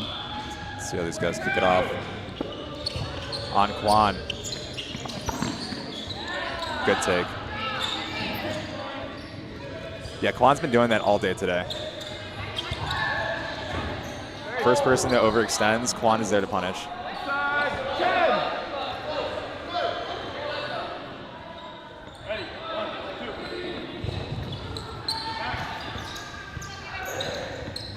Good pressure.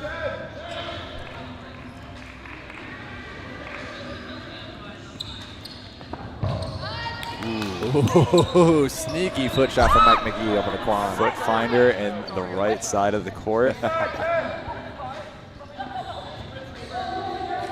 Walking up here.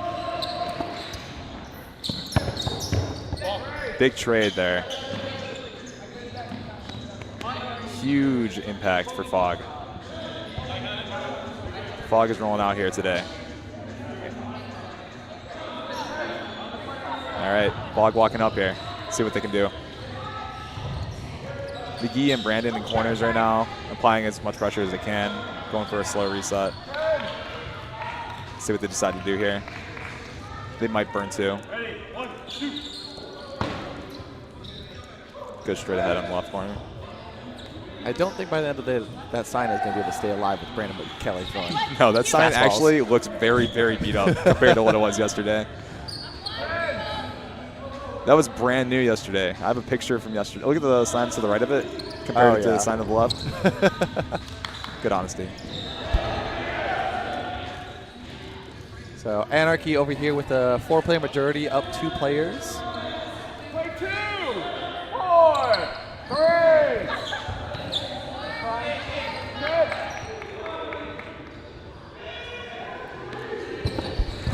McGee launching it at right corner.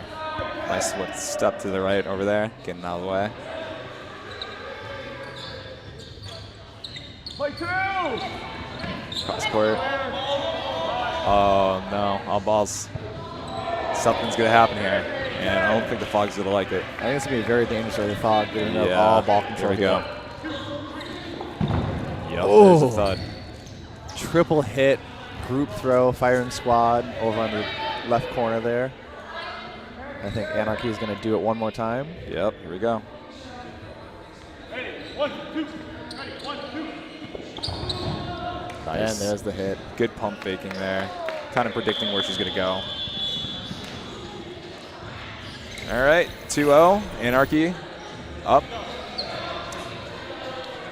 I think the Fog are going to need to do a nice quick little reset here, get their heads clear, kind of get a game plan going. Dylan in the corner, kind of talking their team through what they got to run through. Looks like they're running the same squad.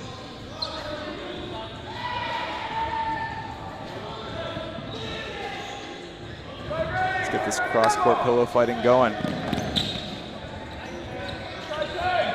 We have Danchenko in for Anarchy in the right corner, it looks like. Jab in the right corner. It's Brandon. Anarchy, 10.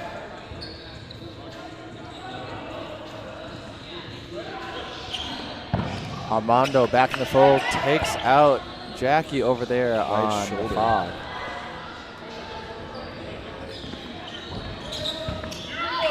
Good take from Dylan. Brandon getting low. All ball.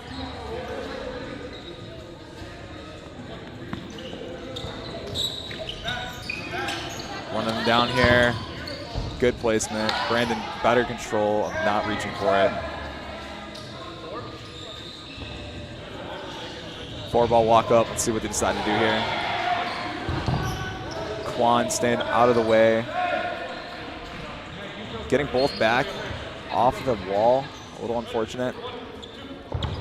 Quan with a great block, sidestep, might be approaching. Takes. Takes out UA in the process. Almost had the secured catch, but not able to pull it in this time around. It's hard to catch against Quan. That's kind of hard. Puts 3 on him though. A little upset. It's just a sign of respect though. 3 balls in 1 player means he's a problem. Done with a great block. And a sneaky catch from Armando. Armando with a nice little basket catch there on Pierce, leaving 2 left. Safety block, getting that reset on the shot clock for those guys over there. Got about almost a minute left in this set. They're either going to burn clock here or they might take.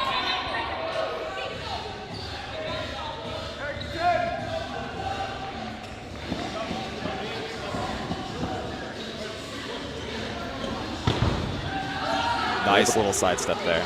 Very good job on court awareness, making sure not to step out of the boundary lines. We got 1 ball in dead territory there, but looks like Kira's able to snag it back.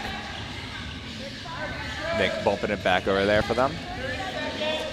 He said, you guys can have this. It's okay. We're going to walk up with our 3. See what they're going to do here. take on the left corner, put 2 on them. Nice little block back to Kira.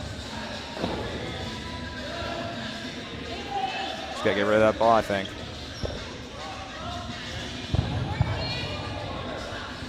Armando just trying to kill that clock. Got about 8 seconds left here. Oh, just gonna bop her right there. All right, 4-0. Anarchy doing what Anarchy is known to do. Get up early, and then I think they're gonna hold it and keep going. The Fog needs to retaliate. I think this is the time. Let's get that momentum swing back. They need to get their team synergy back in play for our final game. Secure a couple points. Bring them toe-to-toe again. Looks like they're just giving them 3rd ball in the middle. Jackie almost securing that catch. Kwan might take on McGee. McGee sidestepping. Brandon Kelly getting low. Walking up with 3. Let's see what they do. Big take on Kwan. Kwan, great honesty. Wow.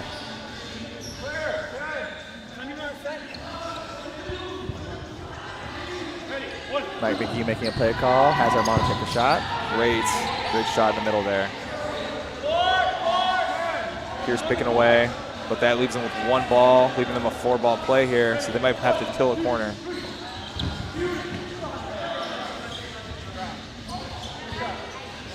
Dylan saying that it got him. Good honesty. Beautiful honesty from Dylan on the left side there.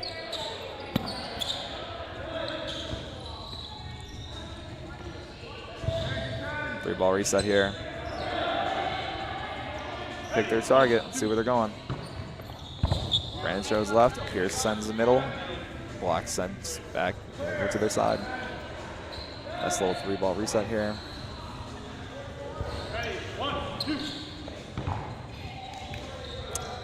Taken out. Leaving Pierce all alone. Love to see that Anarchy is really taking a moment to, when they get the 3 balls back in play. Nice little block. Come back and make a good strategic call. Taken. Now that was a beautiful shot taken by Megan. It was very good. Great timing. Great placement. Good to see that she also kept towards the center, was able to make that pressure for that final shot. To just back up. Oh yeah, right there, right on the knee. Love that. That's great placement. All right, let's see what gets us. Kira tries, dances on the line. Lovey holds the balance. Dancing on the toes. Gets the 3 balls. Walking up to approach her. Ooh, Taylor. Taken to the Taylor for the headshot. Kwan with the cross-court catch. Almost. Oh, he did get that. Nice. Taylor's back. Armando switches over to the right corner, fills in for Mike McGee. Good block with Taylor.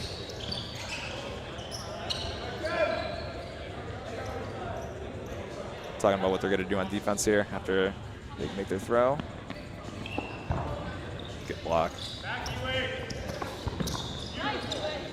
Yue able to dodge a cannon throw from Dylan Cruz just below the feet. He was kind of baiting her with the push pass there, and she kind of played that perfectly. Jackie sliding out of the way perfect. Taylor with a great block, retrieving the ball, giving them 4 balls for a nice play here. All right, here's a critical moment for the Fog to make a good play, see if it makes it happen. Nick is a elusive little guy in the left corner, doing his thing. Armando popping it up with his feet, playing soccer with cloth. Mike McGee jumping up over that ball. Unfortunately, was able to screen and take out Megan in the process right behind him. Ready, 1, 2. Taylor having 2 balls thrown at him from corners.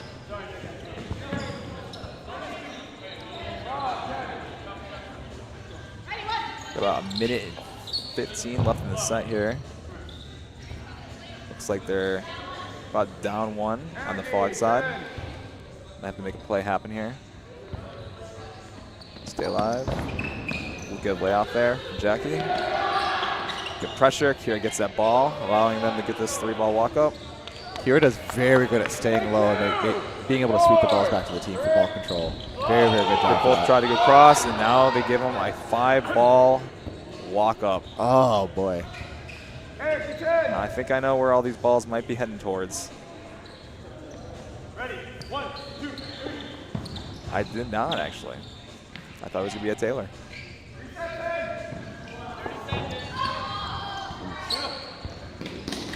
Mike McGee on Jackie.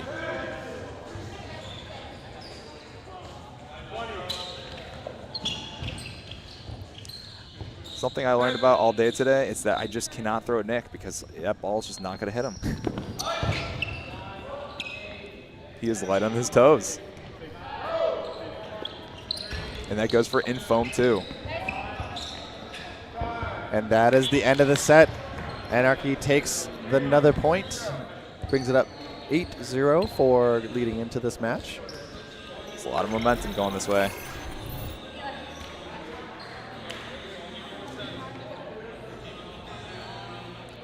The Fog want to make something happen here. Something's going to have to change. Looks like we're running it now. Oh no, we got Taylor middle, Dylan right, or left corner, and Quan on the right. Kira getting this one. See what the 3-ball walk-up is going to be for these guys. Elusive in the middle.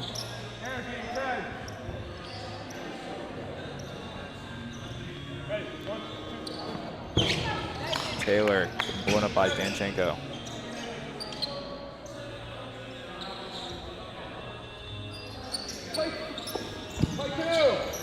Dylan putting it right under McGee, getting over that ball. Quan taking on Brandon Kelly.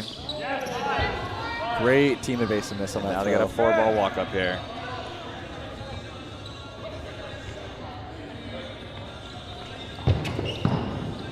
Takes out Quan and Dylan Cruz, both wings at the same time. Both power players are off the court, leaving them with Looks like they got 3 balls. Taking out their left corner over on Brandon the Fog. taken out.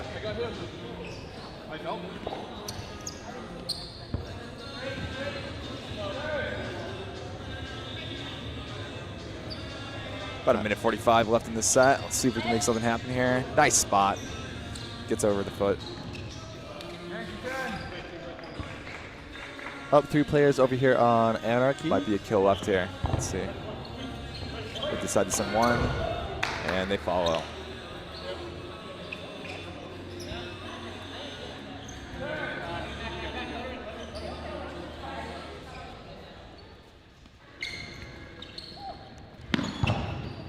And Chase down. Nick goes in for the final kill. He's been doing that all day today. Yeah? In a lot of my games, he would just kind of wait it out and just crash in and just swoop on and end the set right then and there. Looks like we got a timeout called here.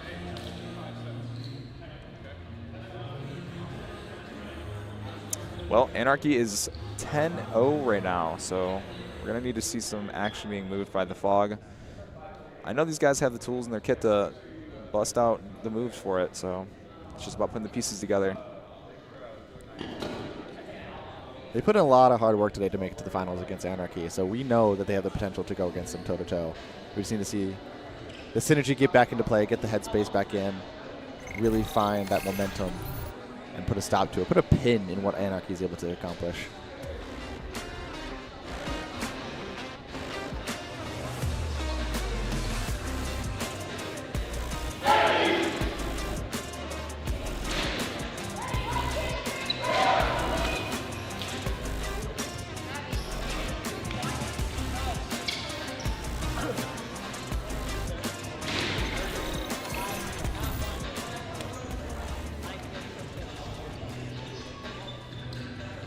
Alrighty, let's get this game rolling. We're back. Kira taking the middle ball. Starting them off fresh on the offensive. Let's see what we can get going. Oh, we got Bo Tillman. Bo took a sub in. Quan taking out Kelly in the corner. This might be the momentum change that they need.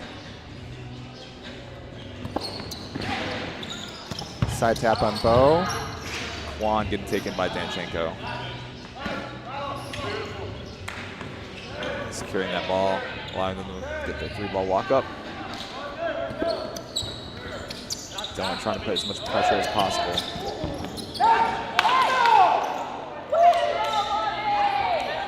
Kira and Nick are off the court right now. Dylan applying really great pressure across the court, but McGee's going to be looking for that as soon as he doesn't give him attention. Takes a jab at him.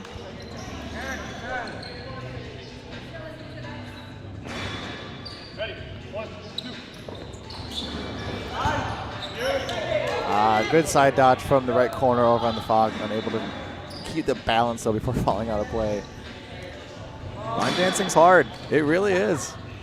Taking a two-step with the line is not an easy dance. Dylan going straight on at McGee, blocking it low, giving them back a 3-ball walk up again. Jackie on Brandon. Little sword and shield action here.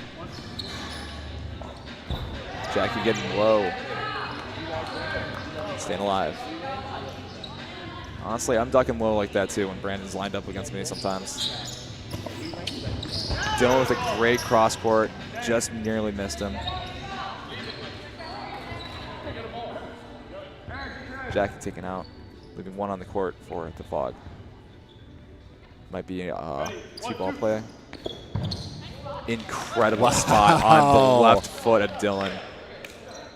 Oh man. That is a beautiful foot There's shot. nothing you can do there. That's crazy. The precision on that is gross. I need to see that back. There it is. Here we go. Get that filthy throw right on the toes. Oh. It's almost. It sucks from Dylan Cruz's perspective to get hit out by that, but it's also just so good to watch. You gotta respect that shot. That's crazy placement. All right. Kira takes the ball again. She's been going great off the rush now. Let's see. 4. Clear. Call to play 2. Dylan and Bo had a burn, leaving them with 1. But a dangerous 4-ball walk up for Anarchy. Quan taken for it. Upset, tosses the ball to the team.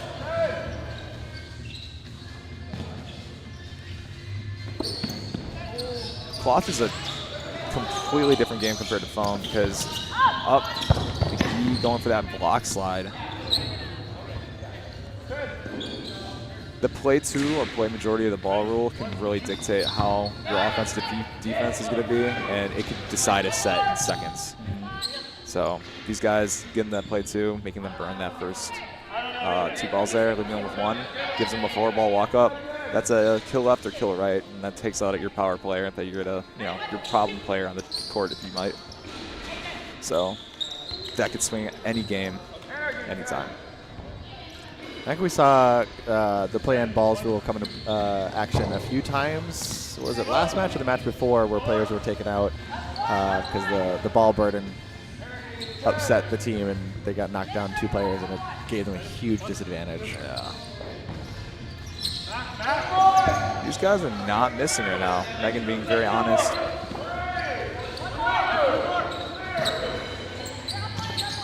Lovey! Beautiful Showing catch. some love with the hands. Bringing it in, putting probably a 3 or 2-ball launch here on Jackie. And there is the secure hit. Coordination is key here, and Anarchy's really showing their colors. These guys are a tight ship. They know what they're doing. They're on the same page. They're rolling right now. They have momentum. They've been playing all over the world recently, going to cloth tournaments all over the place. Brandon Kelly, Danchenko, all these guys are doing their thing, and they're showing it here. Ooh, Lovey taking it in the middle this time. Ready? 1, 2. Bo getting out of the way. Quan taking Danchenko this time. Getting taken.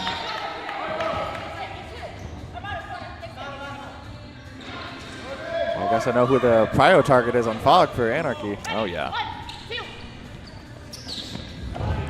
2 balls on the left corner. Taking out Armando. Ooh, McGee thinking he saw it. Bo said, nope, I caught you at the last second. Bo isn't sleeping today. We know this. Boom, blown up. Both corners taking rushes to get balls. So sees that they have all balls. Dylan Spears a hit on Mike McGee. There we go. Sometimes you got to play 4. This might be the momentum swing where Fog comes in with their first set win.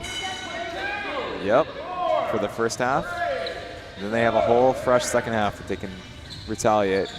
But this will be a good jump start for the second half for them. So they're up player majority, 5-2. They just got to hold on the line until the set ends. 10 seconds. 10 more seconds. Let's see if anything happens here.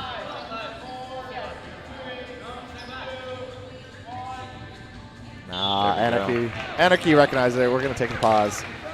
Don't need to go all out for that one. Saving our energy for that second set. All right, guys, we got 14, and Fog is on the board for 2. Gonna need to take that momentum and push themselves forward here and do an absolute just powerhousing of plays to get them back into the game. It looks out of reach, but I think that if they put coordination together, they can find it. They have the talent. So we've seen teams come back with even more point discrepancy and take it all. Nothing gets me more hyped than seeing a comeback. I love a comeback. Especially even just like the smallest of an underdog story. Like, we know Anarchy is a team to beat, but the Fog puts up the pressure, as well as the other teams that Anarchy has faced today. So it's super exciting to see. I love the Fog jerseys. Quick gambit, plot twist. They're great. I'm guessing those are references for in-game. Perks? Nice.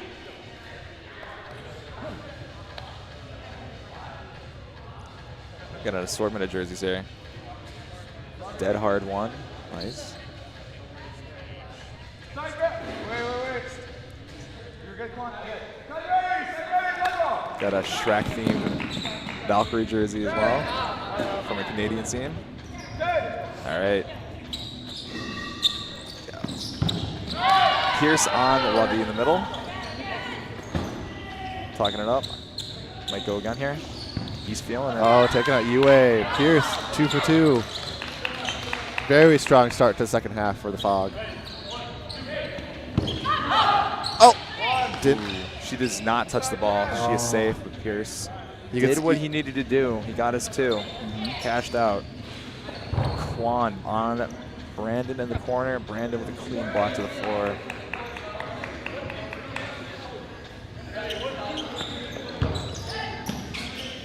Big block here. Blocking up Quan, Dylan, Megan.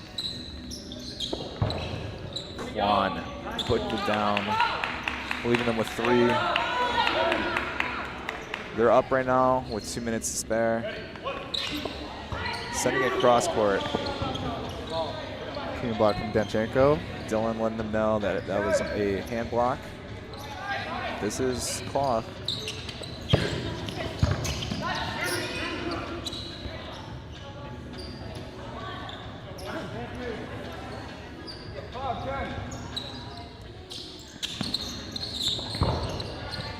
Quan trying to get Brandon. It's 4. Quan's safe. They're 4 on their 3. Anything can happen in a minute. 20 seconds left to go.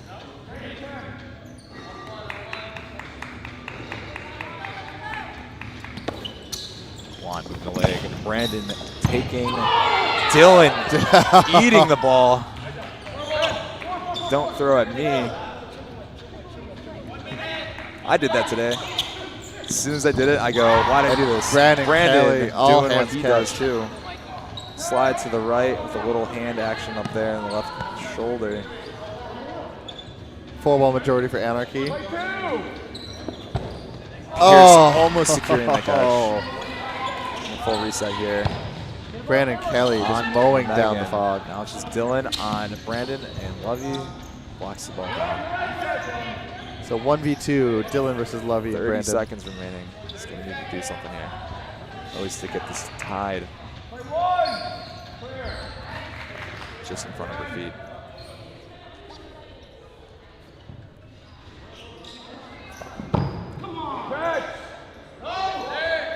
Oh, Dylan Cruz makes That was a a catch. catch. That looks... I don't know. Was it a catch? There's a drop catch. You know what? I like it.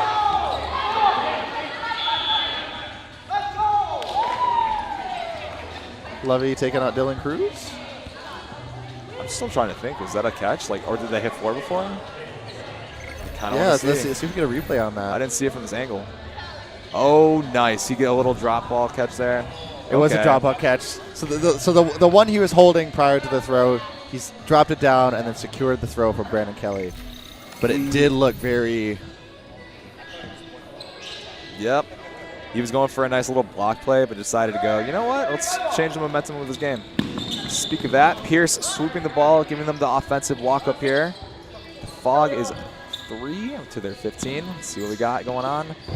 Quan on Brandon. Brandon ducking out of the way.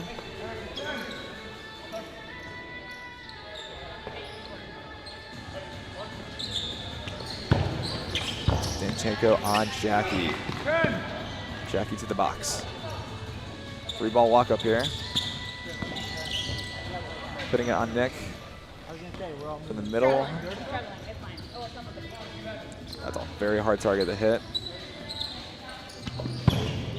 And Pierce says, I can't hit you, but I will catch you. Brandon dropping the ball. Mikey getting out of the way, blocking it twice. Just now, Juan fighting it, getting out of the way. Trades. Juan getting traded. Taken. A lot of power between those two teams in those few seconds. Hits in the corner. Taken on Lovey. Pierce is throwing really good right now. Dylan out of the way. Good pressure there, getting the ball to the corner. 4-ball majority for the Fog. The walk up here. Oh. Too many balls. Get that ball out of here. Throws it at the line rough. Pierce on Megan. He is on fire with his position today. He wants it. Ben walking up to the booth here. Throw me some little heart reacts. All right, we got 4 on 2 here. Let's see what we can pull off from the Anarchy side. We got about 1:13 remaining. Jackie ducking under that one from Mikey, but unfortunately that wall all the way in the back says, here you go, friend. Take this back for another 3-ball play. It's low.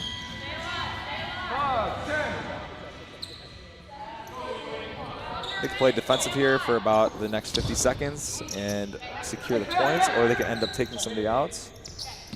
But I think playing safe might be the move. Tag right in the back. It's hard to play safe when you got McGee in the court, of course. Can't look away. Show the respect, give him your eyes. Kind of playing very smart here. Taking on McGee, putting it in his right shoulder. Dylan taking. Doing a slow reset here.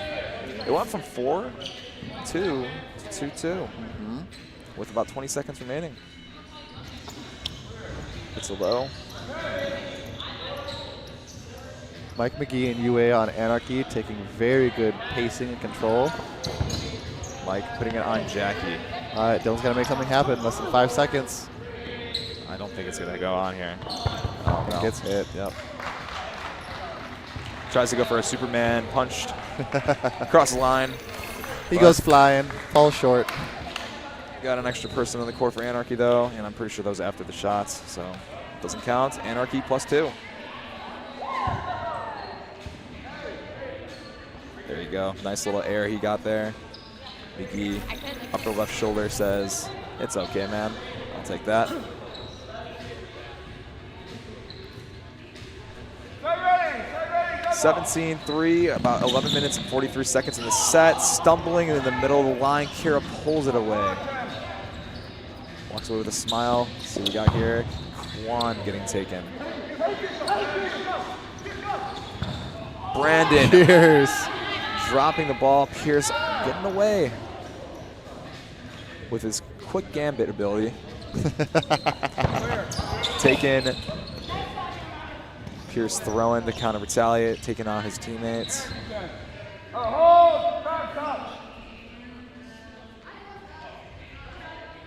What's going on the court here? Got a tied shoe situation here. Safety first, guys. Telling you, we need some good dodgeball quality Velcro shoes. Skechers, where are you at? Jackie taken.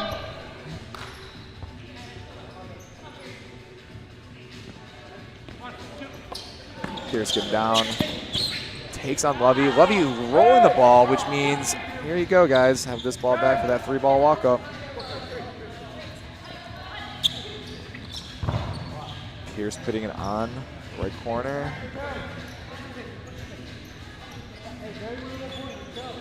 I'd say they got about 10 minutes and 30 seconds left in this whole game. Kira securing the catch like she does. Armando taking and putting it right in front of Pierce. Here's the reset. Kira living up to her jersey name of being the plot twist here on the court. Quan, Kira, and Pierce walking up. Getting called for a play 2. Gets out of the way. Kira gets taken. She rolls the ball, which means they get it back. They said, we're struggling to put it down right now. It's the last game of the day. Probably a little tired. A little more caffeine in the brain. Quan out of the way. Nice block. Gets traded. But Pierce is alive against Stanchenko. This is what the world wanted. This right is here. the 1v1 matchup we're looking for in this match. Quick gambit against... I don't know. I'm trying to think of a quick whip for that one. Honestly, I'm interested to see how this is going to go. It's about who's going to close in on them first and put it on. Big block. Solid block.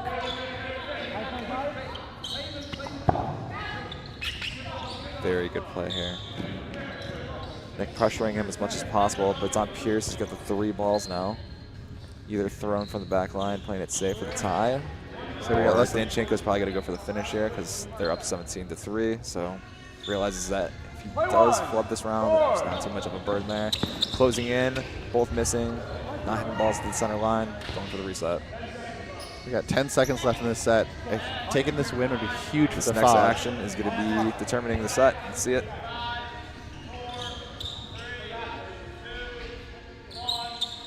Nothing. Ends with the tie. It's a reward of 1 point to each.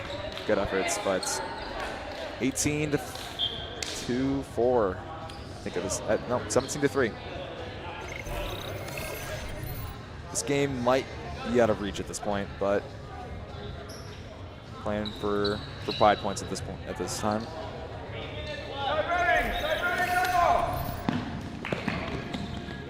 Kira blowing them out of the water. Middle line rush. Quan and Brandon taking each other.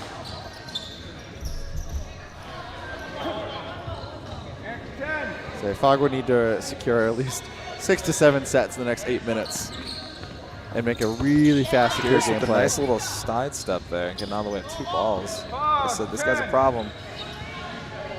Who got left on Anarchy? We got Mike McGee and We got Megan. Megan over there.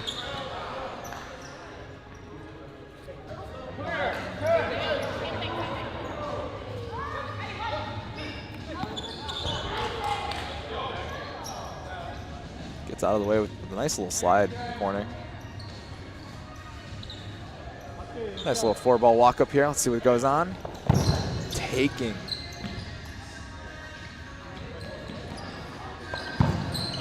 Blown up in the corner, and Pierce chasing down. Mikey retaliating, bopping, taking.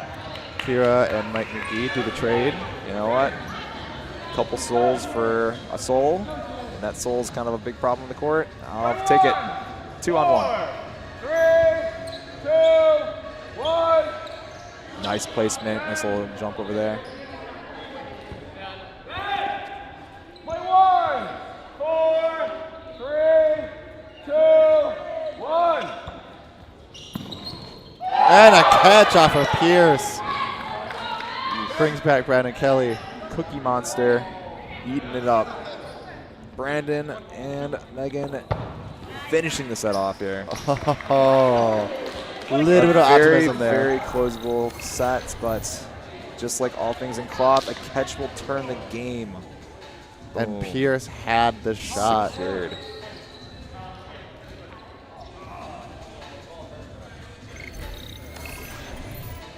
All right, 20-4.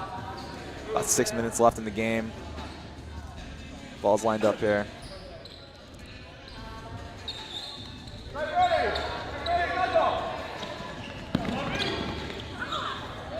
Anarchy's still going for that middle ball. Kira's still taking the win there on that. I love it. Even though you recognize where the point differential is at, these teams will play out with as much fervor as they can for the rest of the snatch. It's not about points, it's about pride at this point. Yep. And these guys, they got a lot of pride on both sides. They're going to play it hard all the way through. Nick taking and bopping it into his teammate from Quan's block. Armando gets a catch off of Dylan Cruz. Big catch from Anarchy.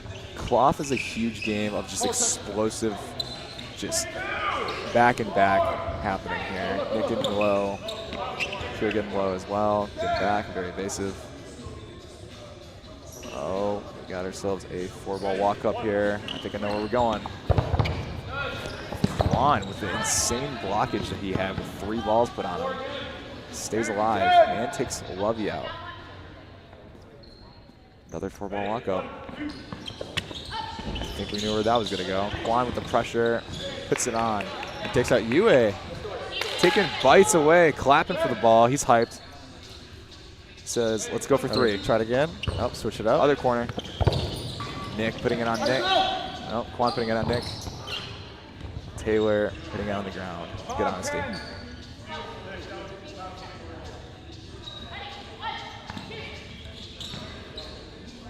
Going for the toes. Good luck from Kira going for the feet of Armando over there. Kira's got great placement in general, with foam and in cloth. Yeah, she does. Quan. Oh, the evasive toss. Able to secure Maybe the hit. 20-4 right now, but Quan wants it. He puts it on McGee in the corner. He keeps running up. Puts it on Nick. Nick with a little kick action in the air. Quan is eating it up this set. Damn. Language.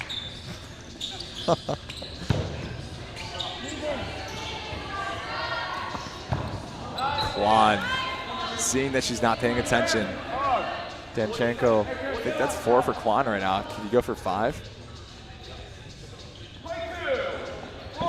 Block action here. Double tag. Take. Ooh, unfortunate timing. Good honesty from him. Take it out. 6-7.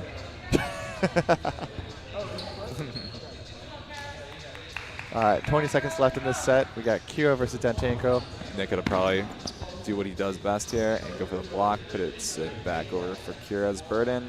Probably gonna block it and then chase her down. Like a book. Uh-oh, what's going on? Womp. Womp womp. He did. Acknowledging the set time and then saying, okay, it's worth, whatever. Get some more points on the board. Yeah, he looks over the set time, takes a look back at Kira. So tough. Slow walk off. Depths up the cap. Lovey on Taylor. Lovey securing it against Taylor. Fast as throws. Brandon barely getting over that ball. Quan with great placement though.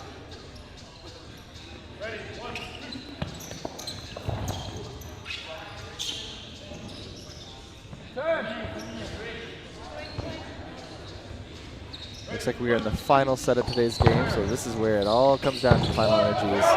And Brandon Kelly making a nasty catch off of Quan. Said yum, yum, yum. 4-ball walk up. Here we go again. I think I know where we're going with this. Taylor, yep, taken to the Taylor again. And Dylan, ball placed incredibly right on the knee. We got the ladies left on the side of the fog. Let's see if we can do some damage here in the last set.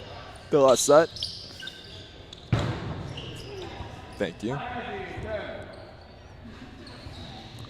3-ball walk up here. Might be going for a corner. Hits the foot. Both corners. Nick sees that they're both going to take. Decides to go for the other. And there's the hit. Closes the game. Well, we got one more set actually. One more 90-second. They beat the clock on it for a minute left. So they're going to play a nice 90 seconds here. It's 24-4. It could be 26-4, or it could be 24-6. Who will it be? We're getting some hype from the crowd, getting some excitement for the last set of the day. This is all where it comes down to, folks. Like, this has been an energetic and powerhouse day, and we're super excited to see these two teams match up. Everyone's here because they genuinely like playing cloth. Kira and Lovey. Kira. Check those shoes. Lightning bolts are shoved into them. Taking a lot of wins here on the middle line. Taylor lined up. Armando foot Beautiful. Beautiful hit, Taylor. hits his stride. Got Bo in on the right corner. Dylan left. And we got Taylor in the middle. Bo popping in for one other set. Dylan getting taken by Nick. All smiles.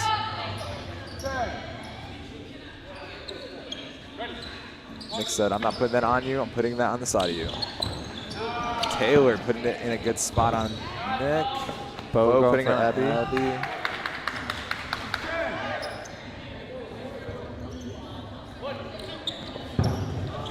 Brandon getting low. Said yummers one more time here in this last set.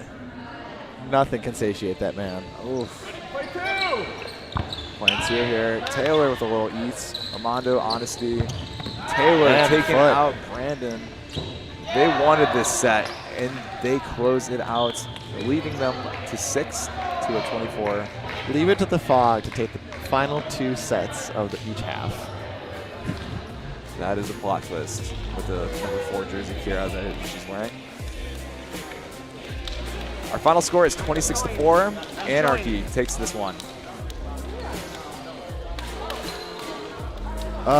That was such a beautiful game to watch between Anarchy and the Fog, and I'm super excited to see the energy played out today for the finals matches. You see 2 amazing powerhouse teams. These are players who play all the time, all across the country, all across the world, and we see the action live here in Boston. And super excited to have you join us here at the Cloth Continental Circuit. And wrapping up today, we are signing off with myself, Tyler Russell, and myself, Luke Finder.